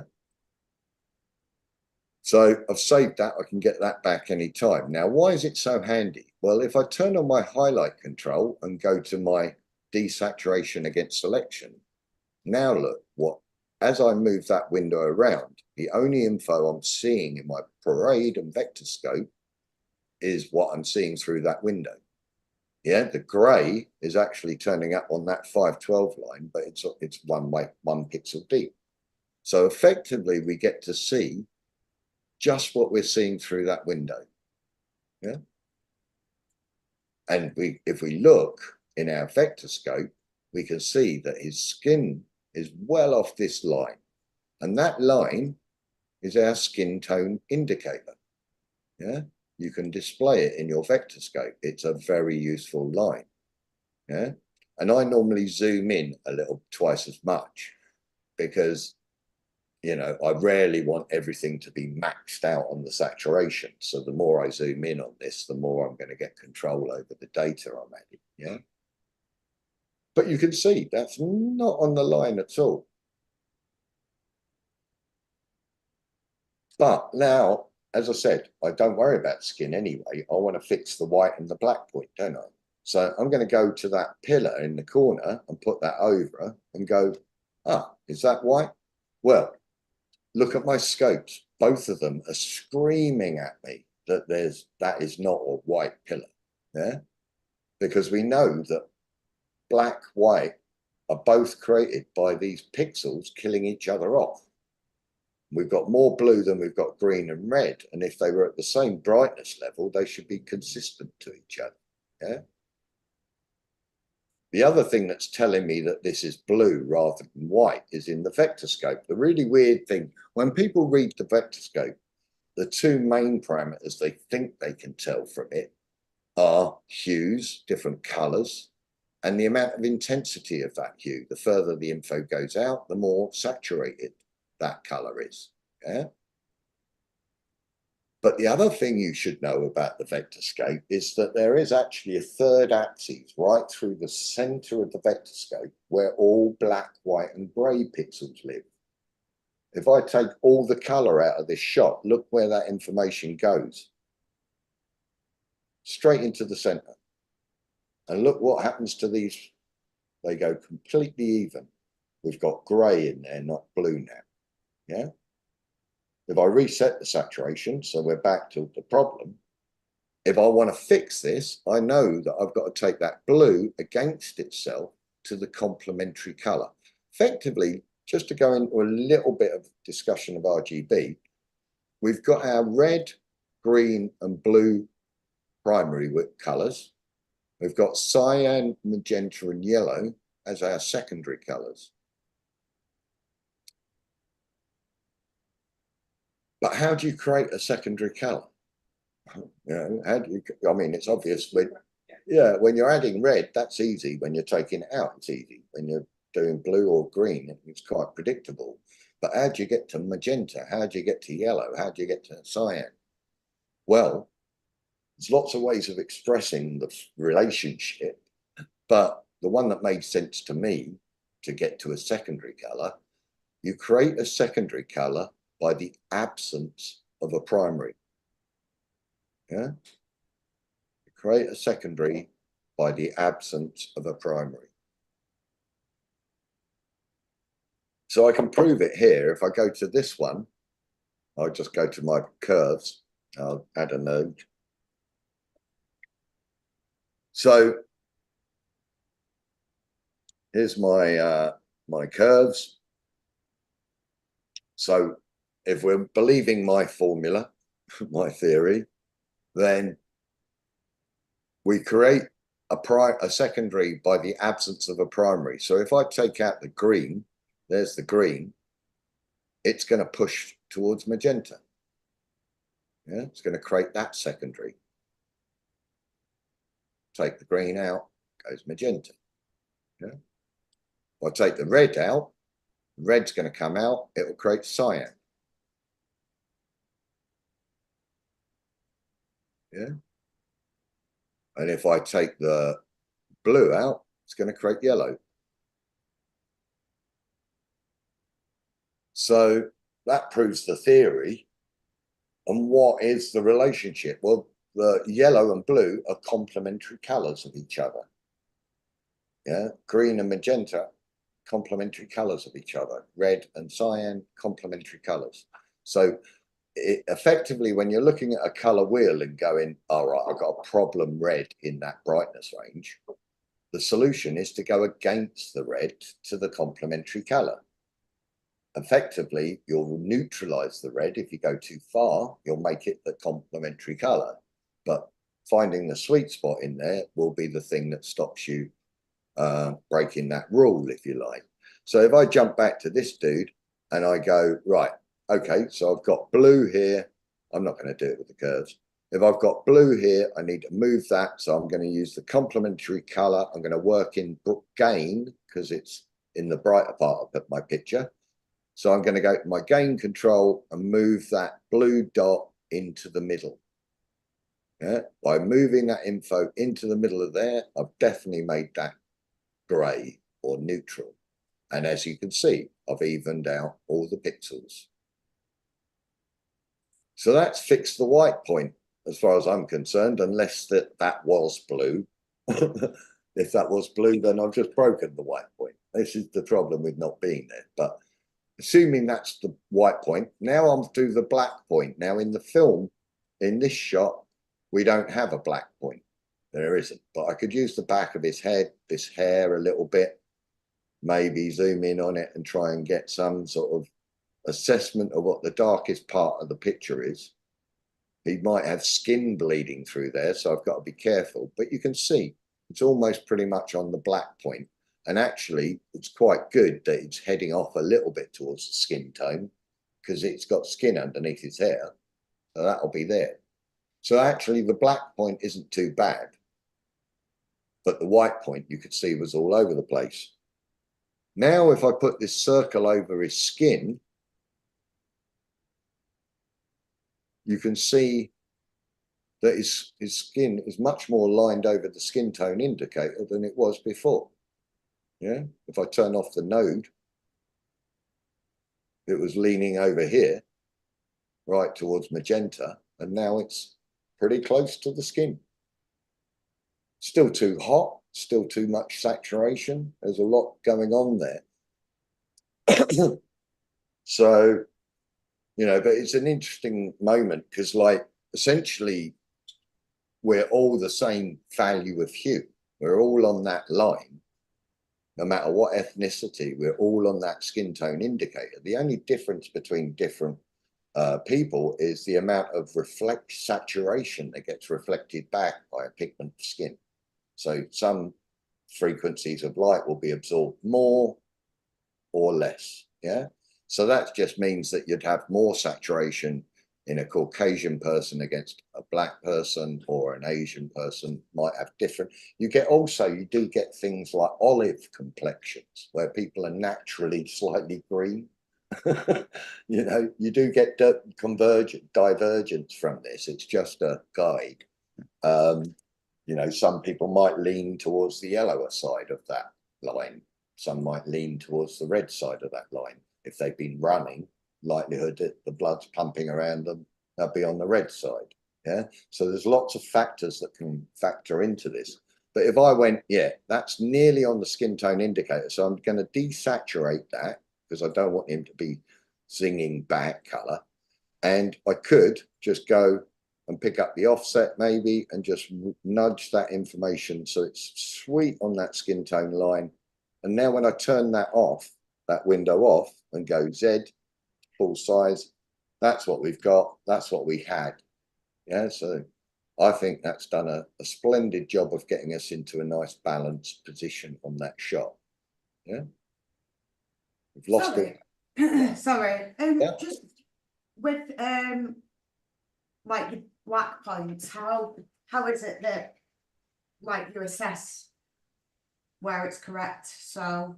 Yeah, so the black point and the white point should both be sitting over Central of the that, vector yeah? yeah, So that's it. Essentially, if it's supposed to be black, it's got to be there. If it's supposed to be white, it's got to be there. okay. You know, and yeah, if I do the same on her, so I'll go Option S to add a node, and I'll add a skin tone I'll add my skin tool. So now I could just pop it over her, and you can see she's gone too much towards the red. Mhm.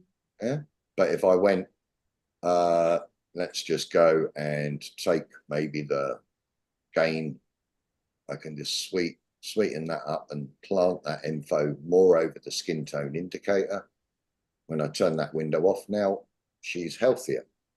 Now, it does obviously affect other things in the shot, so you might have to think about that, but you can see just by making sure people are on that line, it's almost like a set of color bars. It's like you're going to have skin in every shot.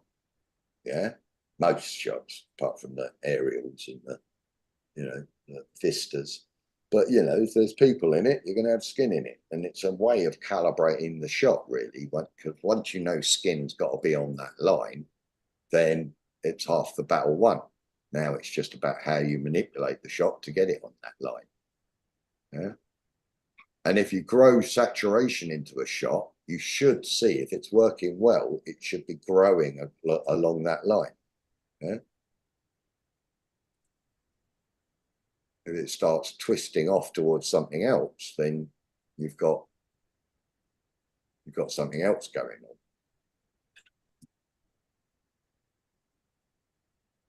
Cool. Yeah. So when I make the mask, it's just in text, so, Yeah. but then it starts moving.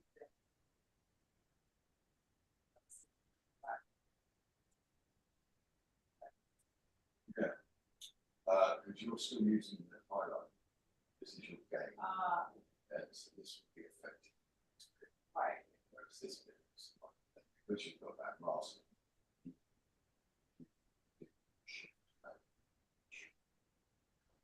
So,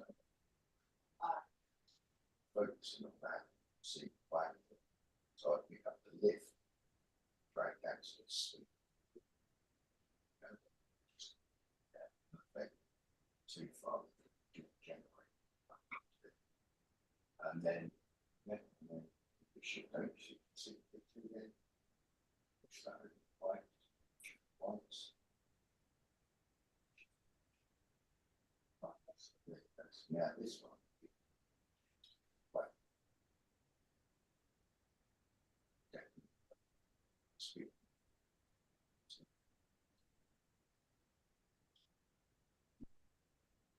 Now, yeah, turn the window on.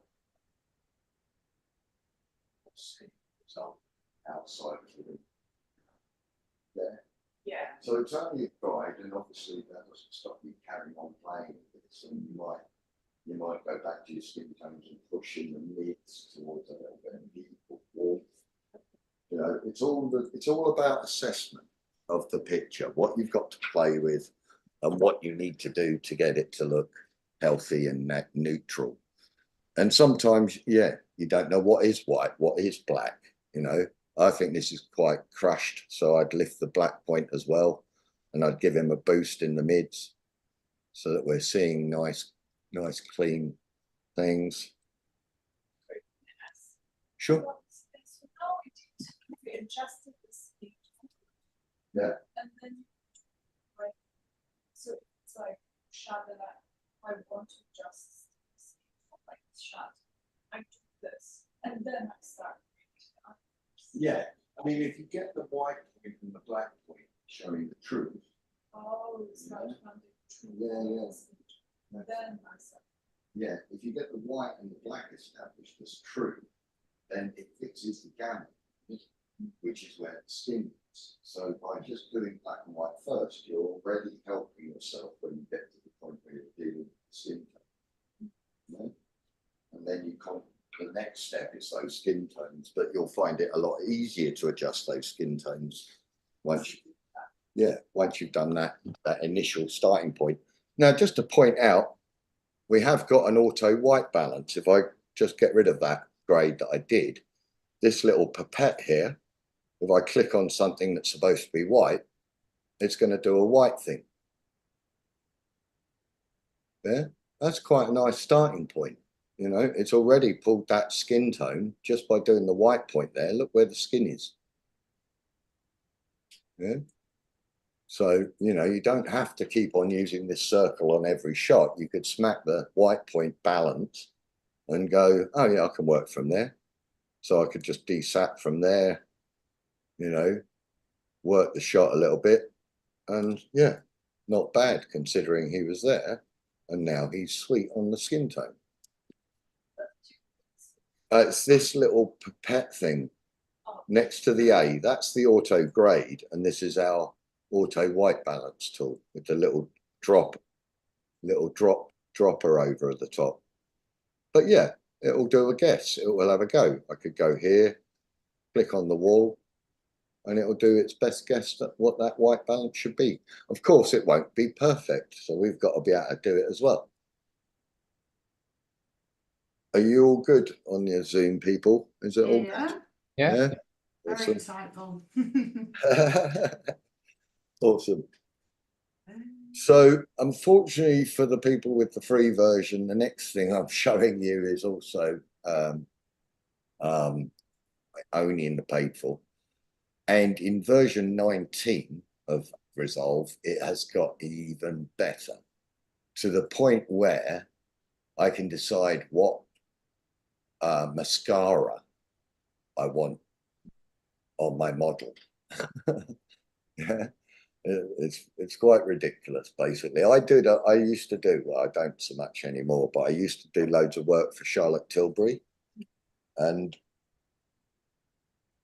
it's almost a niche within color correction where you're doing beauty work, because it's as anal as you could possibly imagine. You know, you can have, when I was doing it before the tool I'm about to show you, I would do it with 30 or 40 nodes all in a stack, one dealing with her left eye, one dealing with her right eye, one dealing with the zit on her nose, etc., until I removed every imperfection. And that's where, you know, society destroys people's feelings of well-being, because nobody's that bloody perfect. But, you know, another debate. But I don't have to do any of that 30 node business anymore. And as I say, the tool I've showed you has just gone through another reinvention in the latest version. So I'm just going to add a node, Option S, add a node. I'm really sorry. Does it matter if, well, just on my timeline that I've got, I don't have that shot. This shot. You might have, are you still filtering? No. Does it matter if I just drop it in? Like, well, we're doing face refinement, so you kind of need a face. like if I just drop the clip onto the just is that okay? Yeah, totes. Yeah. All right. Find it in your media pool. Yeah. Sorry.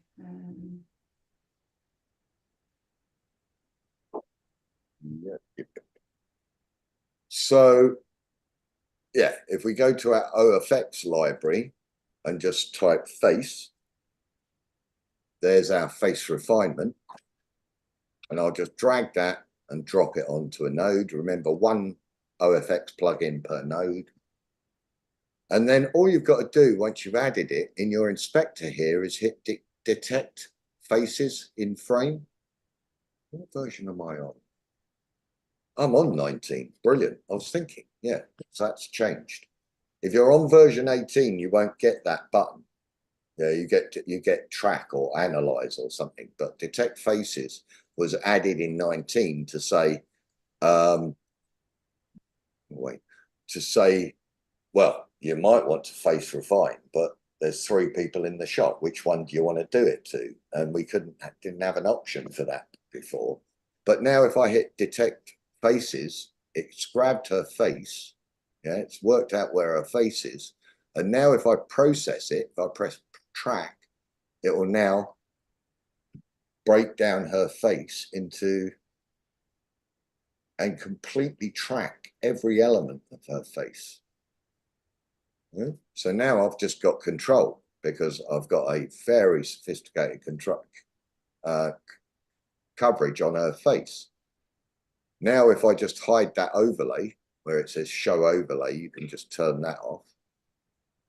So now let's do it.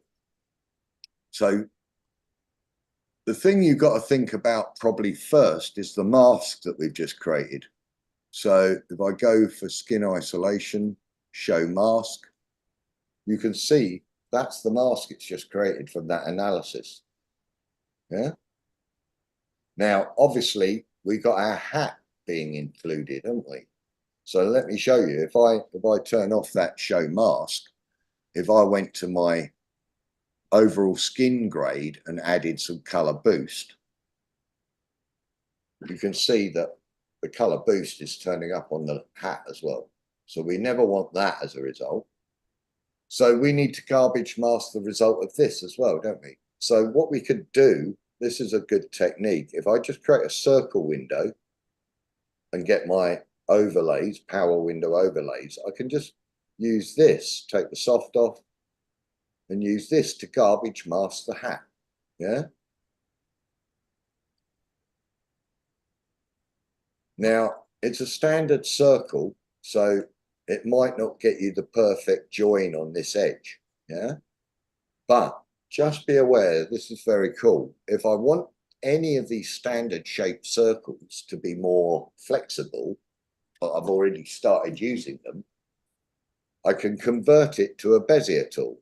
So if I've got that window selected, I can go to my drop down here and say convert to Bezier. As soon as I do that, I can now add more points to the shape to fix the problem with the hat.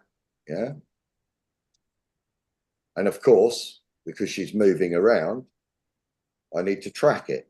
Now I could go to my tracker menu and hit track forward because I'm on the first frame. Or if I was on the last frame, I could hit track backwards in the tracker menu. There they are, track forwards and track backwards, or forwards and backwards. But actually I don't do that. I use the shortcut. The shortcut to track forwards is Command T. The shortcut to track backwards is Option T. Yeah, so I'm at the front here. I can go Command T, and there you go. It's just grabbed her. It's just captured all of that motion and locked that window to her face really well, actually. That's probably the best result I've had out of that for a while. So now we're good. We've fixed the hat. I'll turn off the highlight. I'll turn off that overlay. I don't need to see it anymore, and I'll stop her looking like Trump. So let's get rid of the orange color boost. So now we're good to go. Now we've got some control and we've got it accurate. So what would I do with her face? Well, she's got a hat on, so her face is probably in shadow. So the first place I would go to is skin grading. Yeah, we've got skin texture and skin grading. We've done the mask adjustment so we can hide the skin isolation. This skin texture is beautiful. Look at this. When I dial on just the automatic beauty, you can see I can really like diffuse her skin very accurately and with a lot of subtlety, obviously relative to turning her, taking 20 years off of her. Now, this is a documentary, so you just remember you wouldn't be doing this to her in a documentary. But, you know, when you're doing Charlotte Tilbury, you would. And if you're doing Dove, you might not. They have different brand values. So, you know, I've actually graded Dove stuff where it's actually try and make them look slightly worse than they already do, rather than better. But I've had all sorts. I've had people turn up where they hired a $3 model for the day and she turned up with a huge cold sore on her lip. Things like that happen. And I removed the cold sore. So we can do that. I'll show you that technique tomorrow. But yeah, so we get the diffuse. I'm going to go crazy on this so you all can see this. But obviously subtlety is the winner. But I've added the amount. Now I'm going to go to my skin tones. I'm going to use my mid-tone to lift her face into brightness a bit more. So I'm going to just lift in some brightness. Now I could use tint to maybe make it slightly less magenta, give her a little bit less lean towards the red, and might maybe take her a little bit more towards green. Desaturate the shadows. That can be quite good because you know, there isn't normally as much saturation in the shadows. So you might want to do that. Shine removal. Here's a chinge in the sun. I can take the shine off. You know, how more accurate do you need? Well, let's go to a side lighting. This is new. Oh, mate, I love that. I just love that. I can choose to give her a different lighting setup. That's all brand new. This is the first time I've played with this, but I'm loving it because look, I can just say, right, that side's in shadow. This side, we've got a light source coming on her. Boom. I do like that.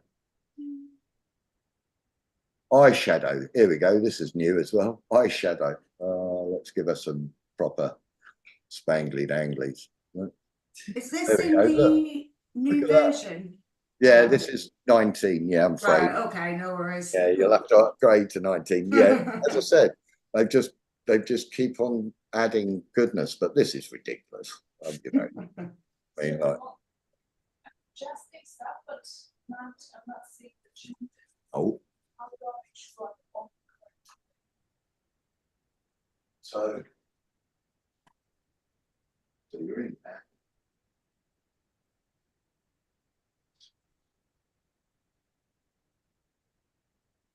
You track.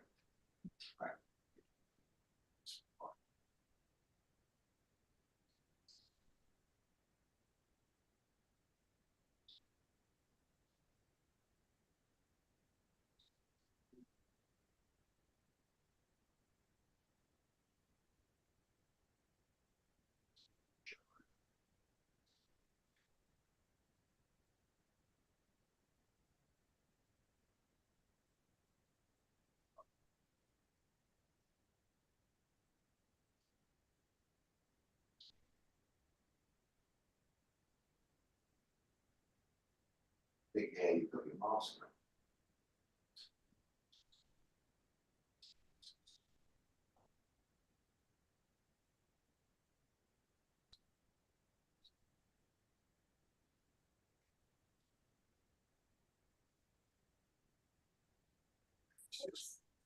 You have basically inverted the mask somehow, circle that you put around it. So it's working on the outside. Of, yeah. I love the fact that I can make her look like a crazy woman. I mean, I've done it before, but I had to do it manually. I once turned at a show. I once got bored and turned this woman over the course of a week into a vampire. By the end of it, she was dripping blood from her teeth and stuff. It was great. So, oh yeah, I love this eyeshadow business. Well, we could literally animate her eyeshadow color. I could go here and go, I'll have a keyframe there. I'm just going to go down the other end and rotate. And now we've got some radical eyeshadow. People are going to want to buy that. I love that. Absolutely cray. I love the fact that I can. I mean, I always felt when I'm playing with this tool, it always felt like you were a makeup person, but it never got this silly before. So eyes. Let's forget the very silly eyeliner. Let's just think about eyes. When you're doing beauty work, in a traditional sense, what you would do is sharpen the eyes and focus the eyes and focus the lips and diffuse the rest. Yeah, that's your classic beauty pass for, you know, softening all the imperfections, etc. So for eyes here, I'm just going to sharpen them. You can see them getting sharper, and then I'll brighten the whites of them, and then I'll brighten the sockets they're in, and then I'll debag her eyes, so soften underneath her eyes. Now I am going silly just for effect. So lips, let's go to lips, and I'll give them more saturation. I've made her look silly, but never quite this silly. I went to my eyeshadow function, and I went to hue. What was it? I played with hue upper. Yeah, you can rotate that. Once you've added a temperature upper, then you can rotate the hue on it. So yeah, I've done the lips. Okay, we can do her teeth now. So let's get her teeth. See if we want to whiten her teeth. Blue gain, so we can make her teeth look cleaner and whiter if they were yellow. And gamma, brighten them up. Mask softness, yeah, we probably need to soften that a bit. Blush, let's give her some rouge. I'm really not helping her here. Forehead, well, she hasn't got much problem with it. I'll let her off her forehead, not touching it. Cheeks, let's give her some hue on her cheeks, or some saturation on her cheeks. And then her chin, so let's give her a chin, bit of saturation on her chin. So have I disturbed that enough, or what? Come on, Dee, before and after. But it's locked to her face, you know. I don't have to do anything to make that stay on her face. And obviously I've gone too far, but for a reason, because I wanted to show you at the bottom of any of these OFX plugins, you normally, and it looks like they might have taken it away here, but I'll show you how to do it anyway. Normally you've got a blend back option, yeah? So you can go as mental as you want, and then at the lot, it's not there anymore. There used to be a blend back option tab at the bottom, so that would allow you to mix back the effect you've made, yeah? But actually we've always been able to do that, but we do it at the node level. So just to show you where that is, if I go to my key menu, when I'm on the keyer, yeah, right? So we're in the keyer. The key output gain is at 1 at the moment. But look what happens when I ramp that down. As I do that, the mask that I'm creating for the face is going grey, isn't it? And as it goes grey, if you look at her face, we're mixing the effect off. Yeah, she's got no effect there, and I'm going to mix it back in. And as I do, I'm bringing in the eyeshadow, and I'm bringing in the lips and all that. But the good thing about being able to mix back the effect of a node, like here, is that, you know, I can go crazy on her face, but then back it off. Yeah. So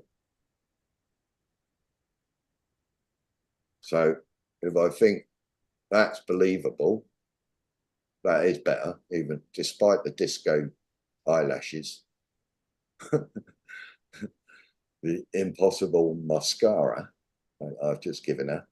Apart from that, it all looks pretty believable, or at least more believable than it did before, you know. But the fact that I can fix her teeth discoloration is good. It's another thing they've added.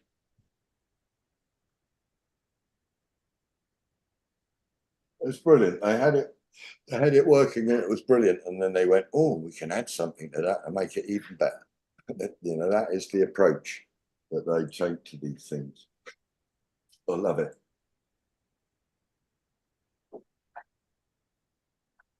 Now, just to show you, we can have as many versions of a grade as we want. Yeah, so we're working on a grade, and for people who are coming new to grading, making a version means that that's the furthest you'll fall. You know, if you go, oh, I'm liking this, you could create a local version of it and then carry on working on the new version. If you break the new version, you can always get back to the old version, make another version. Yeah. So it's like giving yourself your own undo. Yeah.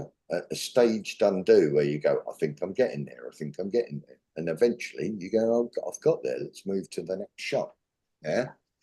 So we have two different types of versioning. If I right click on it, we've got local versions and remote versions. Now, remote versions are very cool we're not going to go into a lot of detail on this, but just to get you in the game. Remote versions are great when you've got, say, a 60-second commercial and a 30-second commercial and a 15-second, and they're all cut from the same source media.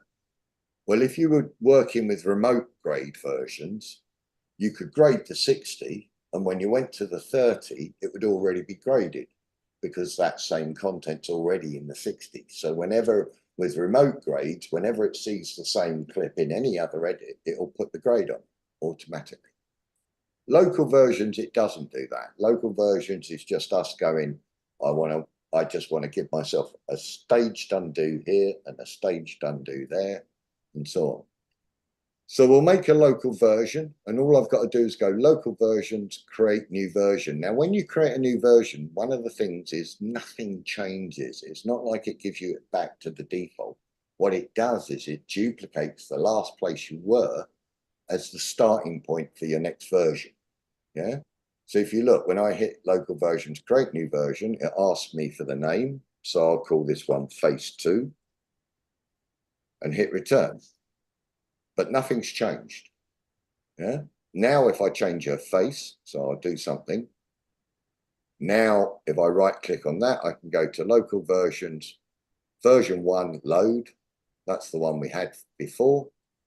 And then I can go Face 2 load. I never do that, but that's how you can do it one way. Actually, Command B and N for back and next allows you to cycle through the versions. Yeah. Sorry, which drop down is that in? Sorry? Which drop down menu was that in? It's right clicking on the clip. Ah, okay. Yeah, and it's right up the top there. What was that you saying? Sorry. So I've made a new version.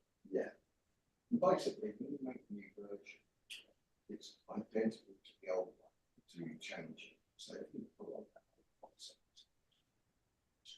Yeah. So if we now go Command B, go back to the previous version like that. Right. Command N, go to new. Okay. And it's the same note. Yeah, exactly. It duplicates everything that we've worked on as the starting point for the next version. Yeah, so it's kind of saying, because the chances are you don't want to go back to square one, start again in a different direction. Right. You've already, the balance is going to be relevant to whatever version. And I just switch between by doing Command N. Command back or next, Command B or N, or you can do it.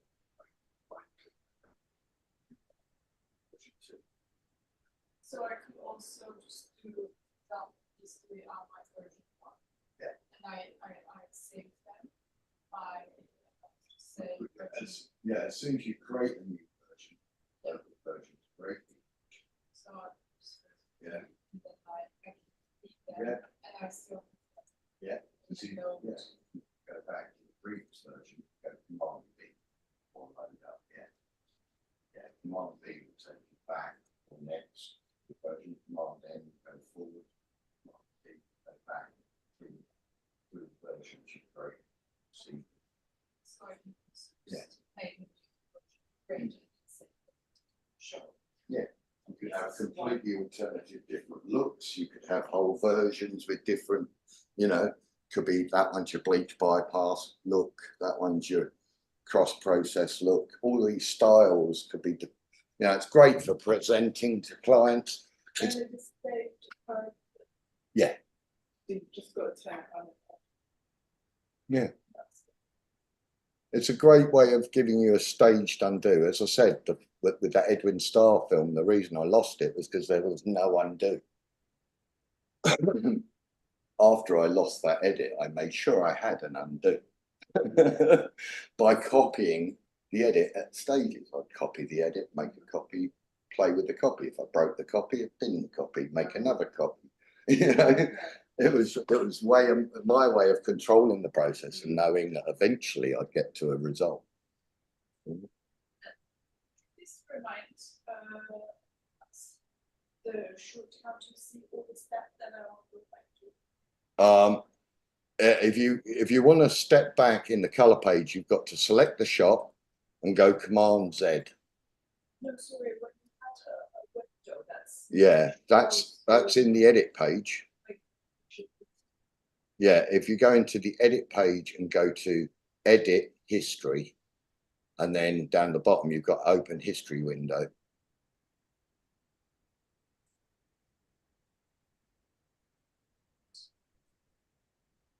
And at the bottom of that list, you'll have open history window.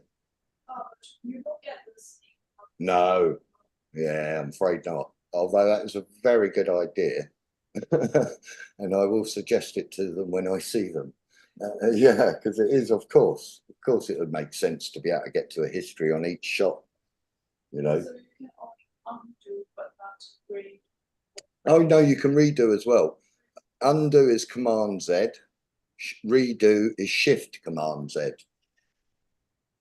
Yeah. So if I delete this node and I want it back, Shift Command Z, undo would get it back, Shift Command Z would delete it again. Yeah. I don't remember what's the mouse clicking rate. I'm not sure. I've never done it there. There must be a redo. There you go. It's up here. You can do it through the drop down. Yeah. Cool. Well, let's have a 15-minute. Yeah. 10 back at 4:05. Any questions out in the stratosphere there? No, we're all good. Making sense? I don't think I did. Yeah. Yeah, I think Yeah, it's all all good. good so far, yeah. Excellent. Good sign. That's a good sign. All right, back at 5:05. I'll see you in a bit. Thank you. Cheers, Rory. Cheers.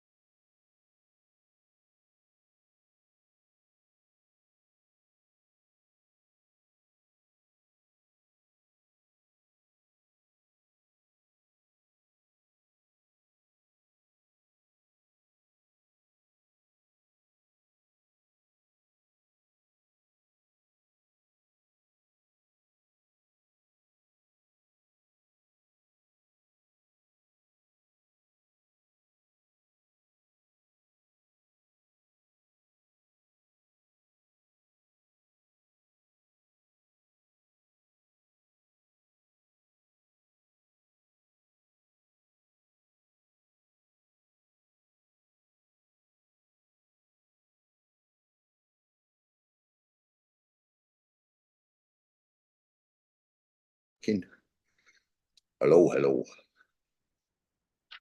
Stop share and see if I can see people. Hello. Hello. Hello, we're all back. Awesome. Awesome. So this is just the last bit of the day. I'm gonna show you a few more things, of course. One thing we'll do, if I share my screen, and we look here. Right. So we were doing this man's face and we got it a long way towards where we wanted it to be. If I add a node now, a whole set of tools we really haven't looked at yet, but are very, very cool for certain problems, are our curves. We've used the custom curve, but if I pop it out, we've actually got lots of different curves in here. Yeah, for different problems.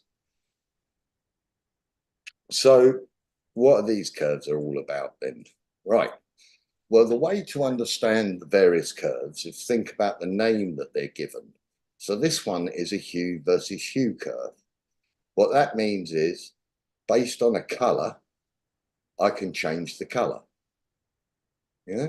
If I go to the next one, hue versus saturation, based on a color, I can change its intensity. Yeah. The next one, hue versus luminance. Based on a color, I can change its brightness. Yeah. Next one along, lume versus sat. Based on the brightness of the picture, I can change its saturation. So if there's pixels in the black range and I want them to be desaturated, I can just take the black point down and you see I'm desaturating the darker parts of the picture. Yeah. So they all have their place in the equation. The next one along is sat versus sat. Based on a saturation, I can make that saturation more or less saturated.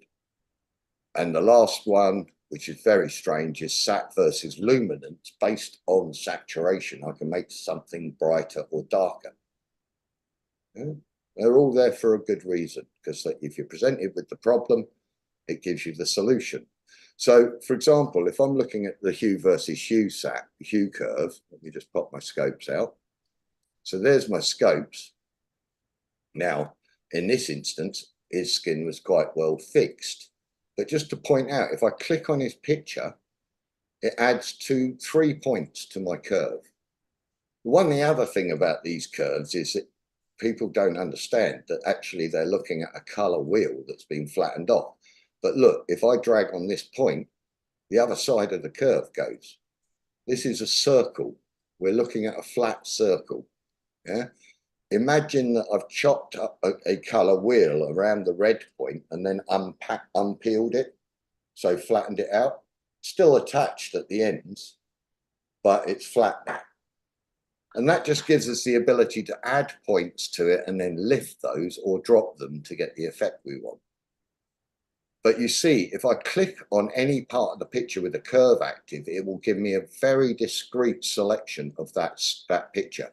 So there you go. You can see I'm just doing it, but it's not getting all his face. It's just getting certain pixels, which is rarely what you want, unless you're doing a very specific tweak to just a post or a sign on the wall. Yeah. This is not what we want. I'll reset. But underneath each curve, you see these color swatches. So we've got red, green, blue, cyan, magenta, and yellow. So if I want to adjust the red channel, I can just hit the swatch and then it gives me the biggest. These points here are protecting all of these colors. They're not going to get affected. But if I pick up the middle point now, you can see I'm able to adjust the color of him. And if I had my scopes up, you can see the angle that I'm setting on his skin tones there. Yeah. So I could just steer those around until they're exactly over the skin tone indicator that I want. There. Now it was already, but you get the idea.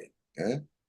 The other thing I'll point out while we're here, which is really cool, is here at this moment here, we've got clipping. Yeah, you can see that this red channel is hitting the ceiling. That means I'm losing information out of that red channel. Yeah. And in theory, I could be creating a big white hole in my shot. If all three of them were up there, there'd be holes in my shot. Same if I crushed the blacks. If I took the blacks down like that, then basically here, there's no data anymore. Yeah. You never want to do that. Even if you want it to be like gnarly and crunchy, you still want to keep the protection of the info. You know, it's fine on a little screen like this, but if you've got it showing it curves on, that's going to be a big, big black hole traveling across the screen. Yeah. So we always want to retain the detail. And a little trick in the curves, in the custom curves, we've got in the custom curves over here, low soft and high soft. Look what happens to the top of the curve when I hit on the high soft. I'm going to hit on the high soft, and you see it's just recovering back that detail. Yeah, so I can just pull back. It's like compressing just the top 20% of the picture, but it allows me to just pull back that detail. That everything else, if everything else is great, but you've got something like that happening, you can just use the high soft to just compress it back in and make sure that detail isn't being lost. So yeah, our curves, we'll use those curves later for different purposes, but in general, they're an extra set of tools for specific problems. Yeah? Cool. What we're going to do now is start a new project. We'll get it going today and we'll carry on with it tomorrow. So to bring in a new project, we're going to go to our house icon down the bottom right. This is our project manager. So this is where we bring in all our projects and where we export them. If I wanted a copy of this out on the desktop, I could right click and go export project, and it would give me that project out. Yeah. Now, the other thing that it does, if I quickly show you, if I had maybe done a grade on this, yeah, and you can see we've got colors on the shots we've hit the grades on, yeah. One of the things I do at the end of a job, if I want to clean it up, if I'm not prepared to archive it because I've already got my media sorted on the drives, I just want a copy of the project out so that I can link to it. A very good idea is to save stills from all the grades that you've done as well.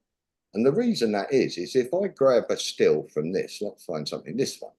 If I go right click, grab still, yeah, when I go to my gallery, there's the still. But actually with Resolve, stills are not just stills. Every single still you grab has all the live grade data that made it look that way. In fact, if I right click on that still and go display node graph, there's the node graph that made that still look that way.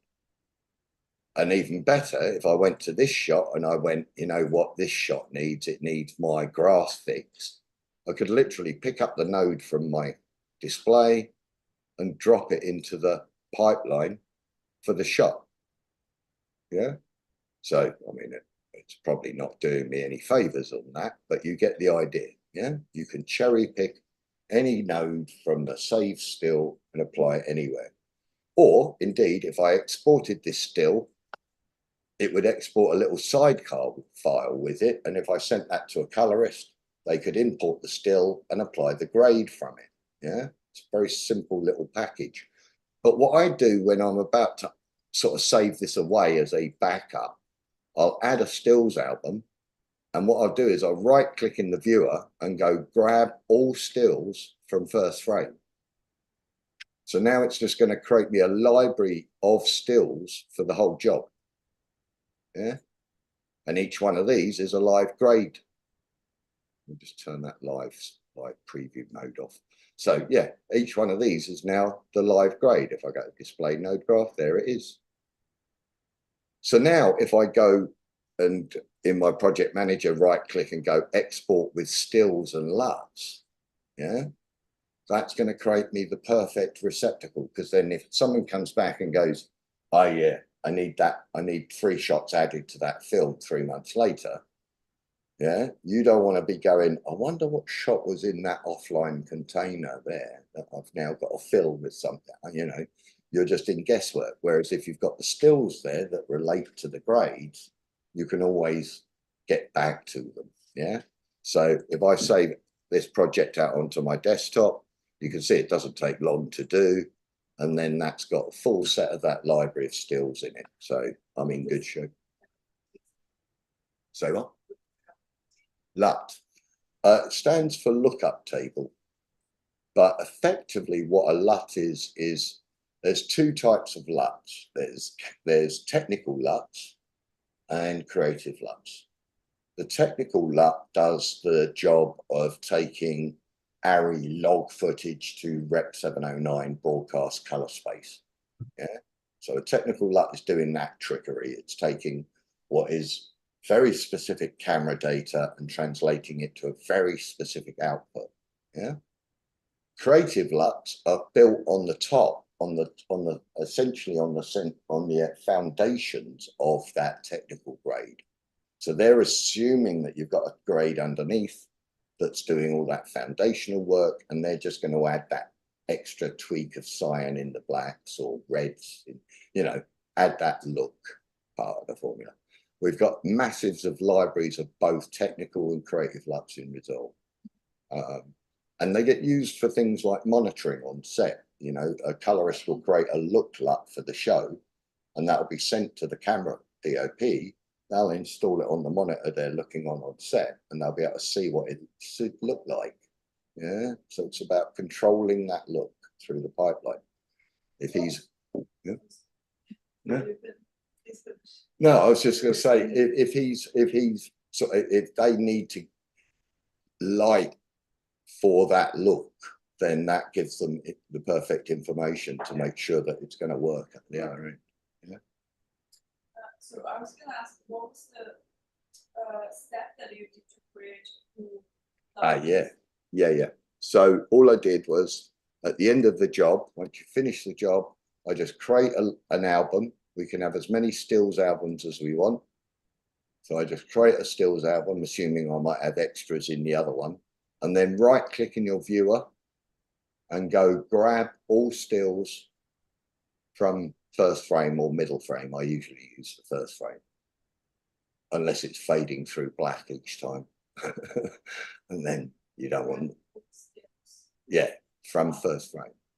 Yeah, and it will just populate a library with everything in it. Yeah. So before, when you grabbed the still, yeah, and you just want to apply maybe one node, yeah, was it display node graph or append? Yeah, so you right click. No, append will deal with these tomorrow. Append to graph and apply it. But yeah, display node graph will give you all of it. So it's brilliant because you can go, oh, you know, this shot will be perfect. That normalizing node will work on that shot as well. Oh, so you drag it on top of the node, sorry. Or I could pick up that balance and insert it in. Yeah. So you can basically cherry pick everything you want from a grade to another grade. I'm going to show you how to do that all completely differently tomorrow. Yeah, cool. Thank you. It's just one way of doing it, which I use that as much as lots of other ways. We've got grade management tomorrow where we'll get into some really, really good stuff. Right, so let's bring in this project. We'll go to our house icon, right click and go import project. By the way, you don't have to do it this formal way. I can go there and pick up this way. We'll go to project 2, and in there we've got one called Age of Aeroplanes Trailer, DRP, DaVinci Resolve project. That's the one we want. So I could go open it that way and import it that way. But if I find it in Finder, if I go, all right, there's the project in Finder, I can just pick up the project file and just drop it into my project window, and that'll import it. You know, there's no wrong in doing it that way. And now, if I go in there, there it is, Age of Airplanes. We'll go into it. Now, with this project is empty. There's no media in here. We're going to bring in some media because this is the lesson where we start learning how painful it is to come from Premiere and go back to Premiere. Yeah, this is our, you know, despite how brilliant it is as an editor, most post houses are still using Avid or Premiere as their editing toolset. So what they do then is once they finish their edit, they export out what we call an XML. And that XML is just a data spreadsheet of every decision they've made in the software, but it's interchangeable between softwares. So then they send me their media and an XML of what they've done in Premiere. I reconform the edit in Resolve. So I rebuild and check the edit. Then I grade the edit. Then I export it as separate shots with an XML, which the Premiere person takes to them. They bring that XML and they rebuild the edit back in Premiere using that XML. So that's the round tripping workflow, as we call it. And it's a historical legacy of the fact that, you know, Resolve wasn't a brilliant editor 5 years ago, but it was always a brilliant color tool. Yeah. So now more so, I literally had a class of 7, it was about 8 because there were a couple of online people at the beginning of the week for editing in Resolve. So, and that like 2 years ago would have been 2 people. So it is taking off in the editing world, which will make our life so much easier as a colorist, not having to do this conforming part.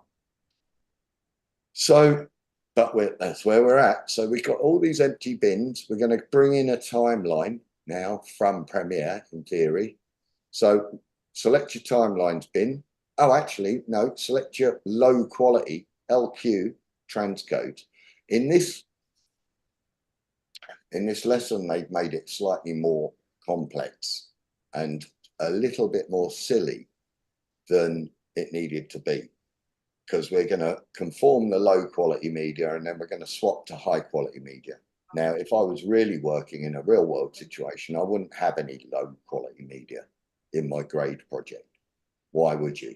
You know, it'd be insane because you could get a mistake and start grading on a low quality piece of rubbish when you've got high quality next door to it. Yeah? So I always avoid doing what we're about to do. But it is useful. The reason I'm doing it is because it shows you a functionality they obviously wanted to show you, which is very good.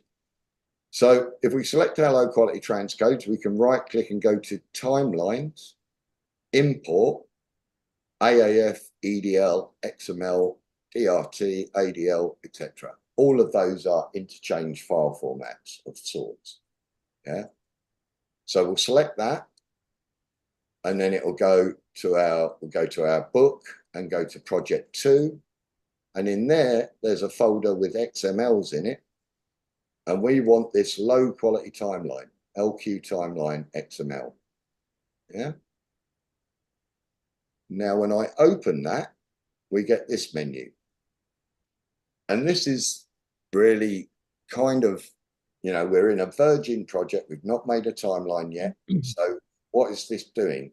Well, this is the XML's version of what it's coming with. So it's saying, right, timecode start 1 hour. It's the name of the sequence. It's the resolution of the sequence. Yeah. It's basically saying, do you want to automatically set up the project settings? Well, yeah, because the XML set the frame rate in Premiere is going to give us that same frame rate to set up the project. So we want to match these settings. So yeah, I'll use it. I'll use the XML to automatically set up the project. And I haven't got any media here, so I automatically want to import the source media into the media pool. So once I go OK, it's now going to prompt me to look for 14 clips. So I'll say, yep, I want to find them. And this is where it gets messy because there's all my drives. And like, where is the Bitboxy media on one of those drives? My choices are to drill down somewhere and try and find it. Yeah. but that could take some time. They happen to be in there, but that's because I did that last time. But let me show you how to set up one of these paths into this sort of area. So for example, if you know you're always going to be going to a certain department for graphics or for music or for the next job or anything, you might want to set up a permanent path to that in Resolve. So if I cancel out of this quickly, to set up any paths to any area you need to get to often, you go to DaVinci Resolve Preferences. And in here, we've got system or user level. So in the system level, media storage area, this is where we can set up mounted paths. So if I wanted to set up a link, I'll just delete the one there. I'll remove that and remove that. You can remove as many of them as you want. I'm going to go add, select my R18 book media, and then just say, okay. And now there's the path to get me to all my stuff. So now if I go to my media tab, there are the drives I see. There's the stuff that I've saved. There's the Blackmagic cloud storage straight to my stuff. Another thing you can do in here, if you're always getting media from a certain area, is just drag over here and make a favorite out of it. And then you can always get to that stuff just by clicking on the favorite. Yeah. So I'm going to go back and just set up the conform again. So I'm going to go in timelines, import AEF EDL XML, select the low quality timeline, go OK. And then I'm going to say, yeah, all that's Clover. OK. Yep, I'm looking for 14 shots. Yes. Now I know that the media I want is in this project too, but we don't want to pick up the HQ transcodes. We only want to pick up the low quality ones. Yeah. So I'm just going to specifically target the low quality transcode to conform in and say, okay. Now it's got 6 shots it's looking for. So I could go, yeah, I want to look for them as well. Now I know they happen to mainly be in the audio. So I'm just going to select that audio bin and go, okay. And now it's looking for 2 shots. Now I know these 2 shots are missing from the project. So I can show you how to fix that. Yeah. So I don't need to go yes anymore. I'll just say no, I don't want to go looking anymore. And then you get a record report, a log of what went wrong. Yeah. So it's saying, oh, I've got 2 problem shots where I don't know what the hell's going on, but everything else worked. Yeah. So which one is? We want, yeah, you want to link to the low quality transcodes. Yeah. Okay. Yeah, you pretty much got as far as you can go.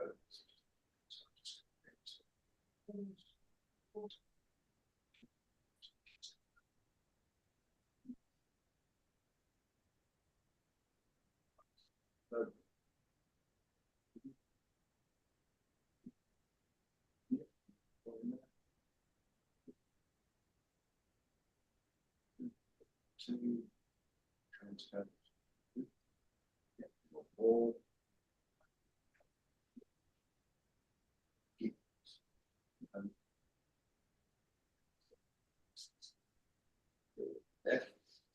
So what we should have is 2 offline icons in the timeline. That's what it looks like when it's missing the media. Yeah. So we're going to have to fix that. Now you see I conformed into my low quality timelines or low quality transcodes. So that's where I want to keep the media, but that's my sequence and I want to put that in my timelines. So I've got that in my timelines bin. Yeah. So, yep. So the biggest problem with this workflow is you cannot trust it at any point. You know, you can't assume it's worked. You can't not check it to see that it's worked because it will not have worked perfectly. It's one of the reasons why this should be a consigned to history workflow because it's so abstract and irrelevant. But you know, it is what it is. So we've got to learn how to do it. So, for example, I don't know whatever is in this media. So whenever you're doing a conform from someone, what you want them to do is give you a big bin with all the source media, an XML for the conform, and a reference movie, an export from their timeline of what they did in Premiere or Avid as your guide to what should be in the timeline when you rebuild it. Yeah, that's your way of safetying, and never bypass this. You know, because if the conform's gone wrong and you actually grade all that wrong stuff and you send it to the client, they'll never hire you again. You know, you haven't graded the right film. So always you've got to double check it. I hate it myself, but we've got to do it. So we've got a little reference bin here. So let's bring in the reference. If you go out to your Finder or go out to your Book 18, Project 2, in there we've got other, in the other folder. In there you've got one called Age of Airplanes Reference, and this is the export they did from Premiere. So I'm just going to drag that and drop that into my reference folder. And there we go. So now if I hide my inspector, now there's our reference movie. That's what we're going to be building again. Yeah. So, so far so good. Now I've got to show you a very silly thing that Blackmagic did, right, at a certain point. Problem being, right, the way that we can now work is what we want to do ideally is lock our conformed edit to this reference so that when we move one, it moves to the other one so we can see parity and see if there's a problem. But it used to be really easy until they made something happen. Basically, I used to be able to go to the offline viewer, which is what it's called, and just pick up this clip and drop it in. But you saw, as soon as I went near it, it started flickering over here, and it actually stopped me being on the offline viewer and switched me back to the source viewer again. And that's because we've got this skimming behavior. As soon as I skim over anything, it's called live preview, but it's a pain in the ass and it stops me actually being able to do this. So if I go to this options menu, this one over here, there's live media preview, turn that off. Yeah, if I turn that off now when I go to the thumbnail, it's not loading it up automatically here. Yeah. So now when I go to that offline view, I can drag that film and just drop it into the offline viewer. And it says media offline, but that's for a different reason. Sorry, I didn't write this course. So the reason why now that's offline in here, even though I've bonded it together in the right viewer, is because our timeline starts at 1 hour time code. And if I load this back into the source viewer, you can see that our first frame on this is 0 time code. Yeah. And it's the time code that bonds the edits together. Yeah. So if I go back to this offline view, it looks offline, media offline. But the way I can alter the time code start on my reference is right click and go to clip attributes. When you go to clip attributes, you get the ability to adjust all sorts of good things about the clip. But one of these is time code. Yeah. If I go to my time code field, I can just drop into that time code and add a 1 hour. So I'll add 1 to the hour column in the current frame rate and say, okay. And there you go. Now they're locked together. And if I go to my offline reference now, as I move through the shot, the film's following. So if I go to my offline view, once I've got the right time code start, everything should be locked together. If you're having trouble, shout, I'll come along. But does that make sense? Yeah. It's a bit fiddly that they did that. Why didn't we have this as a reference, offline reference? Why did we? Well, I mean, the problem was that preview behavior was interfering with it. Some people just drop the offline over the top like that. You know, they'll literally just drop the picture over the top and put a crop on it.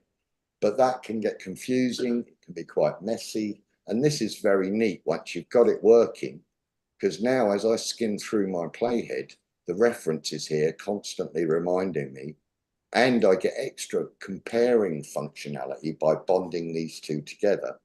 So for example, if I get to this shot, oh my God, we've got the wrong shot. They were on the wide shot in the reference, but it's picked up the close-up. Yeah, so that's not good. I met at this from the tab as a reference. So when you zoom in, you have that comparison, you can choose different lives and sync chat. Oh yeah, that one when we're using the reference in the color page. This is because this is a reference for an edit. So it's to allow us to check every single shot. As I move through the shot, you see it's following my decisions, and I can check against one very accurately against every decision they made. Say, for example, this shot where we've got the wrong shot. Yeah. Well, in our media bin, there's other low quality transcodes, and that's where that shot is. So we didn't actually bring it in. But if I pick up that low quality transcodes and drop it into that bin, it will create me a little subfolder of that bin, and there's the shot we need. Yeah. So I've got the shot I need, and I've got the shot that's wrong in the timeline. This is the simplest way to fix things. You find the right shot, you drop it into your browser, and then all you've got to do is select it in the media pool, select it in the timeline, and right click on the one in the timeline and go to conform lock with media pool clip. And that's basically saying I'm going to swap out one media file for another into that container in your timeline. Yeah. So when I do that, it's fixed it. It's just swapped out that close up to the wide. Yeah. I just drag that cute videos into the master. Yeah, you could. Yeah. It's just easier to find them if I create a subfolder. So if you drag them into this body here, it'll unpack them from the folder. If you drag them to the folder structure on the side, it will create you a folder. Yeah. So far so good. We've fixed one shot. Now this one's weird. Here they've done a crop in on the plane. Yeah, we can see that if I look at the offline, there's this engine is masked off, isn't it? Whereas if we look at the shot I've got in the timeline, I could see the full engine. So how would we fix something like that? Well, once we've set up this offline viewing option, we've got loads of viewing options available to us in the timeline now that wouldn't be there otherwise. So if you look, when I want to compare this, I can right click in the timeline viewer and go, right, let's do a horizontal wipe. Okay, so now I can see one against the other and see the scaling change. Actually, in this instance, the best view we could have is difference. If I right click and go to difference, now it's showing me the differences. Yeah. So now if I go to my inspector, I can now manipulate the timeline clip until it matches the difference. Yeah. The way difference works is when you could see a full frame of black, there's no difference. So I could do, I'll zoom it to 1.2, which I happen to know is exactly the right value I need. Yeah. And then I'll use my Y channel in position to drop it by -100, and it will be perfect because I've done this before.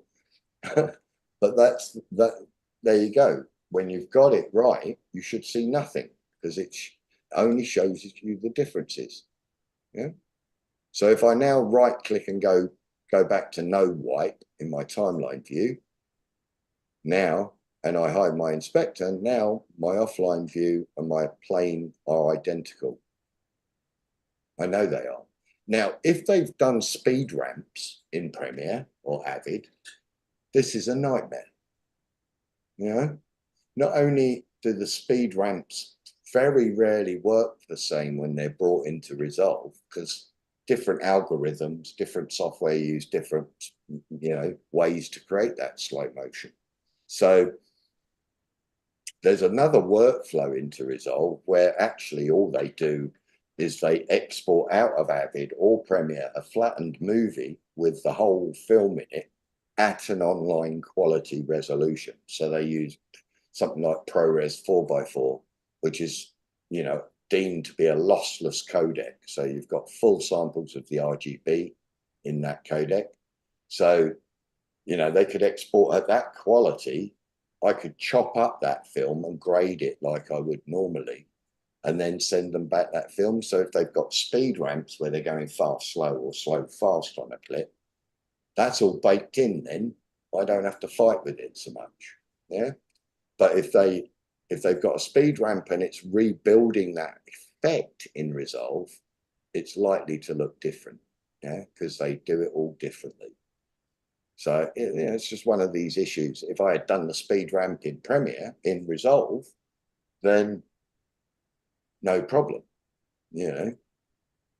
So anyway, let's go on and crack on. We've done that fix. Now this is the one that's offline, but now because we've got the reference there, we know what we're looking for, and it's this shot. Now, instead of doing the selecting it here and selecting it here and going conform lock enabled, what I'm going to do is just turn off this conform lock. Yeah? Once you do that, you see I get a little red icon in the bottom left of the clip. If I double click on that, once I've turned off conform lock, it knows that there's other options there. So it goes into the media pool and goes, oh, this shot could be the one you need, or this one could. Yeah, it's found the shot I need. So all I've got to do is select it and go change. Yeah.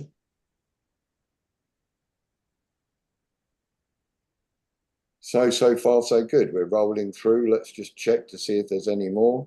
That's all good. With this shot, they've obviously wasted their time in the Premiere or whatever, or they've put a LUT on it or something, but they've made the sea blue, even though the original one is green. So we're going to make it blue tomorrow. Yeah, match, if not better, what they've done. That plane shot's fine. That's fine. And now this last one is our credits roll. Now, one of the behaviors of Resolve is if it knows what should fill that container, you don't even have to do any of this conform lock business. All you've got to do is bring the asset into the project. So there's my credit roll in my folder. If I just drop that into my graphics bin, look what happened to that last offline icon in the timeline. It will just auto-fill it. Yeah, so I didn't have to fix it. It just dropped in, and because it was the only asset that could fit that, the time code and naming, it did it. Cool. Right. So we've got 15 minutes, and I've hit a moment where I don't want to go down a massive well or take you down a journey. So I'm just going to show you something that will blow your mind. To do with the editing time, which is also talking about that speed rampy business, yeah? Because, you know, as I say, if they've done the speed ramp in Premiere, the chances are it's going to look different by the time it's conformed into Resolve. But if I'm in the edit page and I want to say, do a slow motion speed fast slow thing on this shot, yeah? Let's say I want it to go fast at this point, up to this point, and then slow after. Yeah. All I've got to do is select it and do Command R. And then on this little cheeky drop down here, I'll go add speed point. Now, this is so easy. If I want to speed up this shot, I can drag on that handle and you see it speeds up the clip. Now, I don't want to leave a gap behind. And another way that Resolve works is if I'm in the trim tool, I always get a ripple of behavior. So it will always make space for whatever I do to any speed change. It'll always push the clip out the way so I can't destroy the incoming clip. But yeah, so I can drag one way and speed it up. So now here we've got 205%. And if I drag on this top handle, I can slow it down over this side. Yeah. Or I can just go to that drop down and say, I'd like that side to be running at 10%. So now if I play it, we've got it flying in and then it just comes to a strobing stop. Now, this is important when we're color grading. We've got to process, say, for example, we've done this conform, and in that conform, they've done speeding changes. Yeah, they're live speed changes. We're going to be processing that, but they've been made in another software. Yeah, the actual algorithm. So by default, Resolve always does a really crappy slow motion, technical term. But if you look, when I play this, this is running at 10% of its original. Yeah. When I play it, it's just strobing, isn't it? Forget this side. I'll go back to my source viewer. So on this, over here on this side, you can see the strobiness. It's rubbish. Yeah. Who would want that in their film? Well, that's just because the default processing for slow motion in Resolve is the easiest one for every computer to do. But it's crap. However, we never have to see it ever again. Because if we go to our project settings, in our project settings, whether it be for image scaling, master settings, how we're processing slow motions, how we're getting out to our monitor, how we're treating camera raw footage, so many things. All of it can be saved as a default preset. So one of the things I'd save into my default preset is at the bottom of the master settings, we got frame interpolation, and the retime process says nearest, and that is that rubbish duplication one. All it does is take the first real frame and just duplicate it for the other 9 it needs, and then takes the second real frame and duplicates that for 9. That's how it does it. It's really bad. Whereas if I go to optical flow makes the new frames by morphing pixels to create the new frame. Yeah. So every pixel has a little animation journey to somewhere else based on the second real frame. Yeah. And you get far better results. So when I'm setting up my default, I always set up to default process in optical flow. Yeah. It's still not perfect because it doesn't work for everything, in which case you might want to go to nearest on just one clip. But that's the whole philosophy of Resolve, is you can set up what you want it to do at a project level. And if it doesn't fit, you can opt out to, at the clip level in the inspector, you can change your mind on that one shot that doesn't fit. So I'm going to set up an optical flow, and to save it as my default preset, I go to the options menu and say save current as my default preset. And that's it. It's always going to be processing in optical flow from then on. Yeah. So let me show you. I'm not going to actually change it here. I'm going to leave it on nearest, and I'll do it at the clip level. Yeah.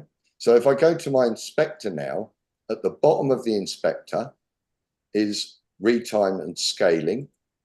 And in there, there's the retime process. And you can see by default, it's using the project, but I'm going to go to optical flow. And now look how the plane looks on that slow-mo bit. Yeah, look up. See, plain solid and not moving around and not strobing and hitting the strobe. It's not perfectly solid though, is it? There's windows flapping around. And actually, if you look at the trees on the background, it's horrific. This is what morphing is. It's like, it's going, where's the pixel I need to morph from? Well, that pixel didn't exist the frame before, so what do I do with it? Yeah. So you don't get perfect results, but this optical flow process is available in the free version. In the paid for version, it gets better. I'm just going to shorten it a bit. It gets much better.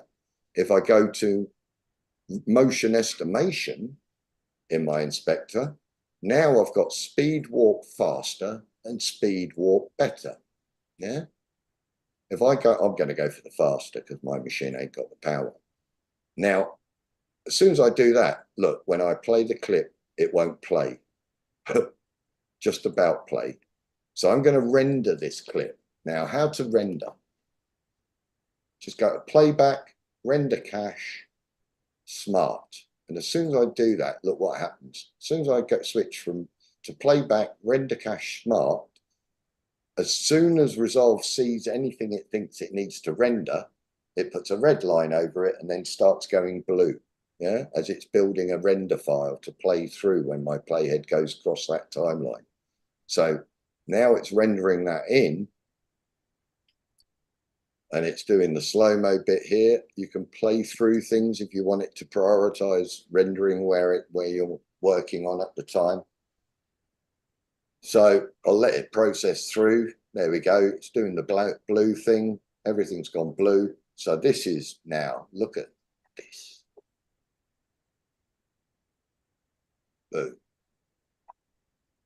That's AI-based slow motion.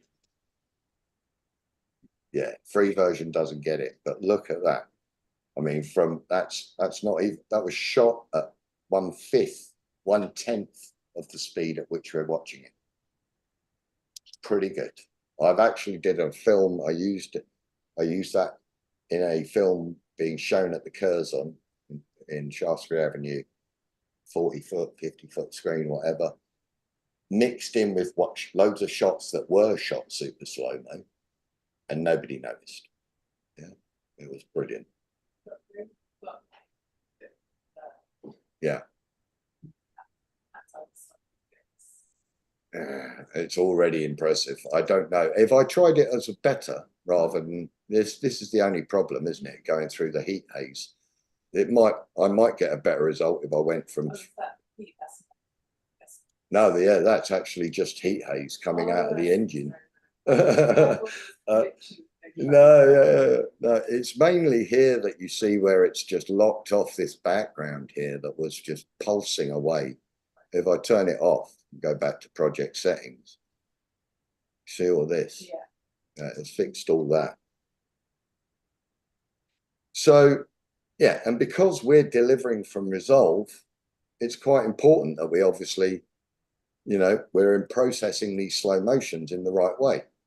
Now, as I say, this would be very difficult, even if I was, you know, even if Premiere could do Premiere has got optical flow, by the way, but it hasn't got any of this AI-based stuff.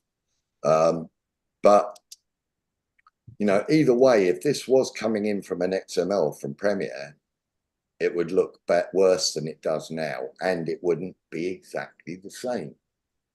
The other thing you can do with speed changing, by the way, if I've got a fast slow and it just bounces into that slow motion, but you can, if I right click and go to retime curve, I can see the curve for that effect. I can select that keyframe and just make it a Bezier handle. So I can then soften through that. So now when it decelerates, it's going to be a slower drift into the second speed. It kind of drifts in rather than bounces in. Yeah. Anyway, I digress, but that's the whole thing, yeah? So we've got to process the speed ramps in here that we're given in that XML, and we've got to process them in the best quality we can, which is optical flow, and then possibly doing a speed ramp, going in and choosing to do an algorithm of speed warp. You can actually, in your project settings, say every slow motion effect I want to be done as optical flow, and I want you to use speed warp better. But of course, if you bring in an edit with 200 speed ramps in it, that could kill your system for a couple of days whilst it's rendering those files. One of the other things, since we've got 1 minute, I'll show you this last thing. If I've got something like this in my timeline where I've had to render it and I'm thinking, I never want to render that again. It took me too long to render it. It's got noise reduction. Maybe it's got some fusion effects on it. Maybe it's got some heavy duty color correction. And it's just every time you get to that clip, it just goes, I'm sorry, I'm going to waste your life. Yeah. Whilst you watch me render it again or play 1 frame a second or whatever. Yeah. This can happen. Things can get really heavy beyond the power of your machine. The workaround for that is if I right click on this shot, I can go render in place. And if I go render in place, it now says, well, what quality would you like to render? So type, I always choose something like ProRes 4x4 because then I can use these files to export. It's a good enough quality codec to be able to use to export, and nobody would know that it was already rendered already. Yeah. And I would render at source resolution because my timeline might be HD, but the actual media inside it could be 6K, 8K, 12K. Yeah, so I want to keep the native resolution of the shot. And I can bake in all my video effects, fusion compositions, color grading effects, and render at source res. So now when I go render, it's going to go, well, where do you want to put these? So I'll make a little render in place folder for the results of this. And I just say open, and that's it. Now it's baking that in for me. And now I don't need to render it anymore because it's just a flattened movie. Yeah, it's just a normal piece of video. There is no more algorithm on it. Now, of course, you do that and you think, oh, wonderful. And then the client comes back and goes, oh, I just want to play with the color that you did on that one. It's okay. You can right click on any shot you've done that to and decompose to the original. So right next to render in place now, I've got decomposed to the original. And when I do that, I'm back to all those settings being live. It's a very cool little workflow. I used to do it as a manual process where I'd go, all right, I'll export that out. Now I'll bring it back in and I'll put it over the top of the original. You don't need to. I didn't even have to get it out of the dissolve. It just went, oh yeah, I'll flatten that off for you and play it back. So when you render in place again, Rory, does it overwrite that file? No, it goes with another one. Ah. Yeah, it's a cumulative. It doesn't know to swap back and forth. So yeah, it just creates a new one. So, Okay. but it's still, you know, it's a very cool thing. I only do it sometimes. And, you know, things like magic masks are one of those things you might choose to bake in because then, you know, it's never going to lose the track on it. It's never going to lose anything. It's just going to be there and solid and play back like one single layer of video, which is what it is by that stage. Yeah. There are also things like super scale. If you're mixing in the paid for, if you're mixing stuff like HD with UHD and you're trying to deliver a UHD master and use small pictures, you can scale them up using super scale. And that's, again, AI-based super scaling. So it's going to sharpen it in a clever way. It's going to add pixels in a clever way. Cool. And rest, people, and rest.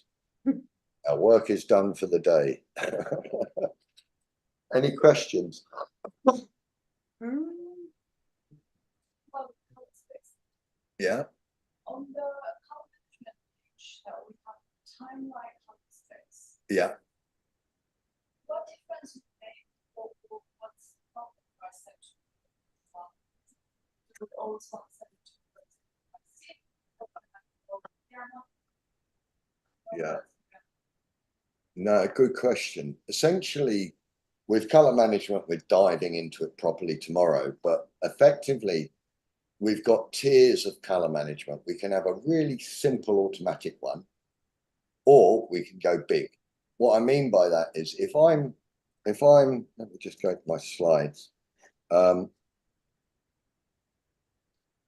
If I'm looking at Rec 709, yeah, that's Rec 709, Fisher Price video, or, you know, very small color primaries. Yeah, this is when we're watching TV, standard dynamic range telly, shitty telly, as it's technically known. Yeah, that is broadcasting Rec 709 color space. And Can't you see that, Rory, at the Sorry? moment. Can't see it on the. Oh right, I'm sorry. Yeah, good point. Yes, Zoom. thanks. Share. So Rec 709 is the dotted white line here, yeah, for computer screens and TV. So it's really small. This horseshoe shape is the human eye. That's what we can see, the full spectrum of the human eye can see in terms of color. With every picture, there's two sides to it. There's the color primaries and the contrast, or gamma, yeah, the gamma curve and the color primaries.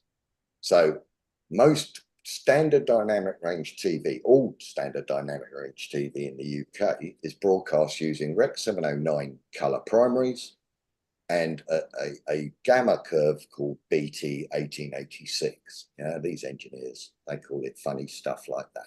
Yeah, so we've got a gamma curve and we've got a colour primary. DCI-P3 is for digital cinema projectors, and they've got more colours that they can show and more brightness that they can show. So they've got a different contrast curve, different colour primaries.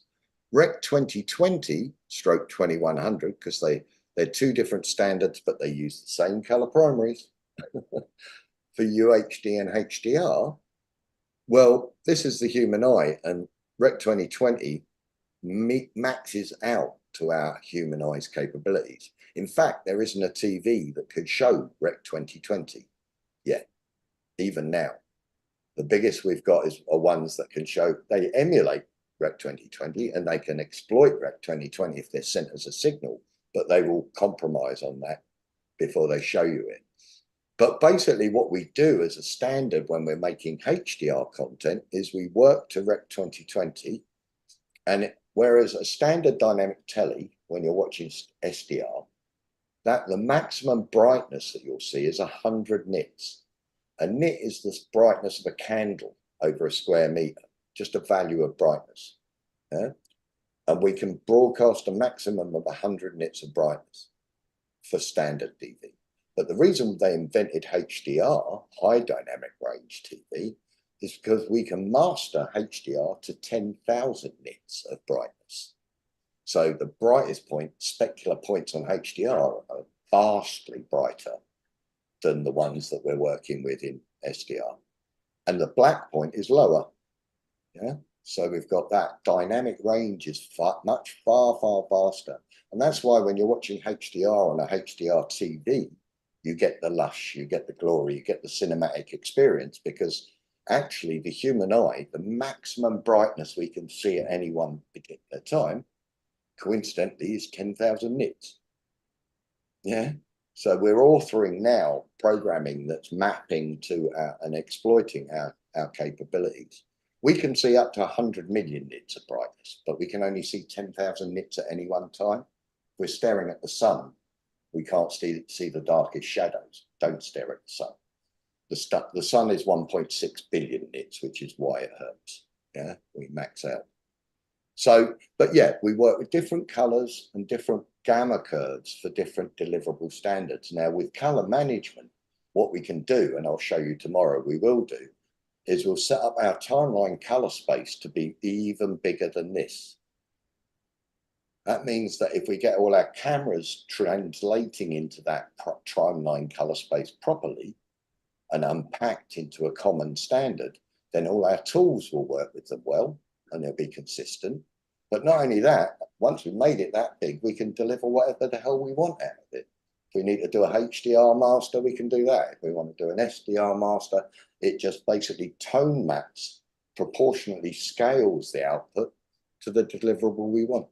So it's the best way to future-proof your work, is work in the biggest color space in the timeline. And then, you know, 2 years later, someone comes back and goes, oh, I've got to do a HDR of that. Your grade will still work. Yeah. So that's what we'll cover tomorrow, but that's kind of in the game. It's all part of the science part of the art part that we're playing with here. As much as you can know of both will steer you in the right direction. Sorry, Rory. I'm assuming even if you set all of that, you're still bottlenecked by the monitor that you're using though as well. Yeah, very much so. You need HDR monitoring at the other end of a HDR pipeline to be able to do it properly. Yeah, yeah. And the color space you're using for the monitor and whether or not it's calibrated. Yeah, and that's got to be matching the color that you're trying to output to it. So if you're grading to a Rec 2020 output or a P3 D65, which is what Netflix wants, then you'd author it in the biggest color volume you could, and then you just set up your output color space to whatever deliverables you've got to work to. But yeah, your monitor is critical in that formula. Okay. You can't do HDR without having a HDR display to know what you're doing, for sure. but you can use a consumer one as long as it's got the HDR Dolby Vision engine in it. It will be able to do at least an approximation of what you're going to generate. Obviously, you can spend 50 grand on a display monitor, on a calibrated monitor. We got because I work in a uni, we got some Atomos neons edit suites on the desk as a sort of slightly cheaper alternative. Yeah. Would you rate those or? Yeah. I mean, they're all kind of giving it their best moves. I mean, because I grade via scopes a lot, I interpret my scopes and trust those. So if my monitor's set to Rec 709 and I'm delivering Rec 709, that's always good. Yeah, you definitely want to get your display profile and whatever you're outputting matching if you can. But yeah, I mean, it's the ISO people like that, Flanders Scientific, they all do brilliant monitors, but they're all about $3 grand to start. Yeah. Yeah. So I've got an LG OLED at home, HDR OLED. You'll never regret buying one of those. You'll never regret it. Anyway, yeah, and it was sorry. Yeah. I said no worries, thank you. No, brilliant. No worries at all. No worries at all. Well, don't wake up in the middle of the night dreaming in layer nodes. Or if you do, tell us about it in the morning. But brilliant. Okay, we'll call it. So back at 10 tomorrow. Yeah. And we'll get you into this Zoom thing and we'll crack on. Yeah. Thanks so much for today. It was great. Awesome stuff. All right. Have a lovely evening. Cheers. See you later. See ya. Bye. Well, Bye. thanks, Rory. Cheers, mate. Thanks. Bye.